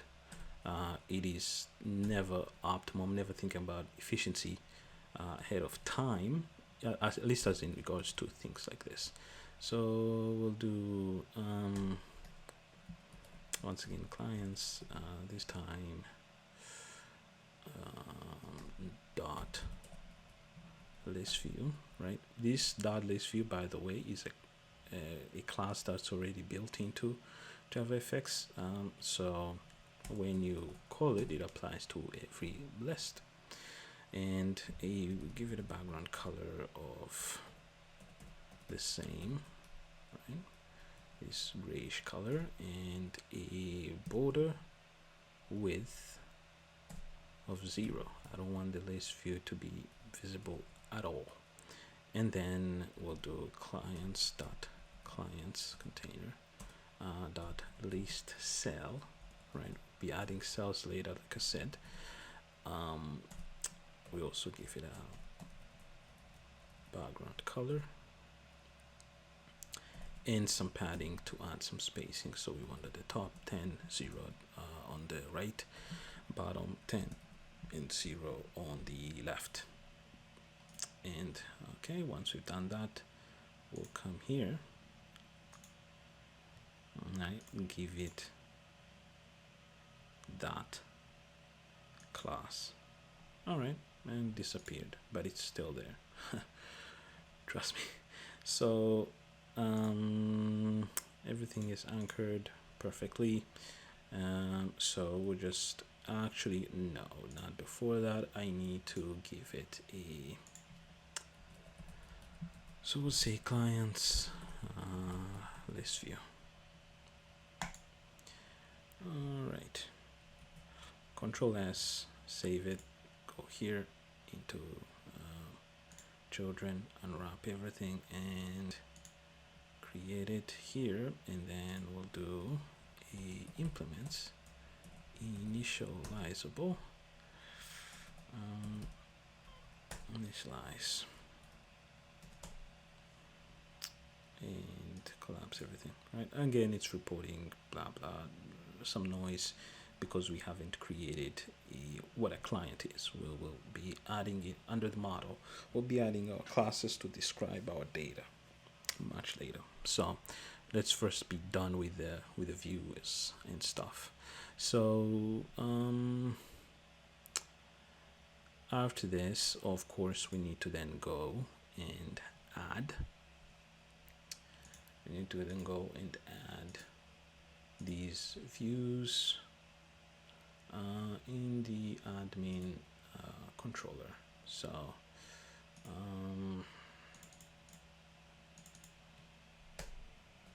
right, we need to add a switch statement. So switch new value, the one we're observing, and we'll say case. If it says clients, then we'll do admin parent dot set center, right? Model dot get instance, that get view factory, get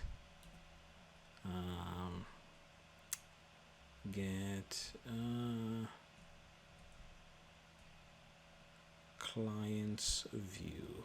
Okay, I haven't created that, I just noticed. So get clients view, and then default, we default to the main view, of course. So admin set center model dot get instance dot get create client view, and we need to go into the view factory now and create that view. So we'll start here, do private anchor pane. We know it's an anchor pane as the parent, so anchor pane will say clients view, and then so that will be under admin. Right under here, we'll do a public returns an anchor pane get client view.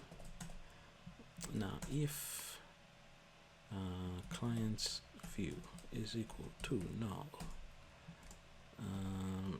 then try client's view equals new fxml loader get class dot get resource fxml admin clients, not clients view. Actually, I think it's clients, just clients. That's the one we did, right? Under admin, yes, it just says clients, not to be confused with client under the client page. It just says clients dot load, and we catch the exception. Print the stack trace if we have any errors, so we can debug them, and we say clients view. Go back here, do we still have that's the one, I think. Oh, oopsie, whoops. Default switch. Okay, it's still complaining. We'll add another view and other ones later. If we evolve the project later on, it will hopefully stop complaining. So let's run the program. By the way, I don't like the way this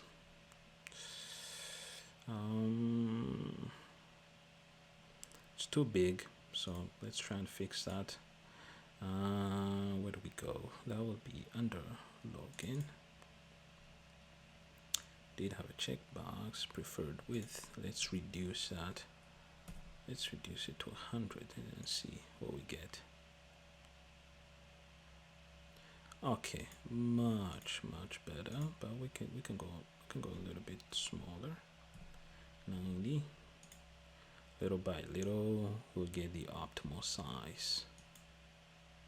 Okay, I think this is fine, right? This is much smaller than the other one that was this long. And we of course select admin. We're dealing with the admin section. If I say clients, oh okay, I've forgotten to go into the admin menu controller and add a few of these guys. So we'll do private void on clients, right? On clients model dot get instance dot get view factory dot get admin selected menu dot set to admin clients, right there. Add listeners, then we'll do create button dot set on action event on create client, then we'll do clients dot set on action event on clients. And then yeah, I think that should be enough. Let's rerun that and see what we get. So admin, login, we have our clients page, we have our create new client, and we can circle between the two. All right, next we deal with deposit. All right, see you next.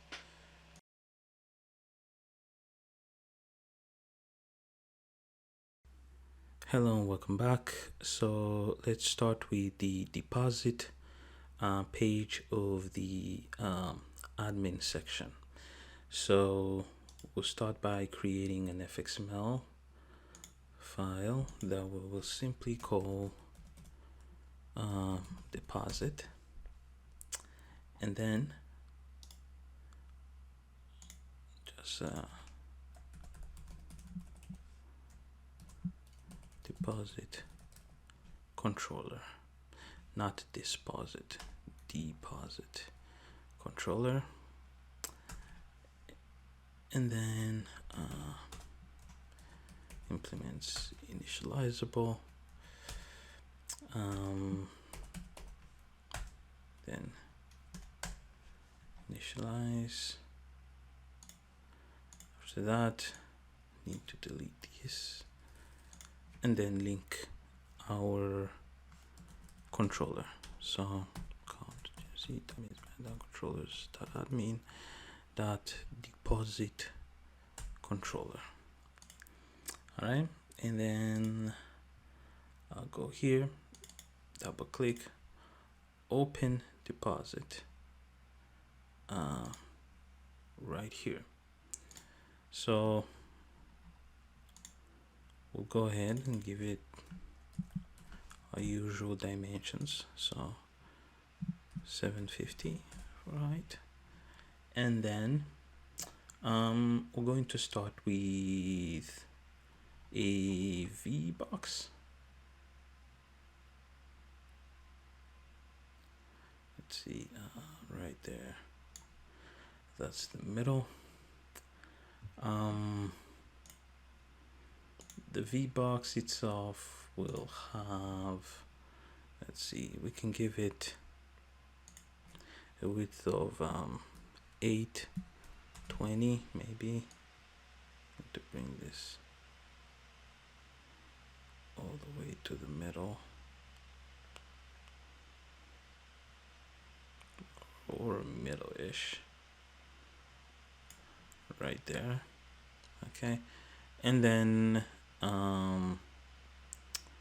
we'll give it a height of, let's say, 570.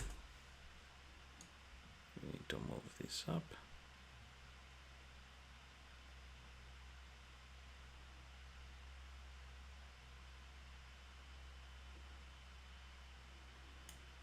All right. Let's see. So 15, not 130. Let's maybe do 100. at the top. Okay, perfect. Then within the VBox, what I want is up here, I want to have a section where we can search, right? We'll have a search, so a text field and a search button.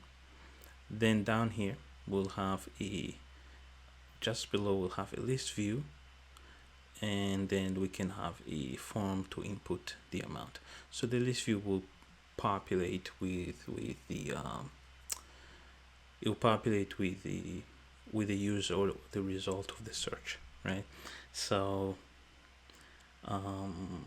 within the VBox, I'll have an edge box right at the top because I want text field button side to side. So we'll have an edge box right at the top, and I can give it dimensions of, right, fitting to it is no problem, but just in case, can do that. So the same as the original VBox that it contains. Then here I can do maybe let's reduce that to 60, and then let's see,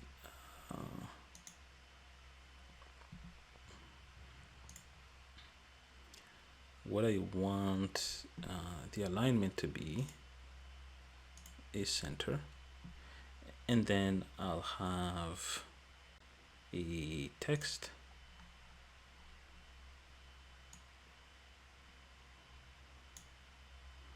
right, a text, and it should say search by payee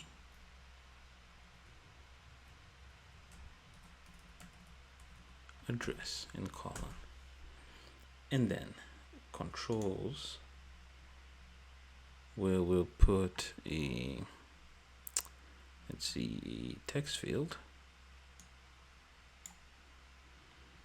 and a button.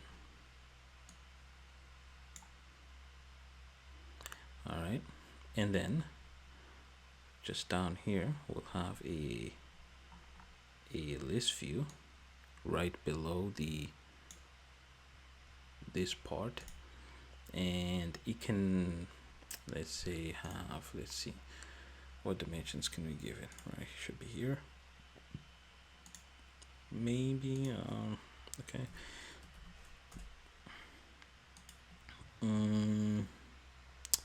150 maybe, yeah, 150, or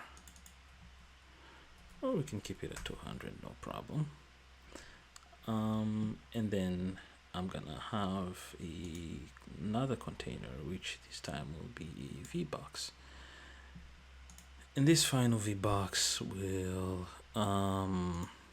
occupy, let's see, 315. Okay, should be enough. And then it's let's see, what should we have inside here? Well, we know we'll have a form, but let's start with the text,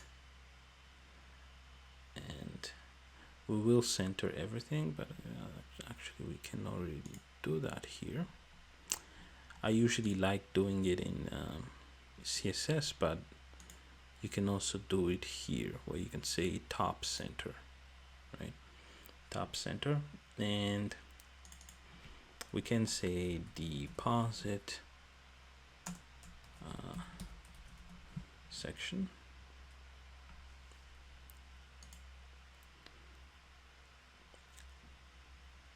yet another text that says amount.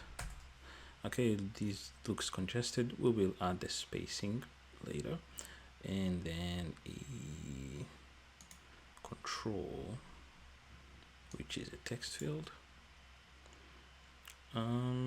For this one, I don't want it to fit everything to width at all, and then we can have a button.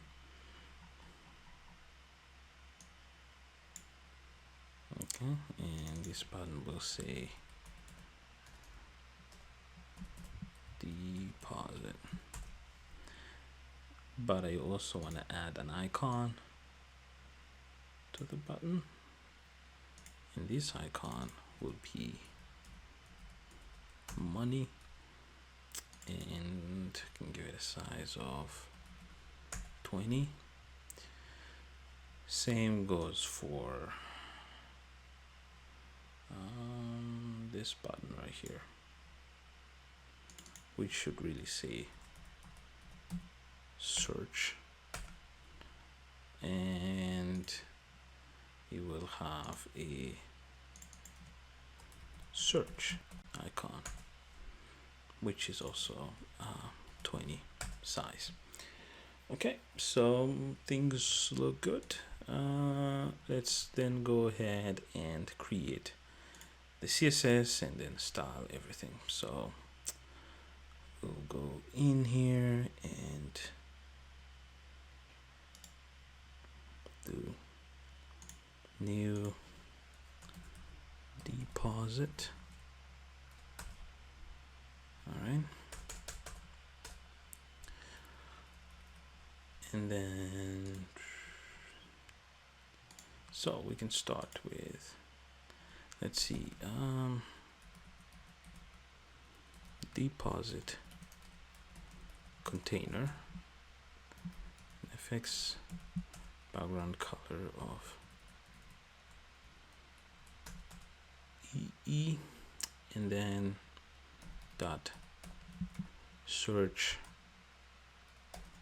then search box, right? Search box, we want a spacing, want a spacing of 10 in the search H box, and we want a border color of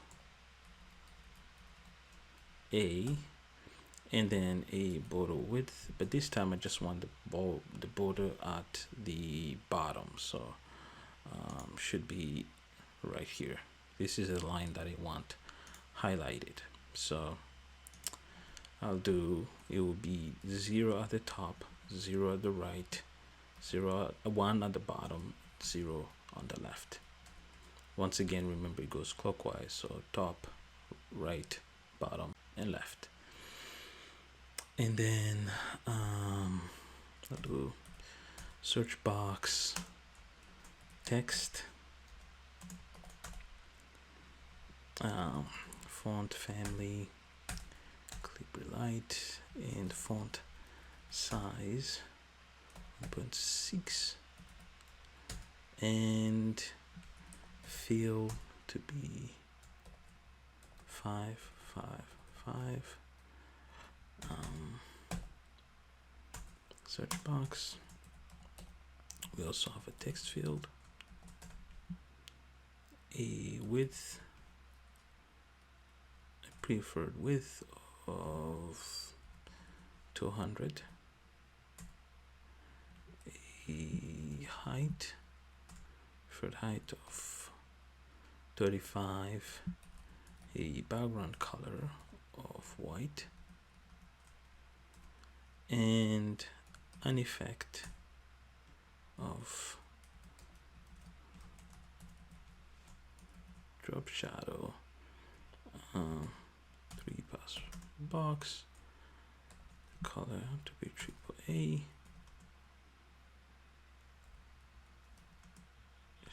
spread 0, and then offset for X and Y, and then the blur be 3. So then we'll do search box, button,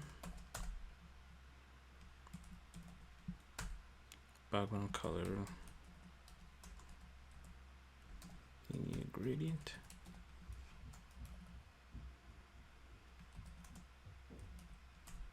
to right,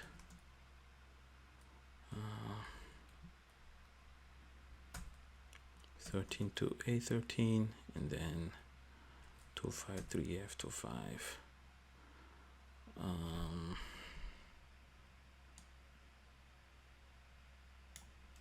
Then I'll just copy that and paste it down here. Dot search box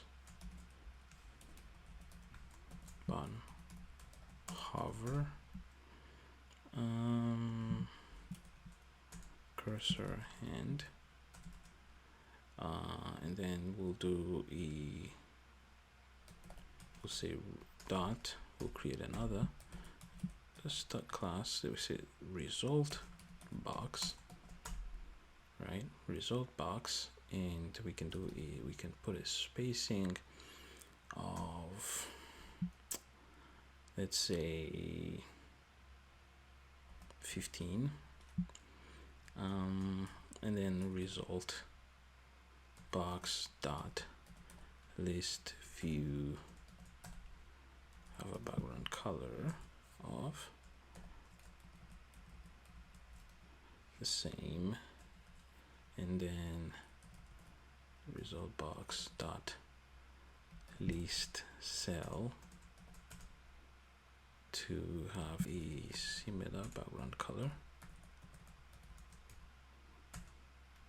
and the padding of 20 at the top, 0 right, 20 bottom, 0 left. And then we'll do a dot, so dot deposit box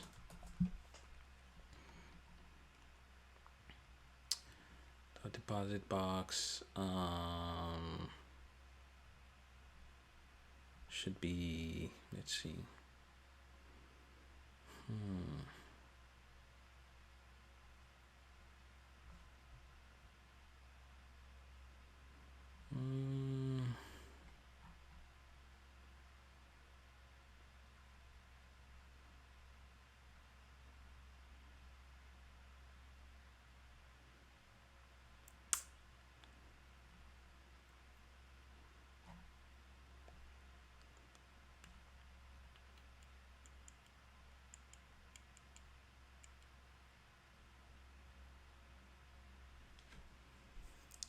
should we do that? Because I'm tempted to just reuse some of the stuff that we have. Instead of saying search box, I can say maybe simply text. Every text node, we style it like that. Every text field, we style it like that. And then every button, we also style it like that. So if we do that, what do we get? Let's see. Maybe we can add, for the button, we can add an FX font size of 1.6 1.6 or maybe 1.3. Let's see, no, 1.6. Let's go back to 1.6, and then I can do a text field of white, a font family of SQLite, and a preferred say width of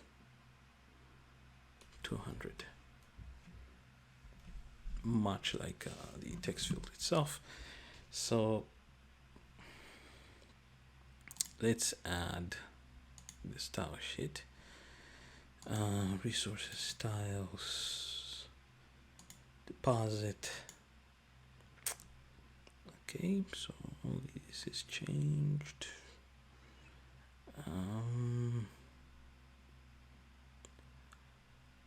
One second.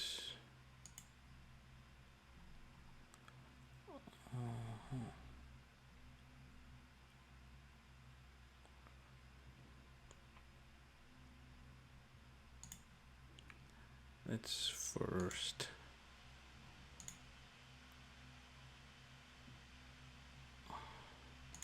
okay, I made a mistake. I'm sorry about that.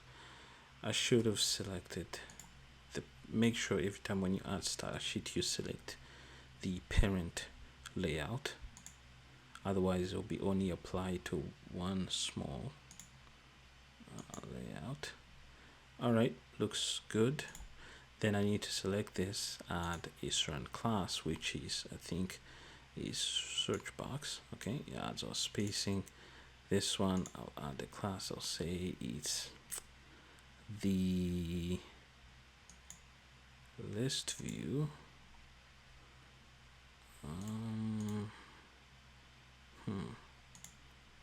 We will go back to that. Let's first remove.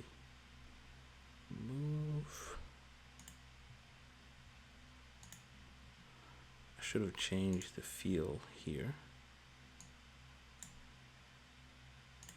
to white. Make it more visible. And then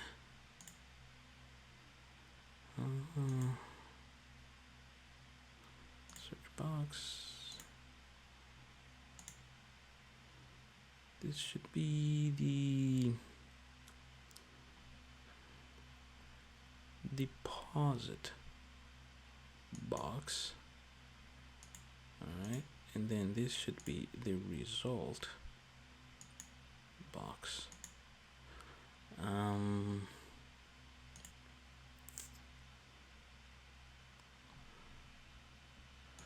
Let's see.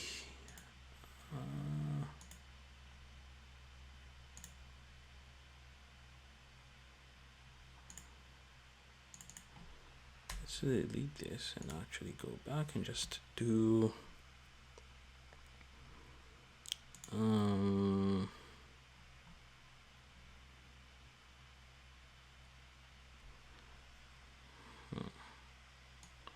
instead of result box, let's do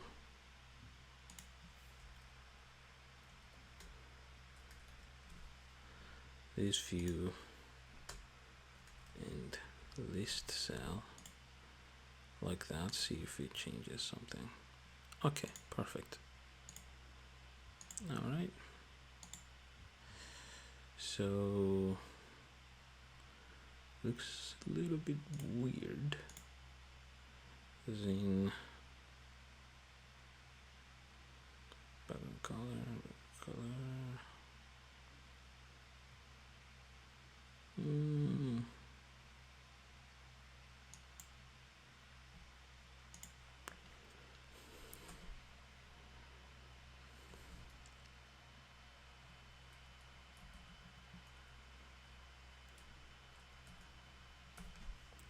So also the border width. All right. Looks a little bit weird. I don't know why it has a darker color.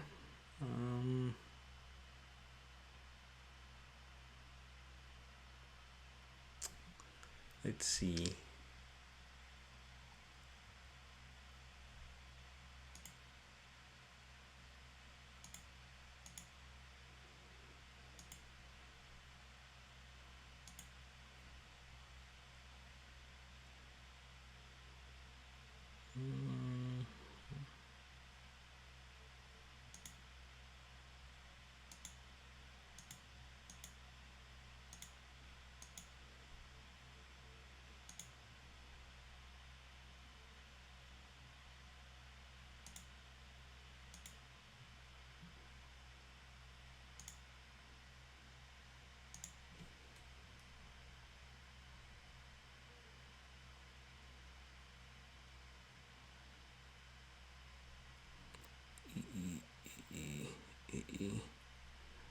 And then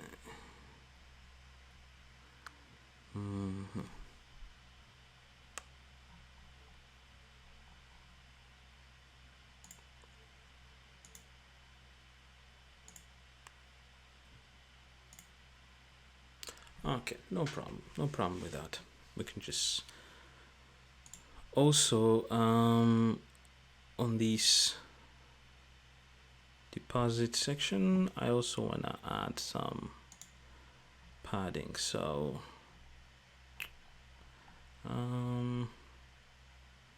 let's see, we should have a deposit box. So let's do deposit box, and I want to have a spacing of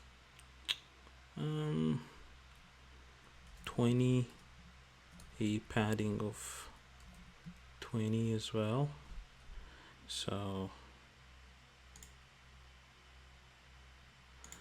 okay, this should not be the search box, it should be deposit box.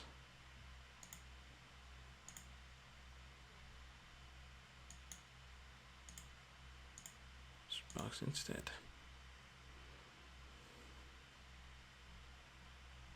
All right, so now let's add the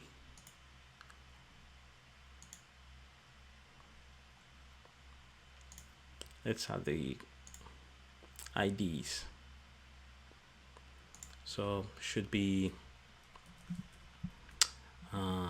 payee or p address underscore FLD, and then this should be search underscore BTN, and then the list view should also have, so we should say result list view, and then the this should be amount underscore FLD, and then deposit underscore BTN. Control S, go back here, everything looks good, so we just have to then unwrap most of this, unwrap two, and then create the fields. So search BTN, and then this view, this deposit section, deposit section, and then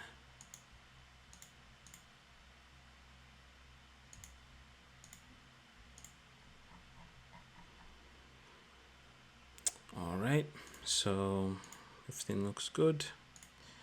All right, so we'll just then need to add this to our view. So the client menu should have a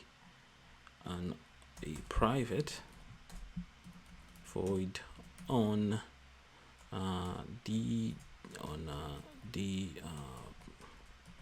deposit. So model dot get instance get view factory dot get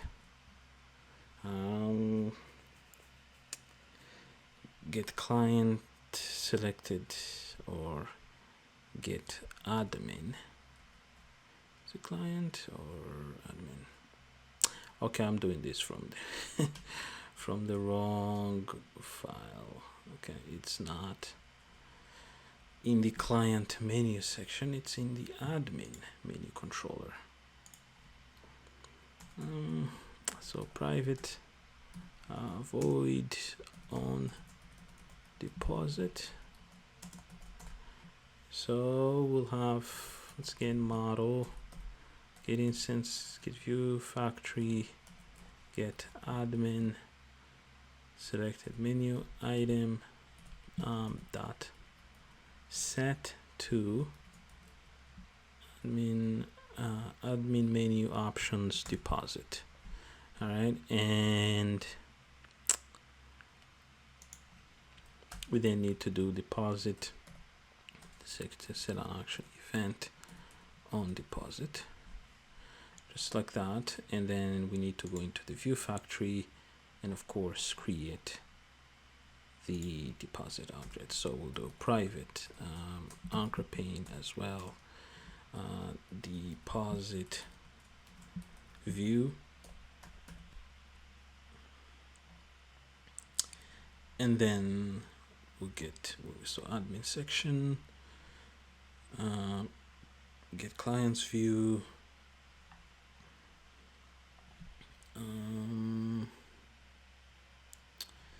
get clients view. Let's see, on top of admin we have client view, we have clients view.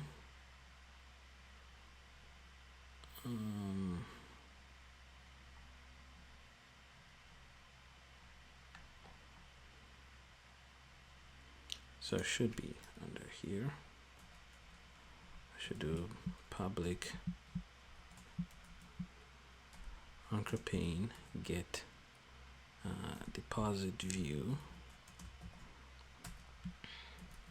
So if deposit view equals to null, we can then do try deposit view equals to new fxml loader, get class, get resource,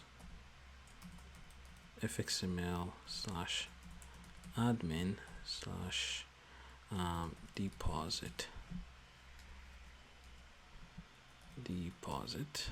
dot fxml download,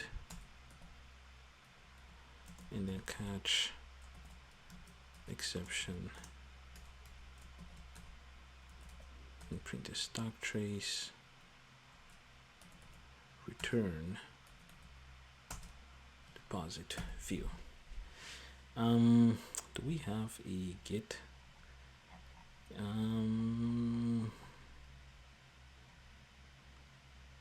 So we have create client view.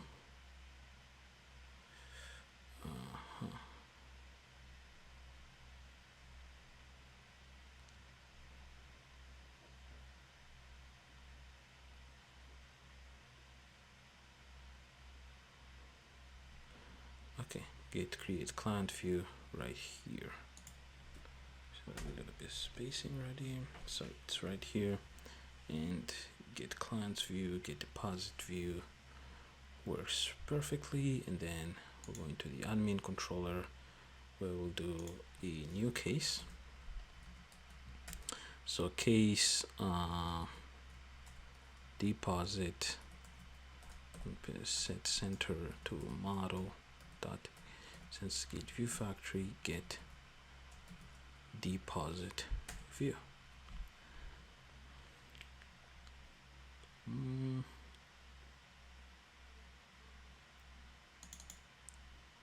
Admin menu options, all of them taken care of.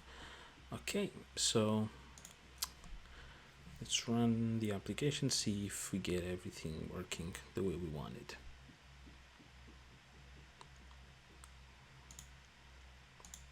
So admin,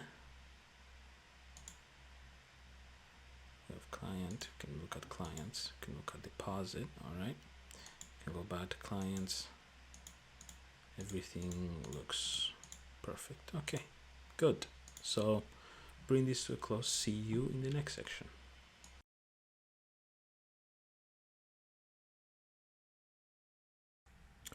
Hello and welcome back. So in this section we are going to create a sort of list cell. So remember that, let me run the program and show you. So with client selected, just want to click login. We have a latest transactions in the transactions view here.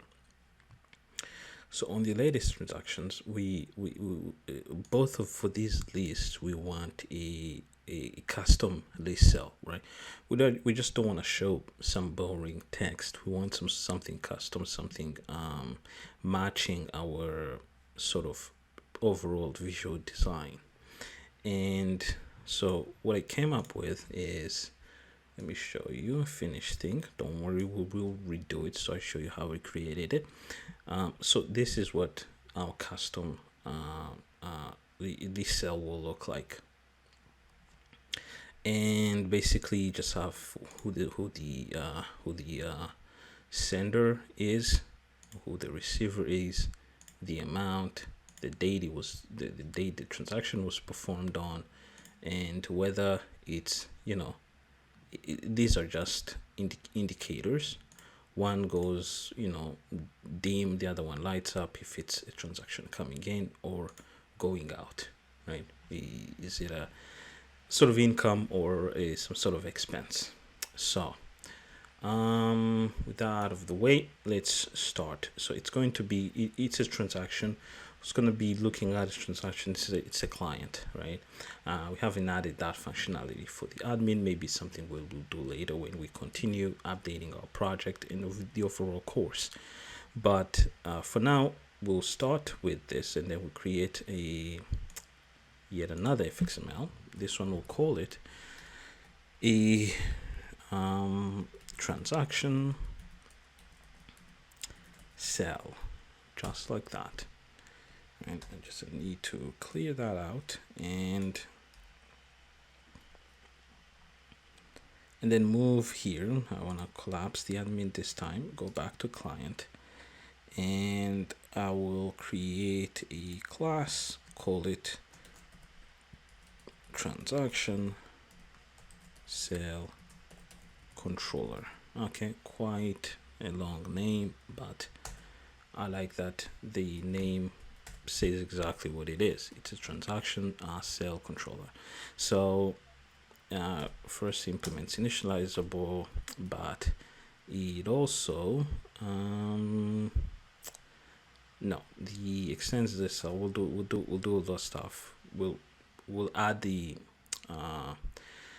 transactions or the custom these cells later. Let's just first create the fxml. So initialize, and we can now store it like that, and then come here and of course indicate it. So Maze Bank client dot transaction cell controller. All right, so, and the parent is the anchor pane. So now let's go here, and it's not in admin, it's in client. Look at transaction list cell controller and open it up.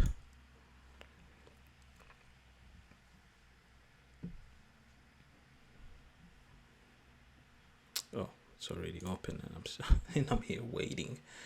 So we'll just try to step through this quick because we've already seen the fundamentals and they don't change, even though the design is quite smaller. Once again, let me bring it down. It's quite smaller than what we used to, but it's the underlying principles are basically the same, right? So as you can see, the scene builder can help you get, when you get used to using scene builder, which I'm pretty certain it's gonna be quick. You're gonna get used to it very quickly. You can be quicker than someone writing in vanilla JavaFX. If you're using fxml, you can be much quicker, because this is just a visual design tool. What you see is what you get, and you can design it how exactly you want it to appear. But someone using some sort of vanilla or typing it out will have to, type something, check, type something, check, type something, check. That process is very slow. So we will avoid that ourselves. And in order to do that, so we'll start with this and say, so the layout, what will the layout be? We'll say 550 for width, and of course the height is going to be significantly small at 60. All right, and then what we'll have is we'll start with a VBox, right? So controls, not controls, containers, right at the bottom, VBox. So this VBox will be 100, right, in width, and let's see, 100 or not. We'll try to tone it down.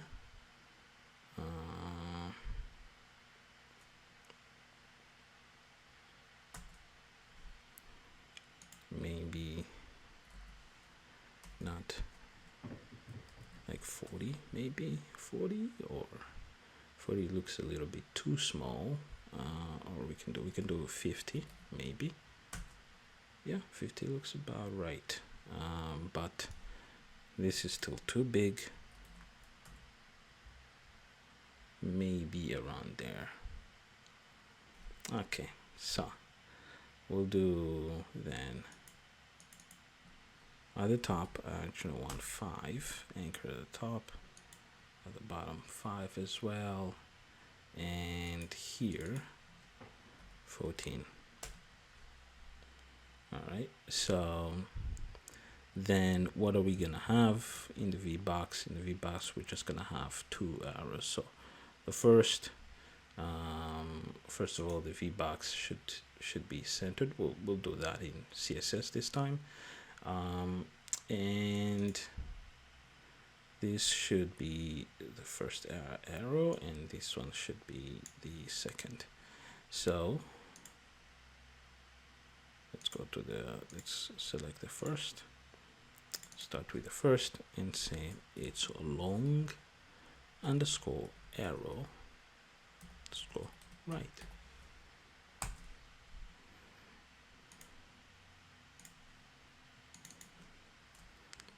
And long underscore arrow underscore left. Okay, so that's one already out of the way. Then we go to controls. So we'll need label number 1. This label will have it will be at the layout of, let's see, maybe 22 at the top, or rather I can say 100 to be significantly further away, and maybe we can do 22 dash 07 dash 08, and then we'll have yet another label.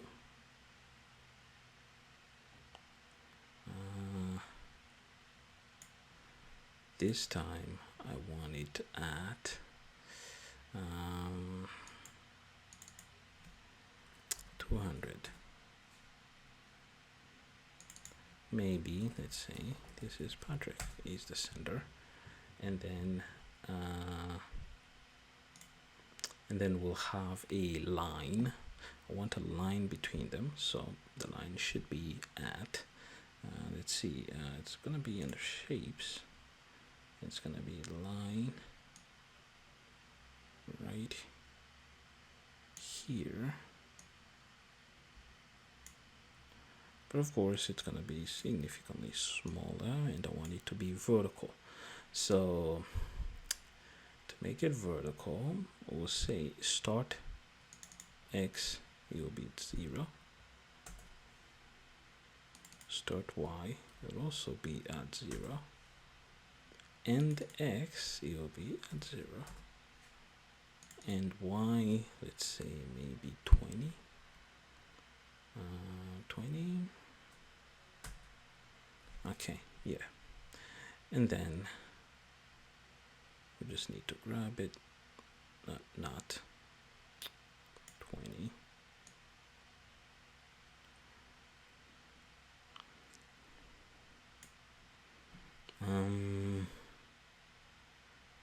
Let's see, you can put it at 300. 300, yeah, 300 looks about right, and at the top it can be whatever, maybe 20. Yeah, or we can remove the top entirely. We can just anchor it to 2 points. That will be enough. at the top, 2 points, it's enough.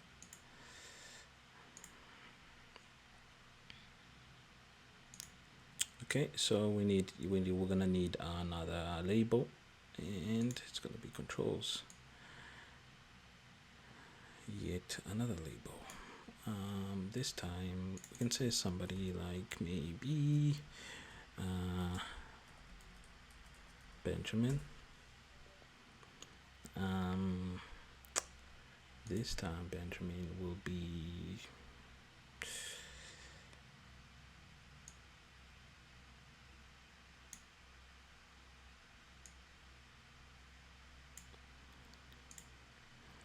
let's see, is it about, say maybe a little bit further.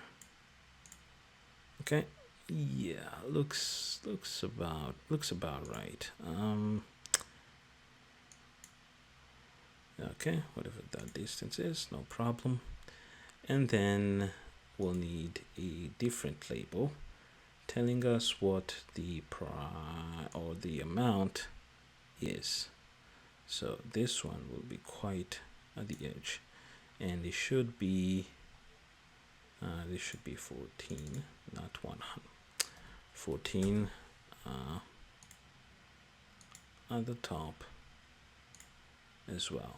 So we'll say maybe, I don't know, 2000, but I also need to add an icon. So each icon will be, let's see, we can add a $sign to it. Remember, it's a label, so label control has a text part and a graphic part, right? If you remember correctly, we saw that when we were doing controls earlier on. So dollar, the stuff can remain the same, but we'll style everything in CSS. So let's start with the CSS now. But before that, let's see, we can maybe add the code right away this time. So we can say trans underscore date underscore LBL or LBL. This should be the sender. So sender LBL, and receiver LBL, and this should be amount LBL. So the amount label. Then we need to also add IDs to these little guys. So these little icons should be maybe something like in underscore icon, right? And this should be out underscore icon. Actually, let me see. Don't we need to at least increase the size of them? Yeah, that they should be a little bit bigger than this. So let's do 15 maybe, and 15 for the size. Okay, looks about right. 15, maybe 17. Yeah.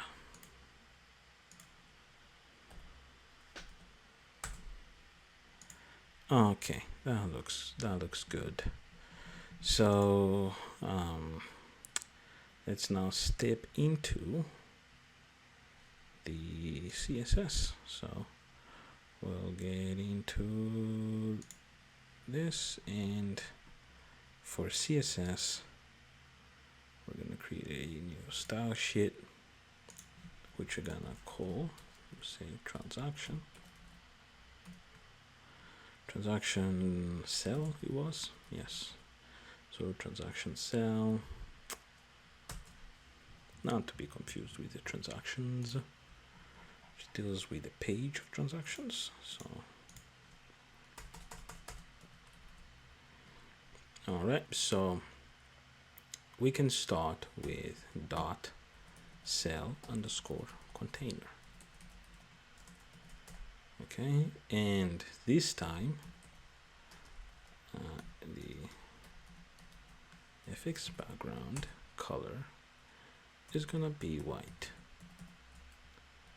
Okay, so a background radius of 10.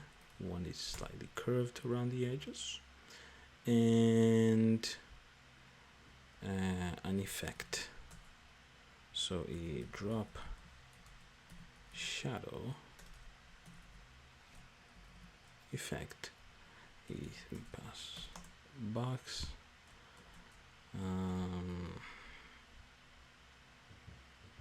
maybe D.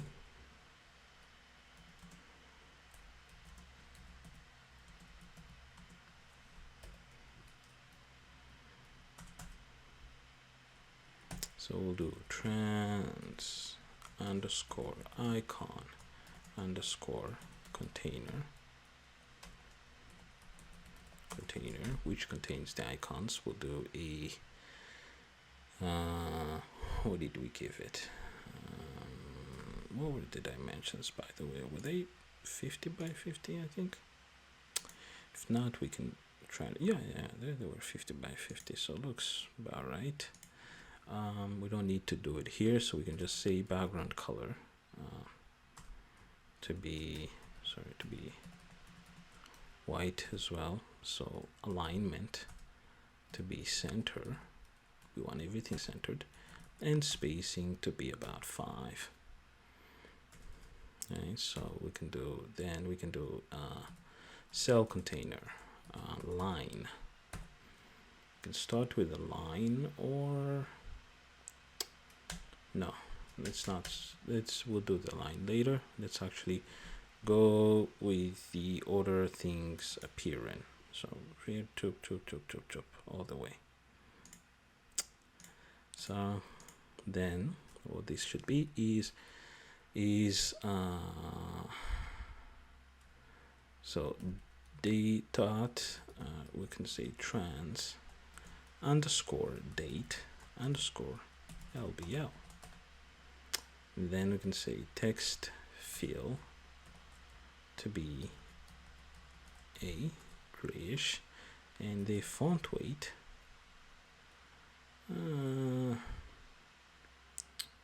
to be, let's say, maybe 700. Not too bold or too light. So trans, and then underscore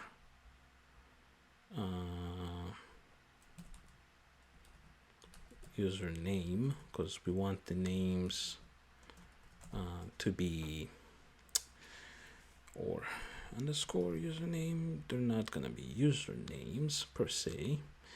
They're gonna be p address, like that. Transaction address.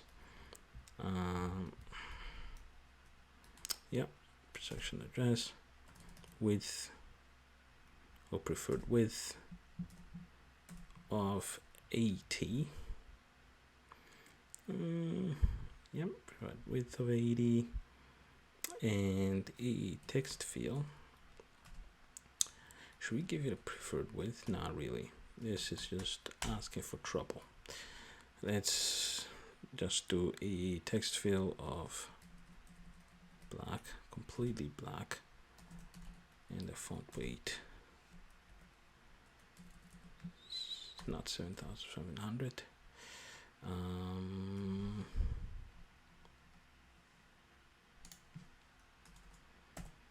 We can also do the cell container line this time, I think. So the line, we don't need to, we just need to specify the stroke, which is the color, by the way. This time you don't do fill or background color or anything, you just do stroke. about that. Then we need the final amount, so we can do amount underscore LBL, or rather trans underscore amount LBL, background color to be 132A13. Okay, and the text field to be white. The background, or should put this one up here, background radius to be 2, just like curvature. The padding to be 5, and the font weight 700. Dot trans underscore amount LBL, font awesome icon view. Then the feeds field property to be white.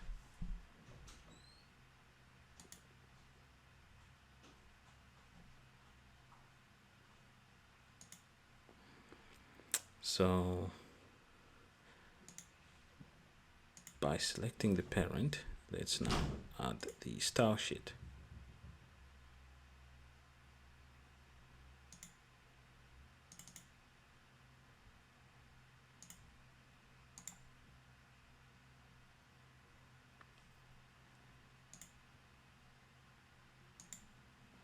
Cell container, and then this should be the trans icon container. This should be trans date label. This should be trans p address. This should also be the trans p address, and this should be the trans amount label. Okay, and slightly downwards. Oh, not this.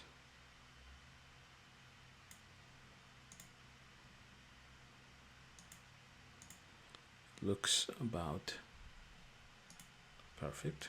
Similar to this, I'd say. Yep. Looks about right. And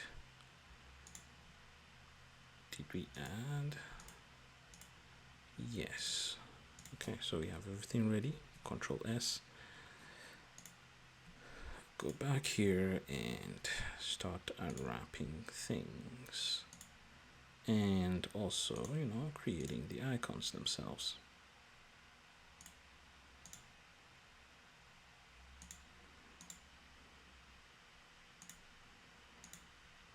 Perfect.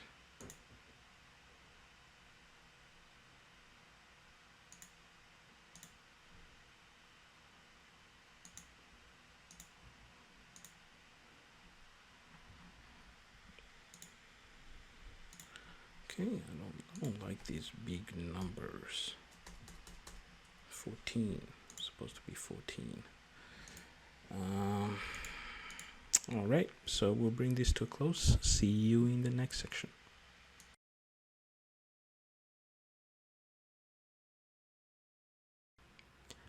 Hello, welcome back. So in this section, we are going to create a custom client cell. So similar to how we did a transaction cell for the transactions in client, we want something custom in regards to the client page that will have a list of clients.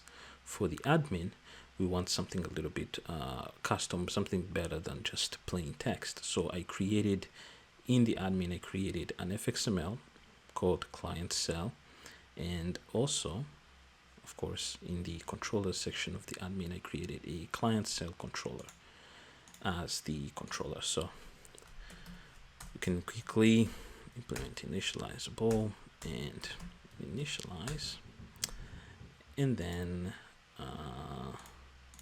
here we'll just point admin client cell controller.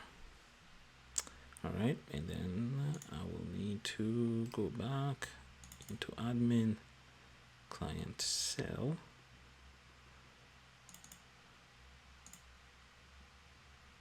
All right, so we can open it up.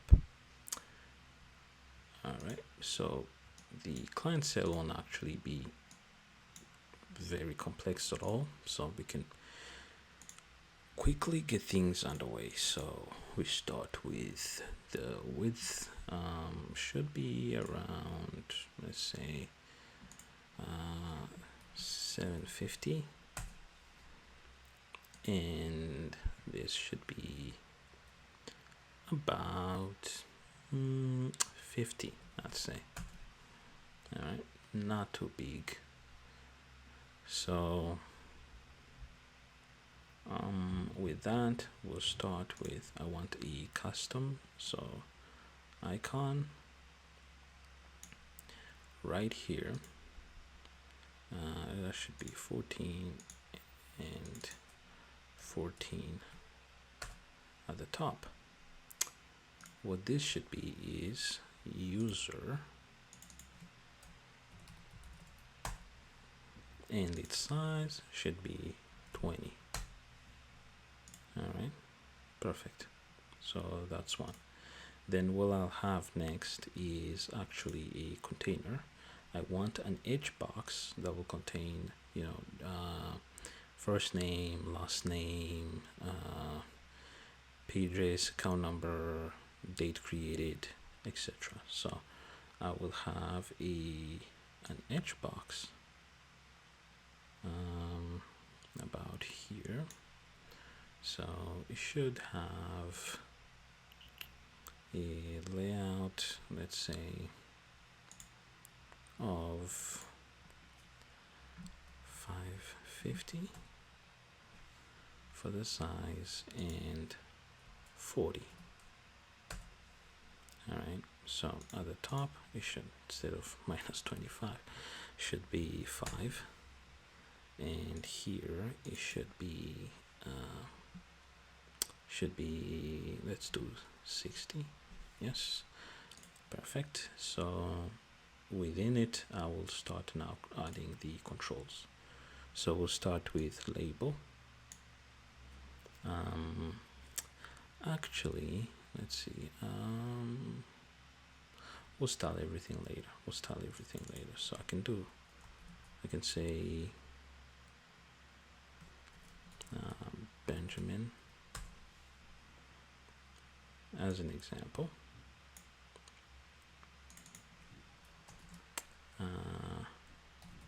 Baker as last name, and yet another label, and then I can say the payee address would be B Baker, maybe 1, right?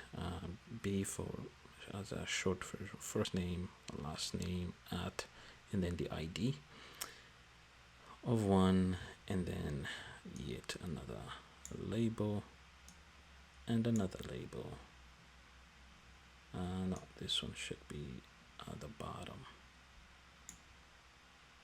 Label, much better. So I can do maybe, I don't know, 25469921. First account number, second one, maybe 23330213, maybe. I'm not sure. No problem with that. So the another one would be the date. So the date the client was created. All right, after creating everything here, we'll start this to look better, and I will add a button on this side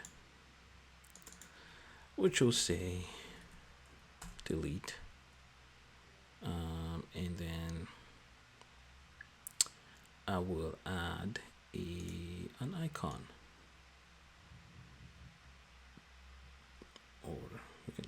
here. Insert icon should be, let's see, we can do window, window underscore close underscore alternative, and the size can be 15.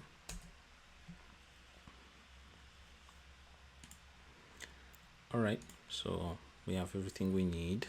No, not exactly. So first of all, I need to specify the layout for this. This should be what? Let's see in the guide. Okay, yeah, it could be 14 because I usually put 14 there, and at the top it'll be 12. Yes, perfect. So here, once again, in the ever expanding directory of styles, we'll add another. So not client cell, so client cell styles, and we'll immediately get started. So we know we can do underscore client underscore cell underscore container.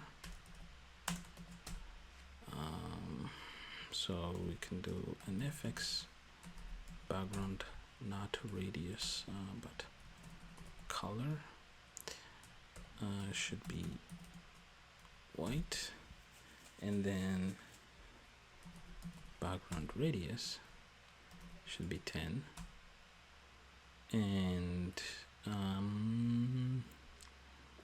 should we add an effect though? Sure, why not? So drop shadow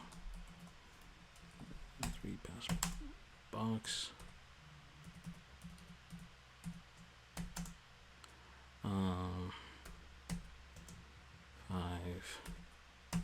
offset x, offset y 0 in the spread, and then we'll do client cell container font, awesome icon view.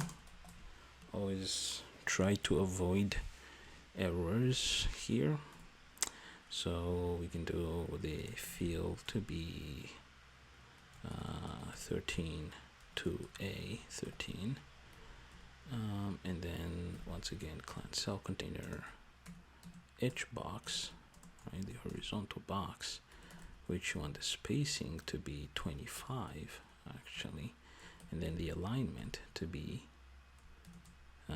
center underscore left. And then client container H box label, right? So the label, the H box in client container and the label in H box in client container, right? So we're referencing the label now.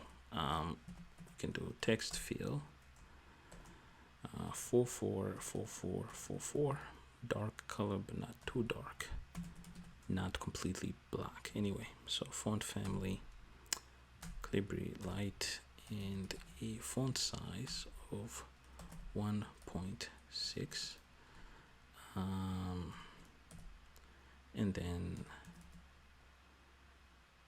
we can do ACC display underscore label count display. So we'll do font family Calibri, not Calibri light, but font weight to be bold, font size 1.1 em, and then we'll do, apologies, we'll do delete underscore btn. That should be, you can do text fill white background color of red. All right, background color of red. And then once again, delete btn, font awesome icon view, and the fill will be white. And then we can do dot delete hover the cursor to be hand. All right, so we can go back to this. Make sure once again you select the whole anchor pane, and then we can, from here we can specify the CSS. So resources, styles, we look for client cell CSS. All right, and then while still being selected, we do client cell container. All right, client cell container. Should we? Okay, yes, we should. First of all, should make adjustments. So this is just too big. Can do, let's reduce it to 15. All right, 15, that's good. Then no, 15 is still too big. Let me do 10 anyway. So the label could be 1.4 instead. 1.4 too small. Okay, 1.5. 1.5 should do it. Okay, there we go. And then this should have its own style, right? This is going to be account display. Okay, you can see that it gets smaller, and account display as well. So leaves a lot of room here, which means maybe I could increase this to 15, the spacing to 15.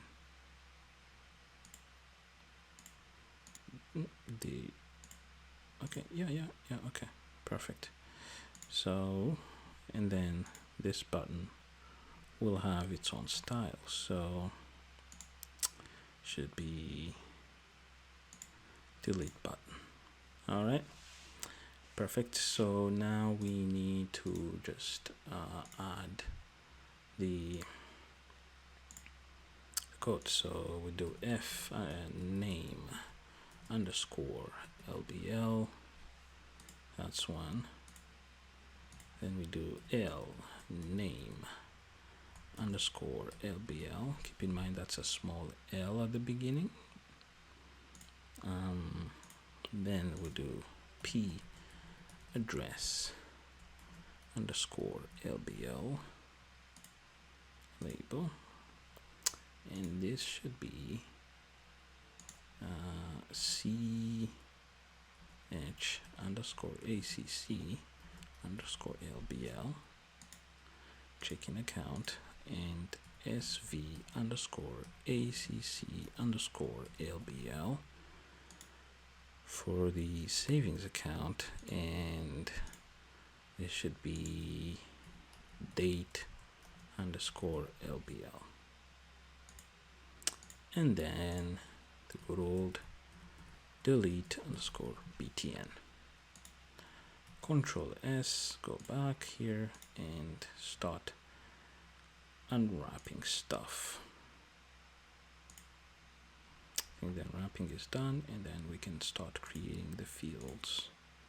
So label, creating a lot of labels, so we won't have that many imports.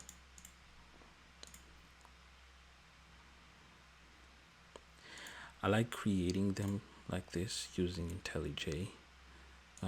Makes me avoid a lot of errors. Alright, as long as you see this FX here, you know that it's linked. So for example, if I was to add an L here by changing the name, it disappears, and of course the name turns to black, which means, oh yeah, it doesn't exist. So be careful about that. You can collapse this, and nothing left in that regard. So we'll close this for now. See you next.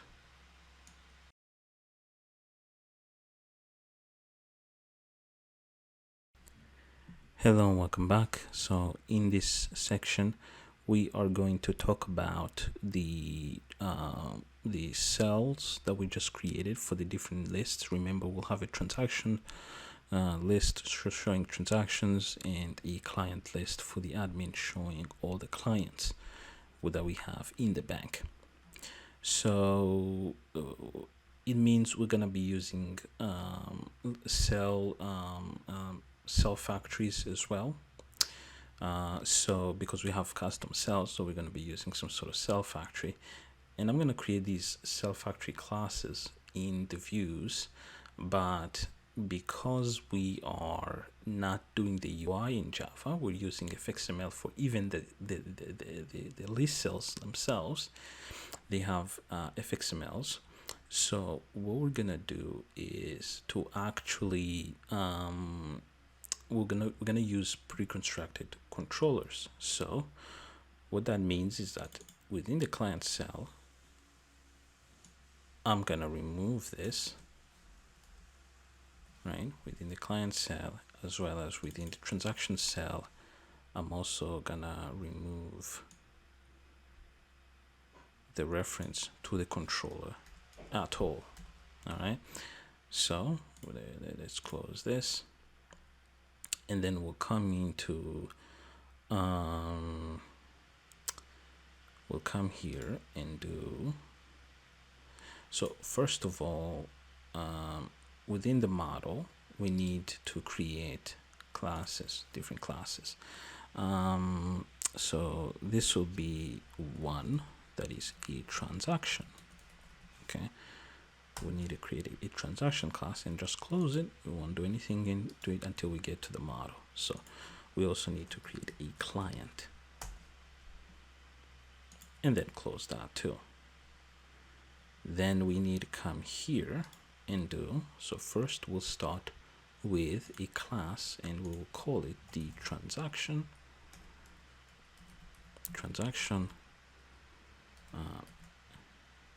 or transaction cell factory class, and this cell factory will extend list cell, and this list cell will contain transaction from the models, right? It's representing every unique transaction. And then we're gonna do update, the update method.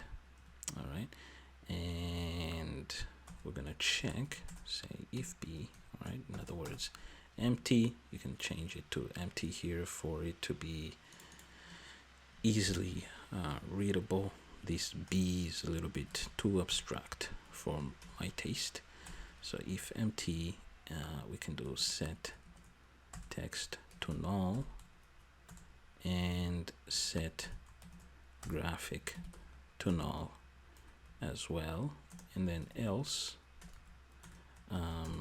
it's going to be fxml loader, right? Loader equals new fxml loader. We're gonna do get class get resource slash fxml slash client, because we know that's where the transaction is, and then we're gonna do transaction cell.fxml. I believe that was the name. No, transaction cell.fxml. Okay, and there will be client cell. Okay, so I just need to collapse these because we don't need them for now. Then we'll do, let's see. All right, so transaction, then we'll do transaction cell controller, right? Controller, new transaction cell controller, but we need to then pass it this transaction. That way I'm sorry, when we go into not admin client, when we go into transaction cell controller, we will have a private, right, transaction called transaction, each individual transaction. And then of course we'll have a public void transaction cell controller, and it will be passed a transaction. Why did I put void? This is supposed to be a constructor, so it's not going to return anything anyway. Then we'll do excuse me, we'll do this dot transaction equals to transaction.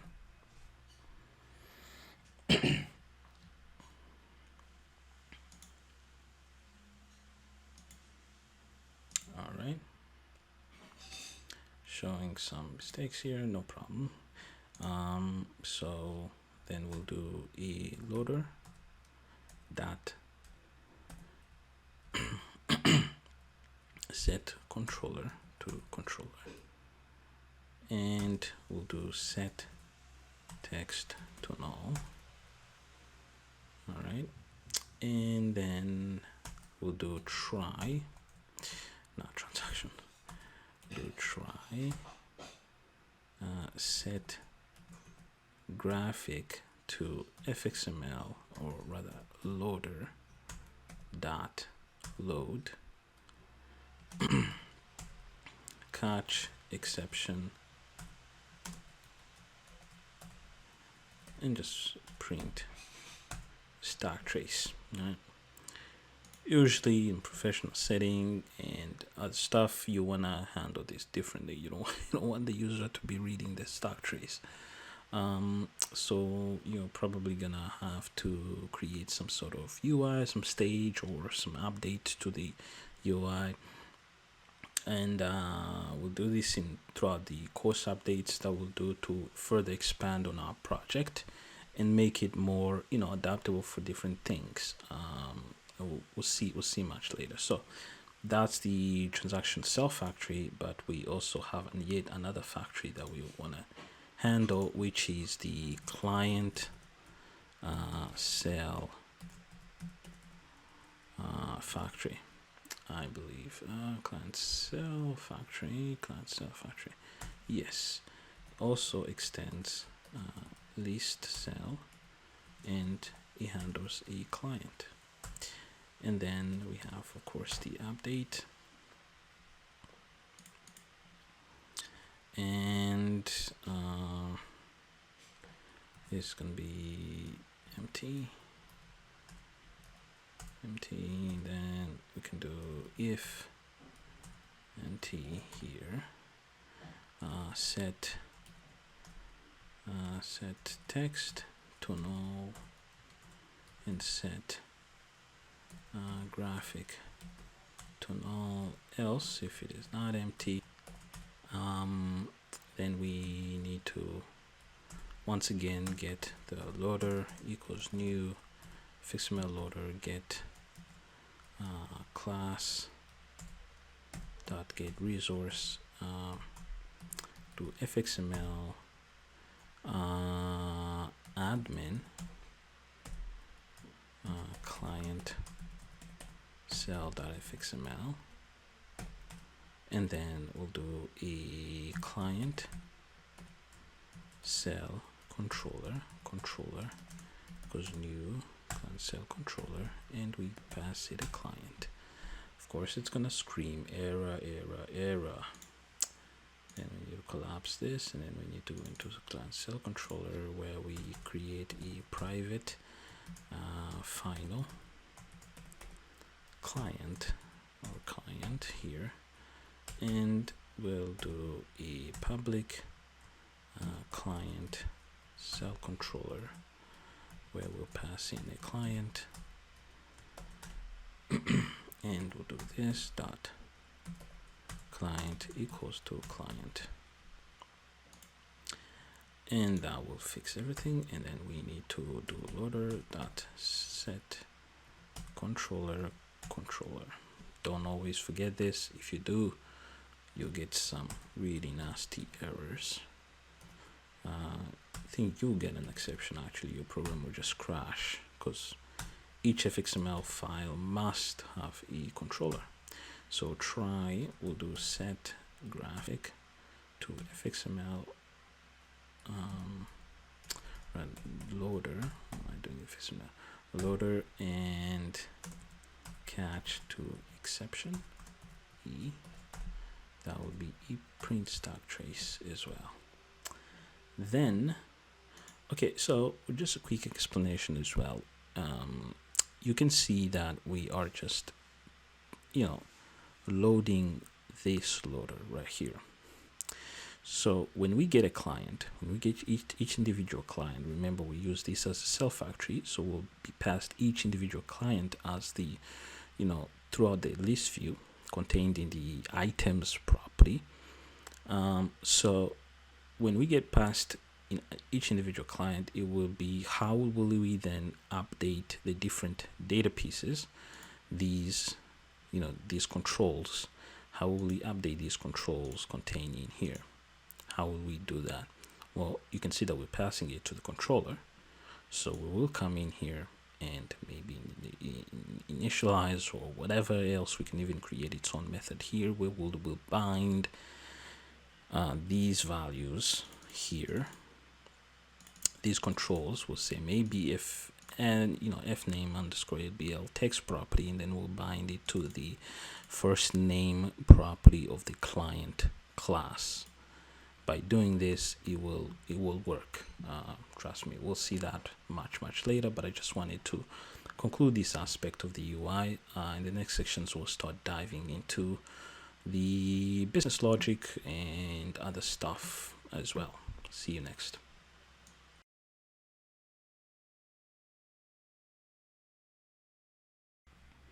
Hello and welcome back. So in this section, we are going to do a little bit of styling on our stages. So if I were to run this, right, we can see that this looks ugly. So we want to add an icon here, and I want to disable this maximize button. I don't want the size of my application to be changed because we didn't tailor the UI to be resizable. We tailored it to be fixed. So I will be doing this, adding an icon here and removing this. So how do we do that? Well, we're gonna need to, let's first close all of this, go back into the view factory, and we are going to look at the create. Here is where we create a stage, or I believe this is yes. This is where we create a stage. So first of all, what we're gonna do is let's see, we will say stage. Let's first add the icon. So in the images here, I have added an icon. Should be able to find it in the resources added to this chapter of the final project. So icon.png, this is the icon. Looks ugly, but trust me, it'll look better.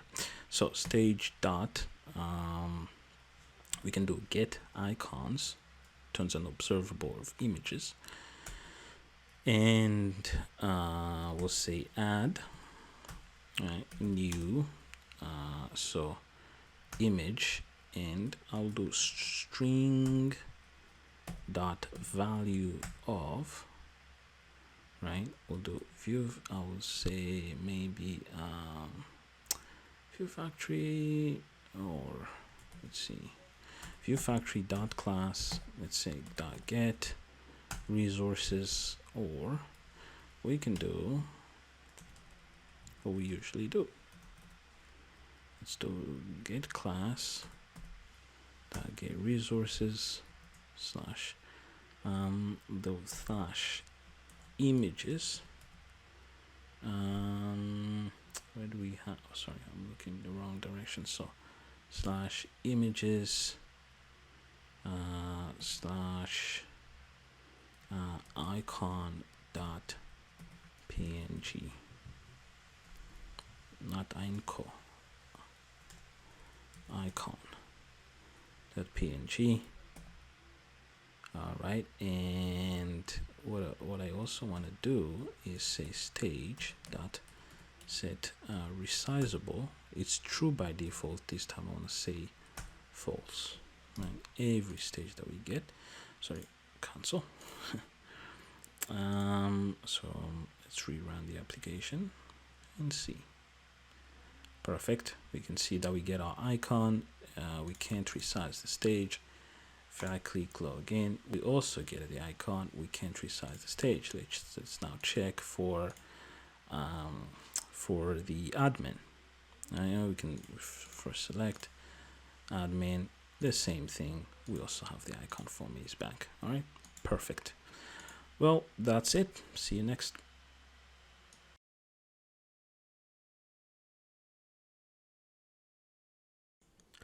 Hello, welcome back. In this section, we are going to start with our models. So if you recall correctly, we've already created the transaction in client class. So let's go and add some fields and methods. So we'll start with transaction. The first thing we need to have about a transaction is a string property. Right, it needs to be observable. So that is the sender's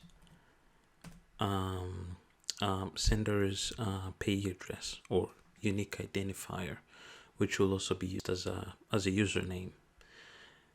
So for example, if someone is like maybe Benjamin Baker, like that, we could make his address at B capital Baker or last name. Maybe his ID is, let's say, 1, right? That becomes his PE address, where it will stand in for the sender.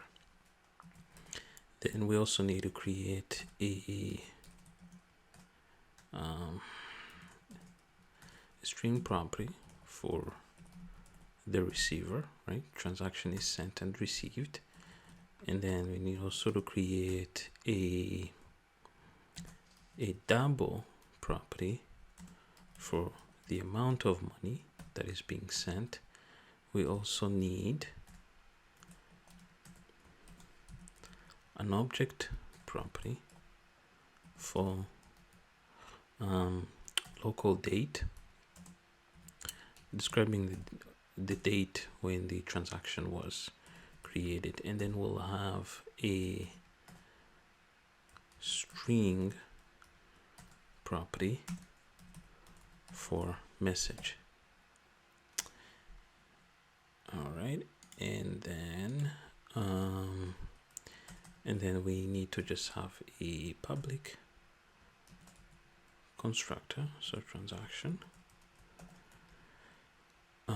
Within the constructor, send string sender, string receiver, double amount, local date, date, and another string message. And then in here we just do this dot sender equals new string property, this sender, and then receiver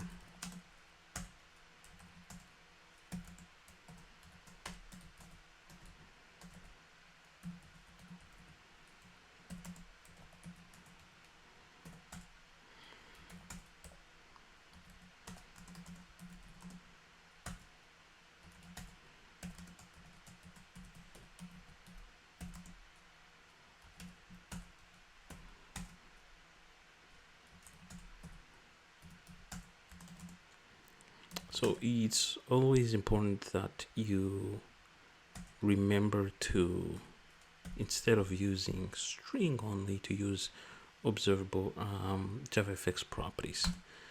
Because later what we'll be doing is within constructor we'll be binding these properties to to labels and text and other UI controls. So this will be date,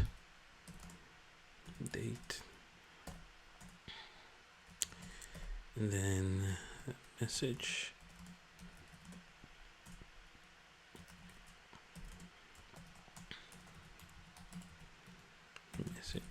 message. All right, and then we need the getters. So we'll do public string property, and we'll do a sender property, which returns this dot sender, not dot get. We just need the property, that's it. And then we'll have another public string property receiver,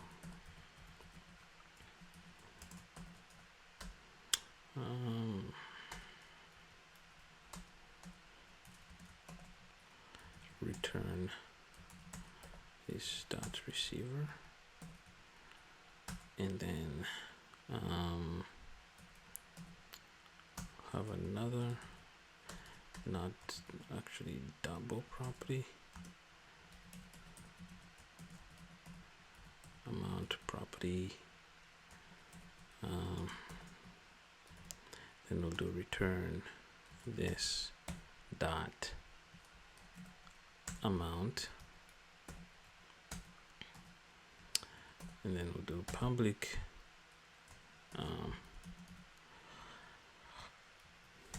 object property local date, we'll do date property return this dot date,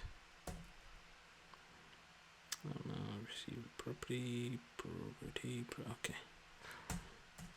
And then finally we just need the message property as well, return this dot message. If you're wondering what the message is for, it's just a short message that you attach to a transaction. It's an optional. We'll have it as an option, so that user who wants maybe to remind the receiver why they're sending money, for example, will attach a message to said transaction. All right. So this will be it for the transaction class. It will represent each individual transaction in all of our application. So for now, we'll just close it, and in the next section, we'll begin with a client.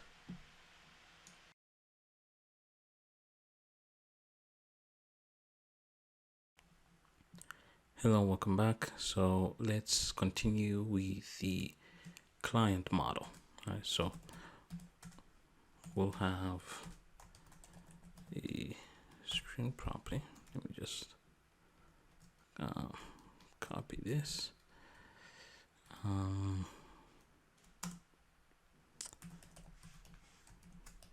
So first name,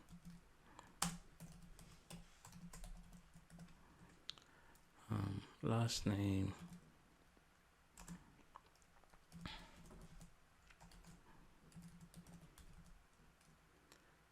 payee address,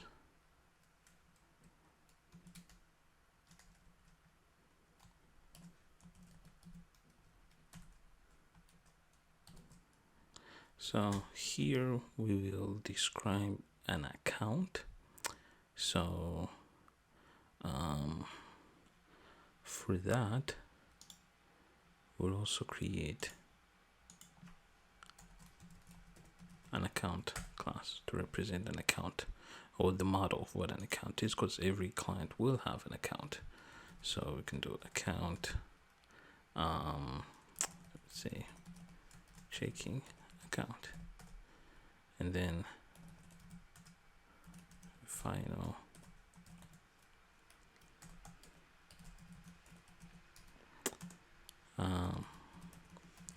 savings account, and then have object property will be local date,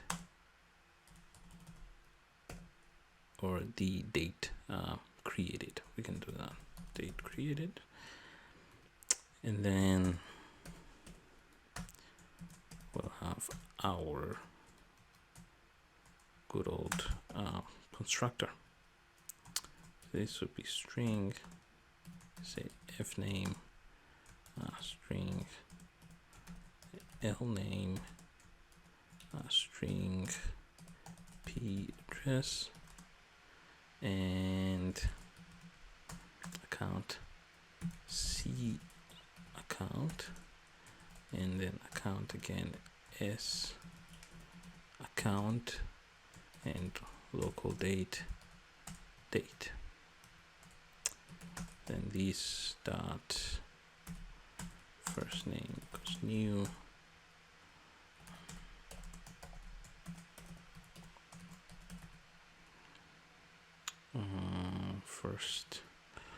first name, just like that, and that'll be f name.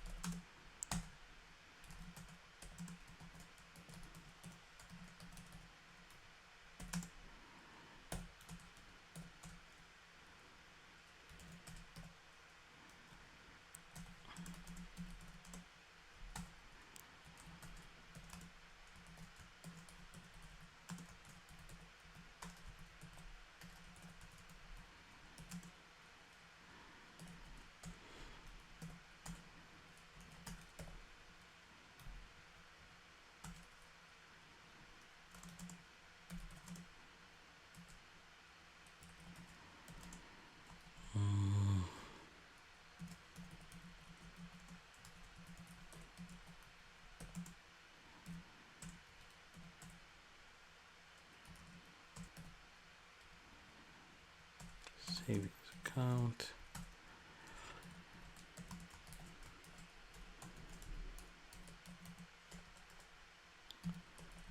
savings account should be s account, and then finally we'll have a date created new.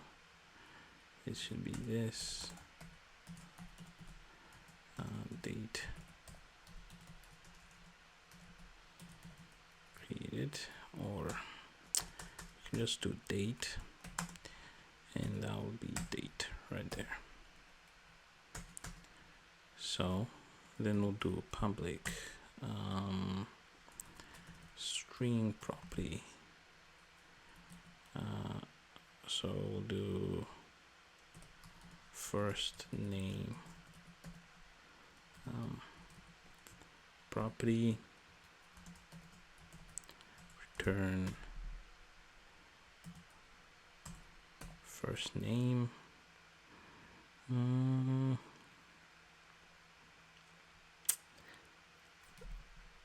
Okay, that's fine. I was gonna shorten that name, but it's actually much more readable like that.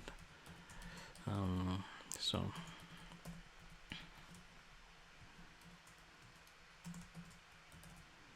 return last name, and we'll do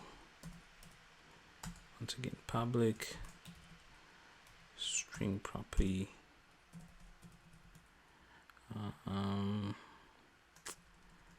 p address is fine, property, return payee address, and then public object property account, and we'll do C account property. Do we say C? No, let's do checking account property. It should return the checking account. Then we'll do public object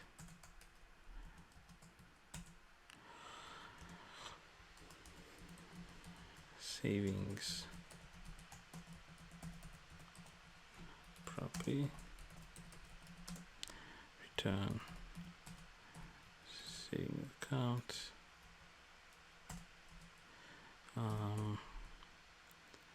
and then finally, so be a local date.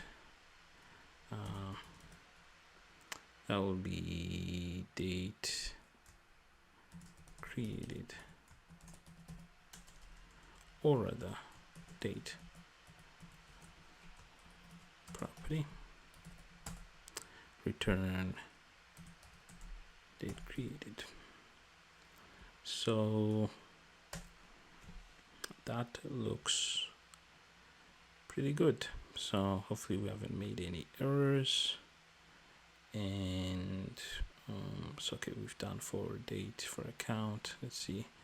Okay, we've covered everything. That will be it for the client model. Next we'll do the account, but we will do some sort of abstract account class where we will derive different types of account, because much later on when we continue to update this project, so we might need to add more than just a checking and a savings account. So we might need to add more accounts, and it also I also want to put you in a good habit of using the open close principle for things like this, where you're not sure exactly if you might later need something to look different. It's better to abstract what an account is and then derive from that abstraction different types of accounts as you need them.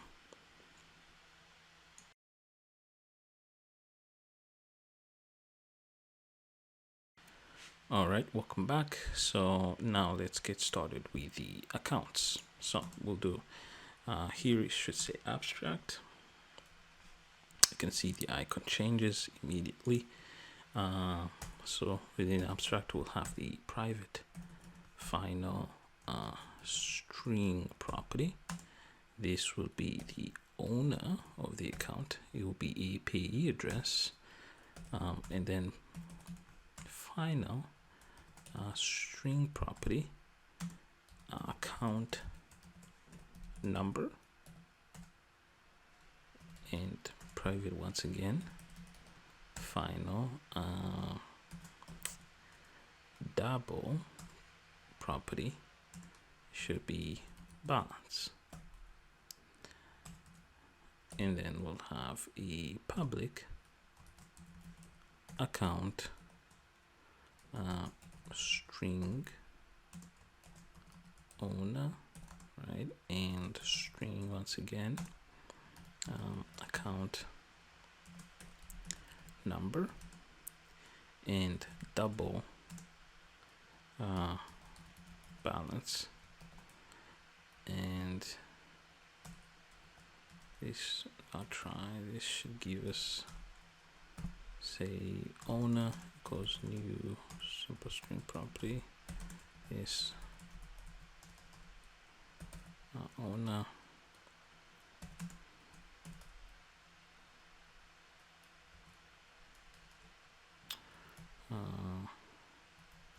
this should also be lowercase.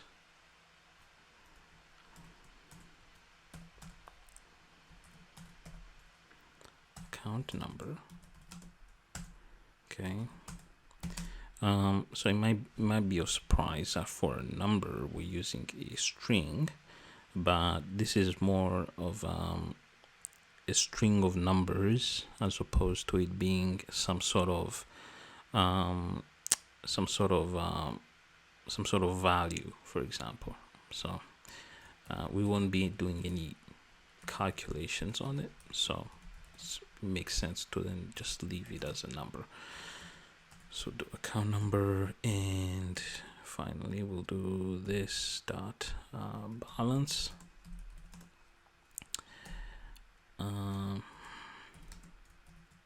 Should be balance, and then balance. All right, so then we need to do the account number. Let's see. We should have public, so string property rather. Then we'll do owner property, so should return owner.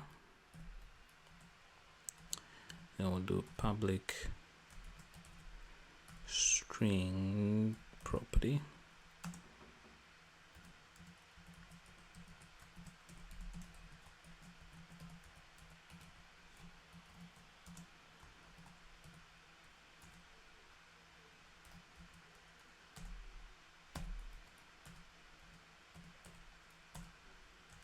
public double property,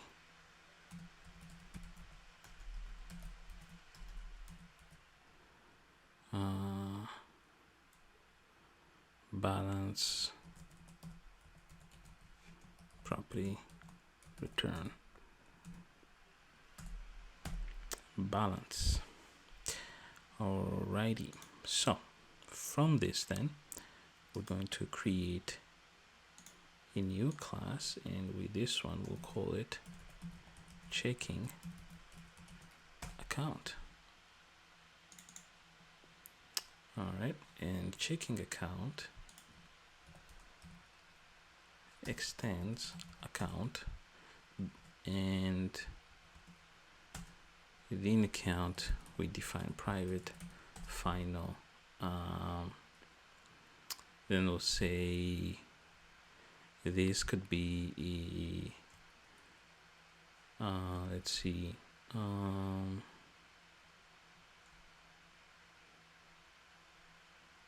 a double property. Let's use a double property, and we'll say this is the transaction limit, right? This is the number of transactions, right? The number of transactions a client is allowed to do per day. Okay, and you have public checking account to be once again string owner of string account number, and double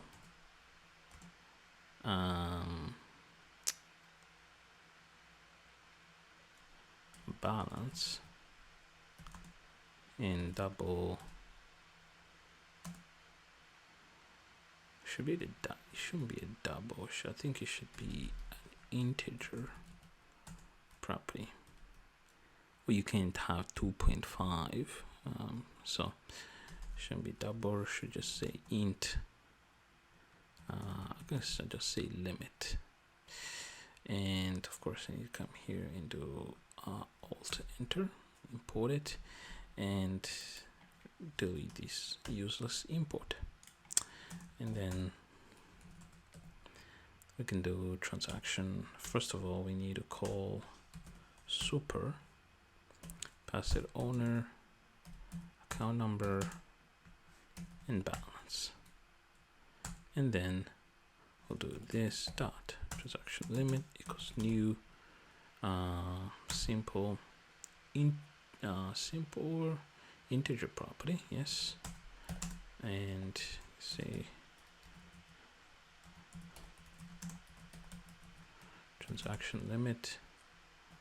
You can say limit right there, or say t limit. That will make much more sense. And then of course it'll be public int, or rather integer property. Then it'll be transaction limit prop. This time I'll stop at prop because that name would be ridiculously long. So transaction limit. All right, so that will be checking. We need a new one, and we'll call this savings account. Yes, so savings account as well extends account, and this will be the withdrawal limit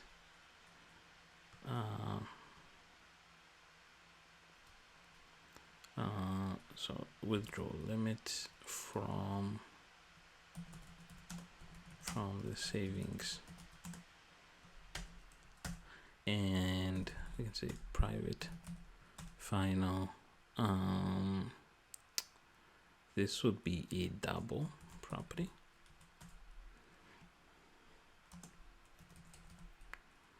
So withdrawal limit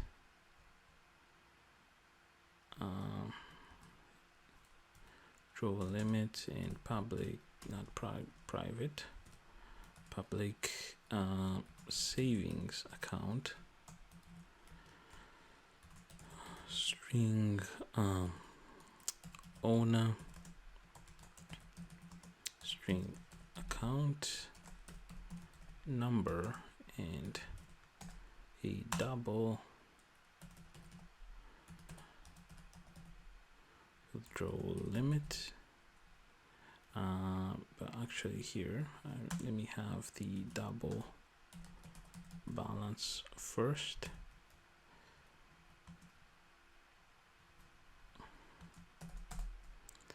And then I'll do super owner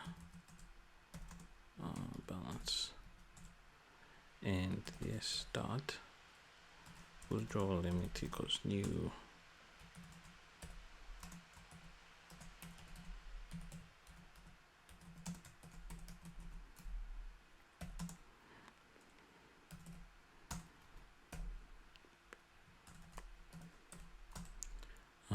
so double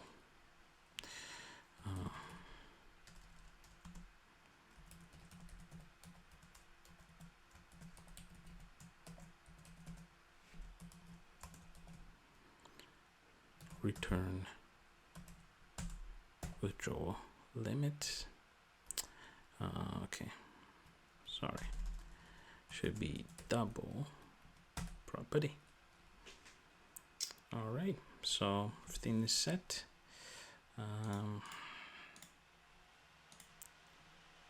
Let's see. Okay, all right, perfect. Everything looks good. See you next.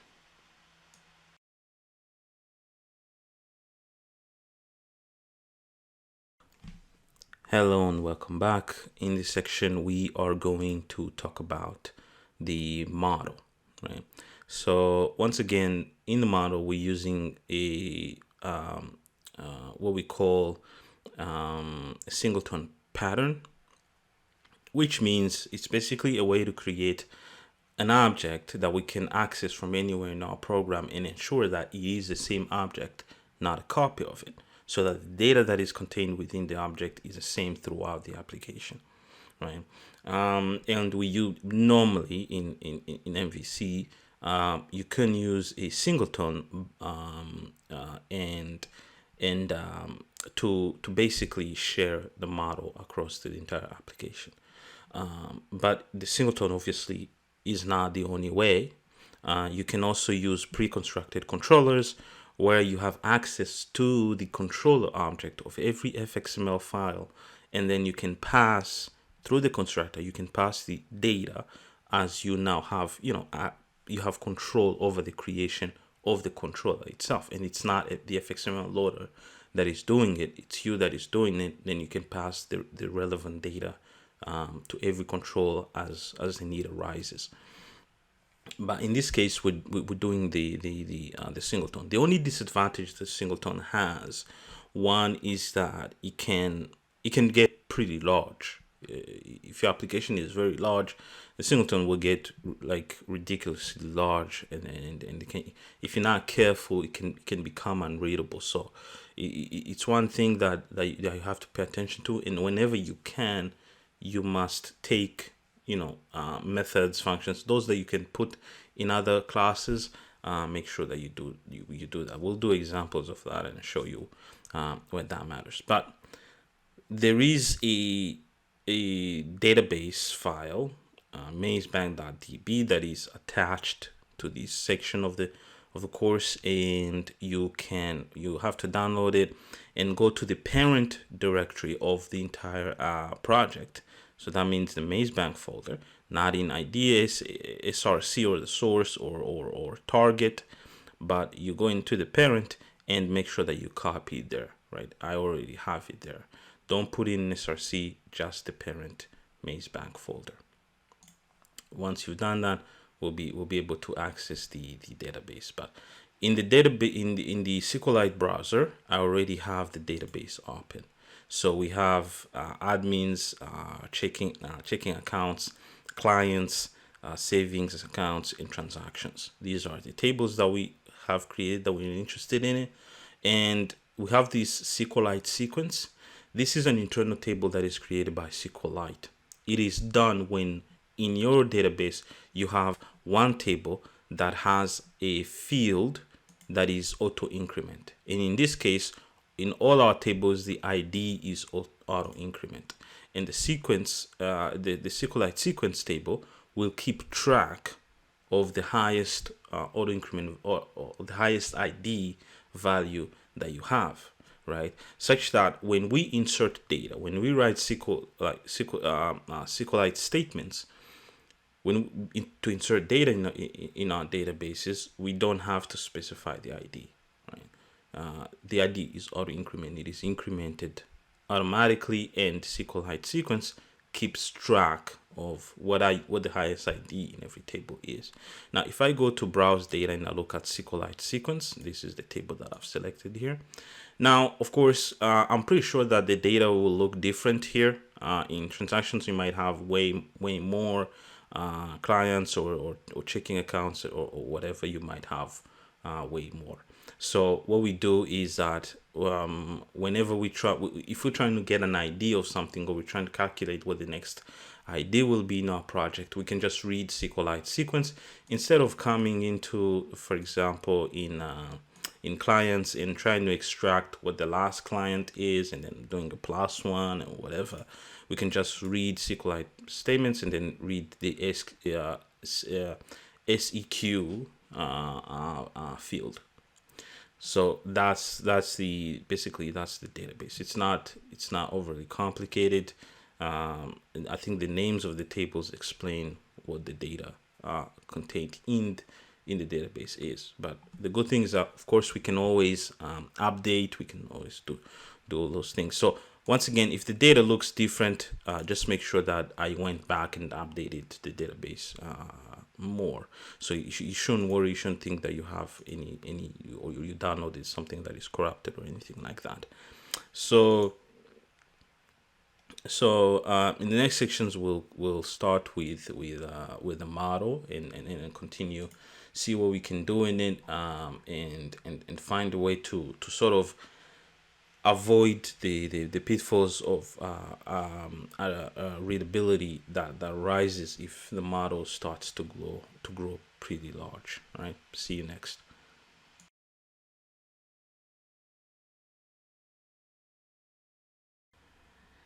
Hello and welcome back. So let's continue with the model now. So before that, I just want to close all these classes except model. And in the model, we are going to create a new file. We'll call this the database database driver. What this file will do is that it will define the functions that first of all, it will connect to the database. That's one. And then it will define the functions that we want to use in a model. So we want to separate. We could do it in here in the model, but that will get too big. Instead, we'll separate it here.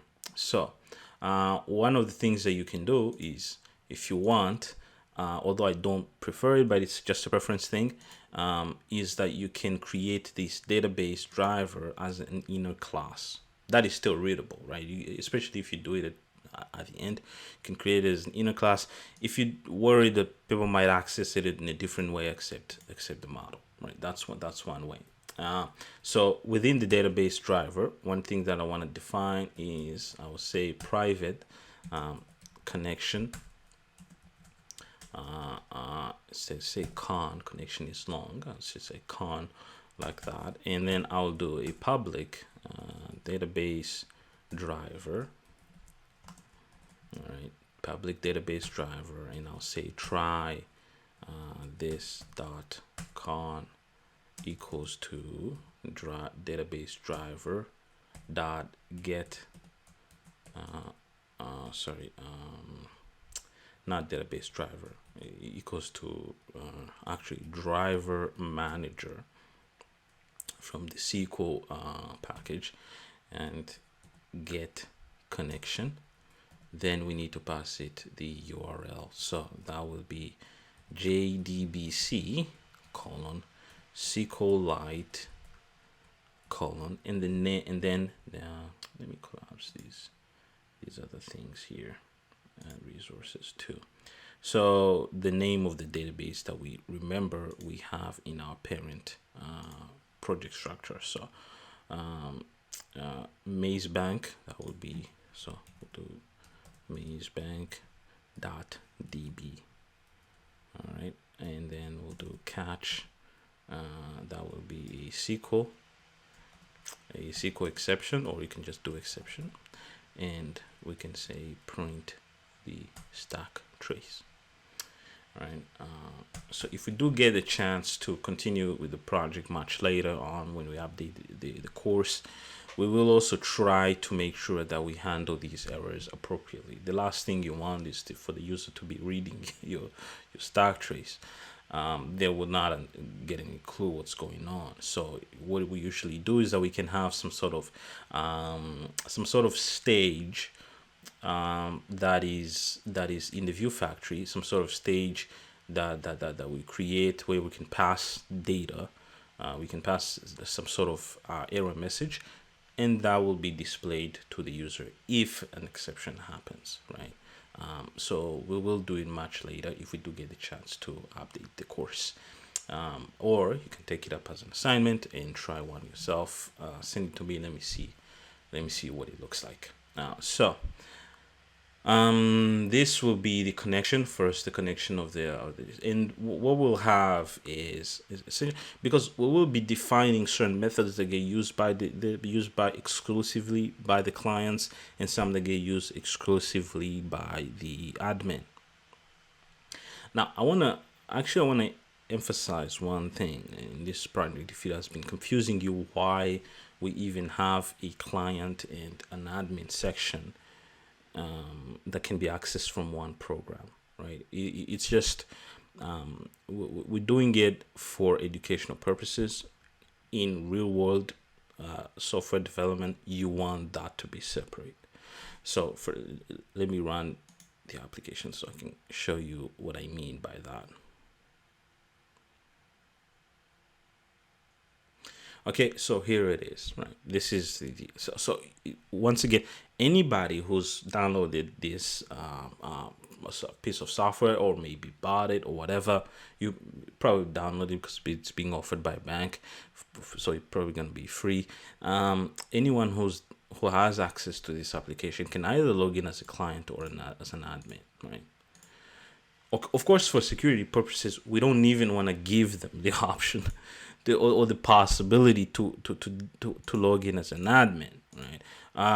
If somehow the admin login credentials get stolen or they get lost or whatever, we don't want the millions of people who can log in to be able to log in from anywhere in the world. That is terrible, right? So obviously you wouldn't do this. You would have you'd have different applications, maybe all accessing some sort of same data source, like some sort of server or whatever, or accessing different servers even.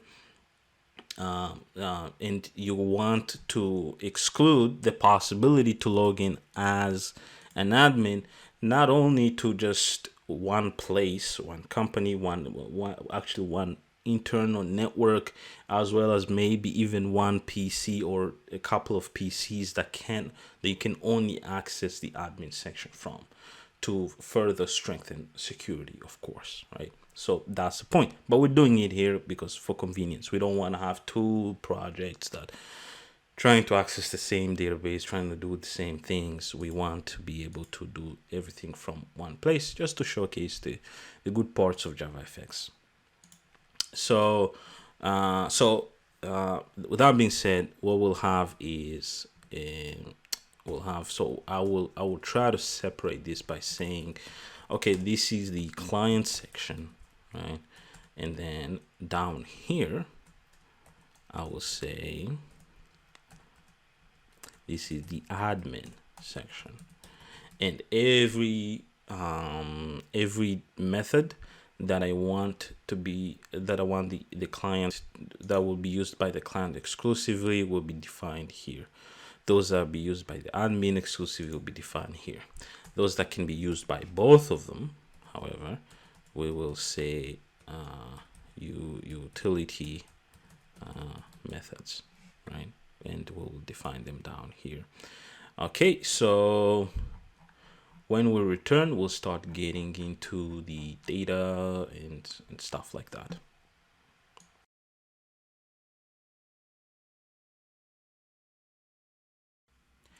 All right, hello and welcome back. So in this section, we are going to handle the login for the clients, right?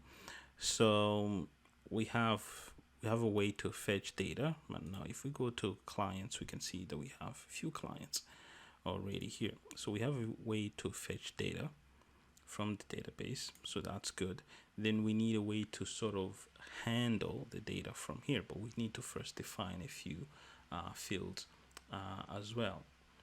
And for that, we'll actually first I'll put a comment here, and this will be so it will say client data or fields, or client data section.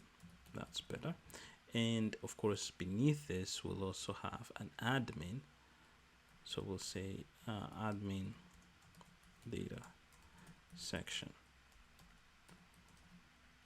because like I said before, we're just combining everything together. So we'll define a private client, right? So that is we're using this client object to define our client. So first we'll have a client logged in, and secondly we'll say private boolean, right? And this will be a client login success flag. Okay, quite a nameful, but essentially what this is a true or false, right? Has the client successfully logged in or not? or in other words, have we successfully evaluated the login credentials that the client provides, which is the page address, their address, as well as their password, right? So have they, provided the correct credentials? If no, it remains false. If yes, it is then accepted. So here, down here, we'll do the same thing. So we'll have client data section. So we'll also have admin data section, and then here what we'll do is say these dot client success, client login success flag equals to false, right? Initially it is always false, and then here we'll do this dot, right, client equals to new client. Okay, and then we have to, here we just provide empty fields. This is, we will update everything once we have verified the client's credentials. So so for the name, empty, last name empty as well, address empty, the account, checking account is null, and the savings account is null, as well as the date created is also null. So we'll then have to scroll down here and create a client method section, and the first thing we'll define is, we'll say public boolean, right, get let's see, get client login success flag, and this returns this dot that, and then we'll also have a public, not private, public, and void. It will say set client login success flag, and we'll have to pass it a value of flag, and then it will say this dot to false, rather, so sorry, to flag. All right, and then down here we'll have to, let's see, we also have to define the getter for get client. Okay, that returns the client. Let's see.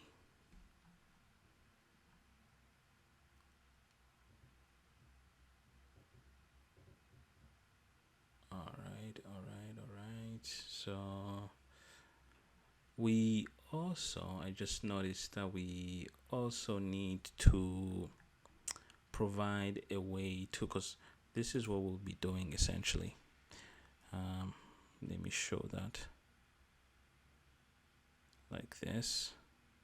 Okay, so first we will be selecting between client or admin, right? So we need a way to track that, and the way to do it is to essentially come here and say private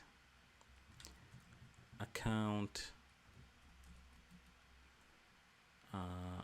type, right? So account enum type, account type, and we will say login account type equals to account type dot client, right here, right? Initially it is client. Every time you're about to log in, if you right? Because that's the first value we actually have. When you run it like this, if you do click login, you log in as a client.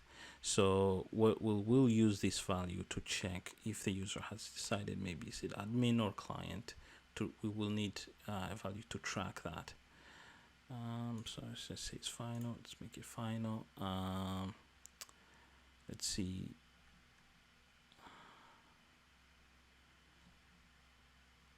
All right.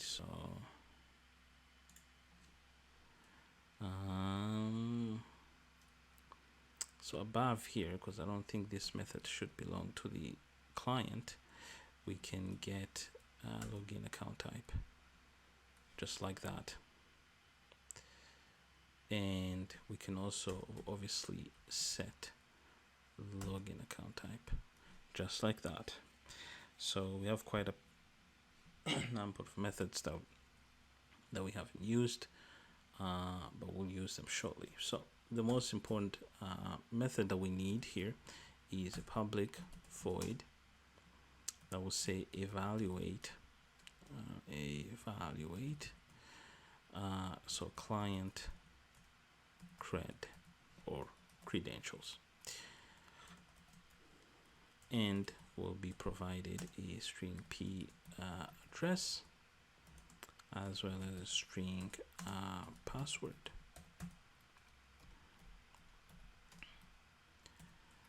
All right, and what we'll need first of all is to define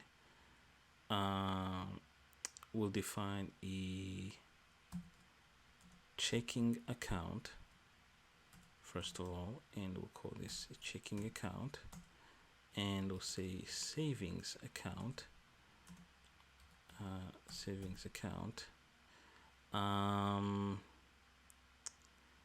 and we'll say result set, right? Because remember, we need the results from the database, and we know that we do have this database driver, and there is a method that says get client that returns a result set, and we just need to pass it these two parameters, so and password.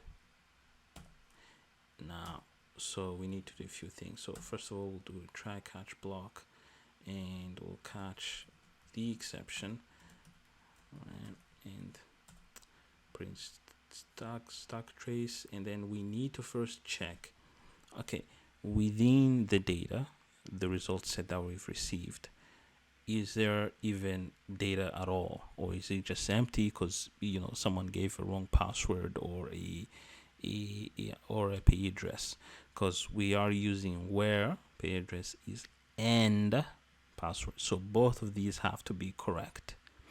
If you used or, someone could give you the right pay address but the wrong password, and they'll still be able to log in, which is a terrible security breach. So you need to make sure that this is and when we come down here, so we need to figure out, is the result set not empty?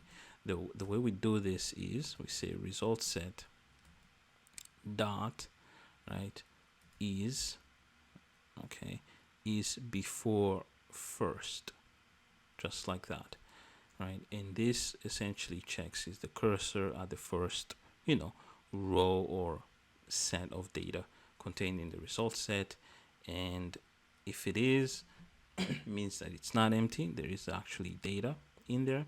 So we need to do a while result set dot next, but you could do this, but since we know we're only gonna return one set of data, because essentially we can only have one client that has a payee address and a password matching. We can't have two payee addresses and two passwords all matching. So we know that it's always going to be just one. So we can skip this and instead do this. Start by saying client dot, right, first name property, okay, dot set to result set dot get string. So get string, then we need to pass this, the name of the column, right? So get first name, and it will put the value. So for example, if it's Benjamin Baker, that has been returned because his password matched, his IP address matched with his password. Well, but one thing again, we're using the same passwords because again, for simplicity, and we can remember them without having to go back to the database, check, oh, what's the password for this user now. But we will be using the admin section to create new clients. At that point, you can give them different values as well. But for now, so we'll have say for example it's Benjamin Baker that has been returned. Then what we know is that within the first name it will be Benjamin, right? And it's a string. Within last name it will be Baker, etc., etc. So that's why we say result set get string. First we pass first name. If we did something different like last name, it will get Baker instead of Benjamin here. So you need to be careful about that. Make sure you match the data in the corresponding fields. So we'll also do last name property dot set, right, to result set. We say result set dot get string. That get string to, let's say this will be last name, and then we'll do this dot client dot payee p address property dot set to result set dot get string payee address, just like that. And then now here's a tricky part. So we have this date. We're skipping the password, by the way. Don't want to show it anywhere. So we are getting to the date they were created. So how do we do this now? Well, there are two ways you can do this. One is to first, so we will be getting this string, right, and somehow converting it into a local date object, right? We're returning a string because this is not a local date object. SQLite does not know what a local date object is. That's a Java thing. So we need a way to convert this into a local date. The way we can do this is, first I will need to create an array of, so which I'll call date parts. Let's just say that date parts, and we'll say result set dot get string says date dot split, right, along this line, right? Just a dash, because this is what separates, single dash is what separates these parts. One is the year, the month, and the date, right? So once we have these separated, we can do local date now, where we can create date, and we can say local date dot, instead of now we say of, where we now have to provide a year, a month, and a day of the month. So but these are int values. Here we have strings, so we'll need to convert that to integer as well. And the way to do it is just to say integer dot parse int, and then we can say date parts.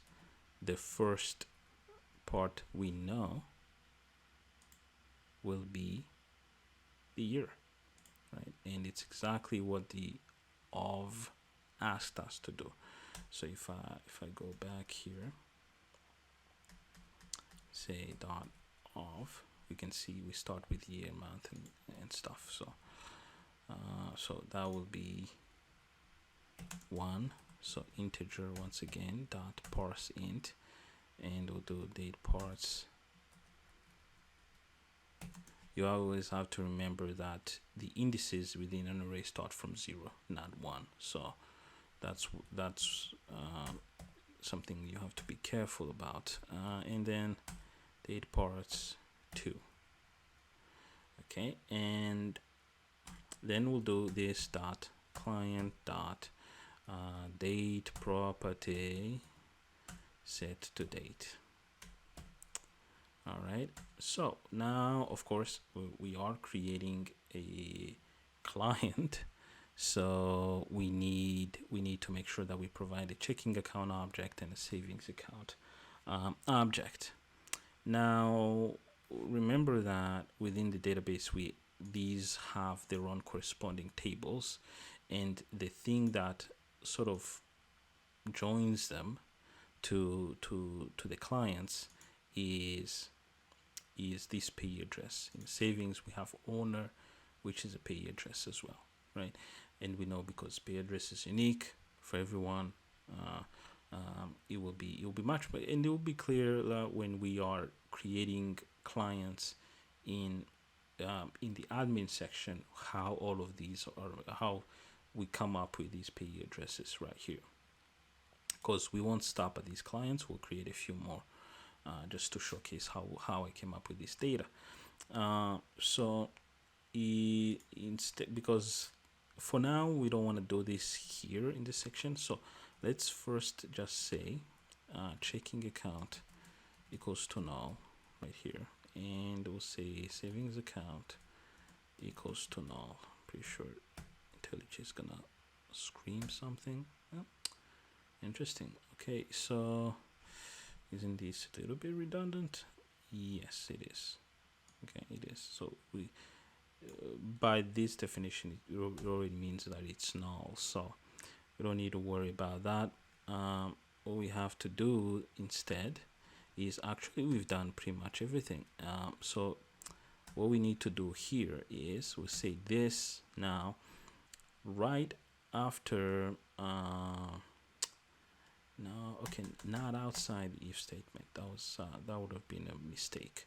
So in here what I need to do is to then say, okay, because we know that this query of getting the client, this query has returned something. If you return something, that means that the user has been verified, because the password is correct and the address is correct, which means that it is we have verified or evaluated the client credentials. So what we have to do then is to make sure that we set the flag to something, to true. So this dot client success flag equals to true, just like that. All right, so we then need to use this method to log in. All right, so we need to go back here and into the controllers and click login controller. Then we need to figure out how to then incorporate all of these things. So we can already see that we are handling some sort of if statements. So if the client selects client, then we need to show the client window, right? We need to show the client window. But before we do this, it turns out we also need to do another check. And this check will be for evaluating the credentials. So we'll first say, let me put a method here and say evaluate login credentials, or we can say evaluate client login credentials, and we'll need to do model dot get instance dot get database driver. All right, that get database driver, and not, oh, okay, that was a mistake. Not we're not immediately jumping to this method, because this method does not evaluate our credentials. It just returns a result set from the database. what evaluates our credentials is contained within the model itself. And we'll say we will now, because we know this information comes from the fields, so we have payee address as well as password field. So we'll say payee address underscore address dot get text, that's what, and password dot get text. Ideally we'd have to first check, okay, is payee address empty, or password, okay, is it even a payee address that is being entered, and it's just not some sort of number or whatever. But that's just a pain. So for now we'll just keep things simple, and then we'll do, now we need to check if the flag has been set, right? Because when we evaluate the credentials within the model, the flag is set, right? So what we have to do here is do model dot get instance dot, right, get client success flag. We don't need to do equal to true, because this is saying like if true, right, which automatically evaluates to true in Java, so you don't need to hassle with anything like that. And first of all, we need to show the window, that's one. And what we need to do is to then, don't forget, is to close close the login stage. What would happen is we show the client, right, that's one, we show the client we log in first of all. So let's see, okay, we're closing it up here, but I don't want to do it up there. So let's first, before I just noticed that we did it before, so I don't need to go into much details, but we usually need to close the login stage to open the window stage. So so close the login stage, blah blah blah blah blah blah blah blah. And now we need an else here, right? Well, what happens if everything fails, right? If it fails, first of all, we need to then first do payee address set text to empty. So we need to empty the fields, that's one. So password field dot set text to empty, and then we need to update the error. So set text to no such login credentials. No such login credentials. There we go. Once we've done this, let's see, is there anything else we need to set? Make sure that we got everything correctly. All right, so let's click login and try our program, see if it works. This is the moment of truth. So we know that the client is already selected. Let's first try to sneak in without having to log in, without having to put anything. We can see that it says no such credentials, right? So okay, so it works. Now let's try one login. Let's try for Benjamin Baker, which is a B Baker 1 and 12326. So that will be at small b Baker 1. That's the payee address, and this will be 1 2 3 4 5 6. All right, that's the password field. Did I use a password field here? I think I used a text field. Okay, no problem with that. So we just need to click login. Perfect. We can see that we are in. Everything works perfectly. Now the user can log in. We will do logouts and stuff like that later. So I need to check something. I need to check what's wrong with the password field. So I need to log in.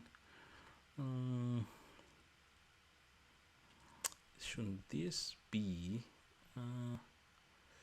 Let's see. Okay, I made a mistake here. Sorry. This should be a password field instead of a, okay.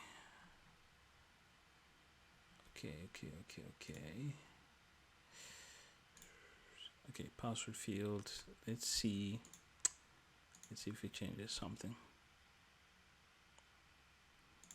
So that was B Baker. Okay, 1 and 1. Okay, 2, 3, 4, 5, 6. All right, perfectly. The password is hidden. Okay, then we're in. Excellent. All right, everything works good. See you in the next section.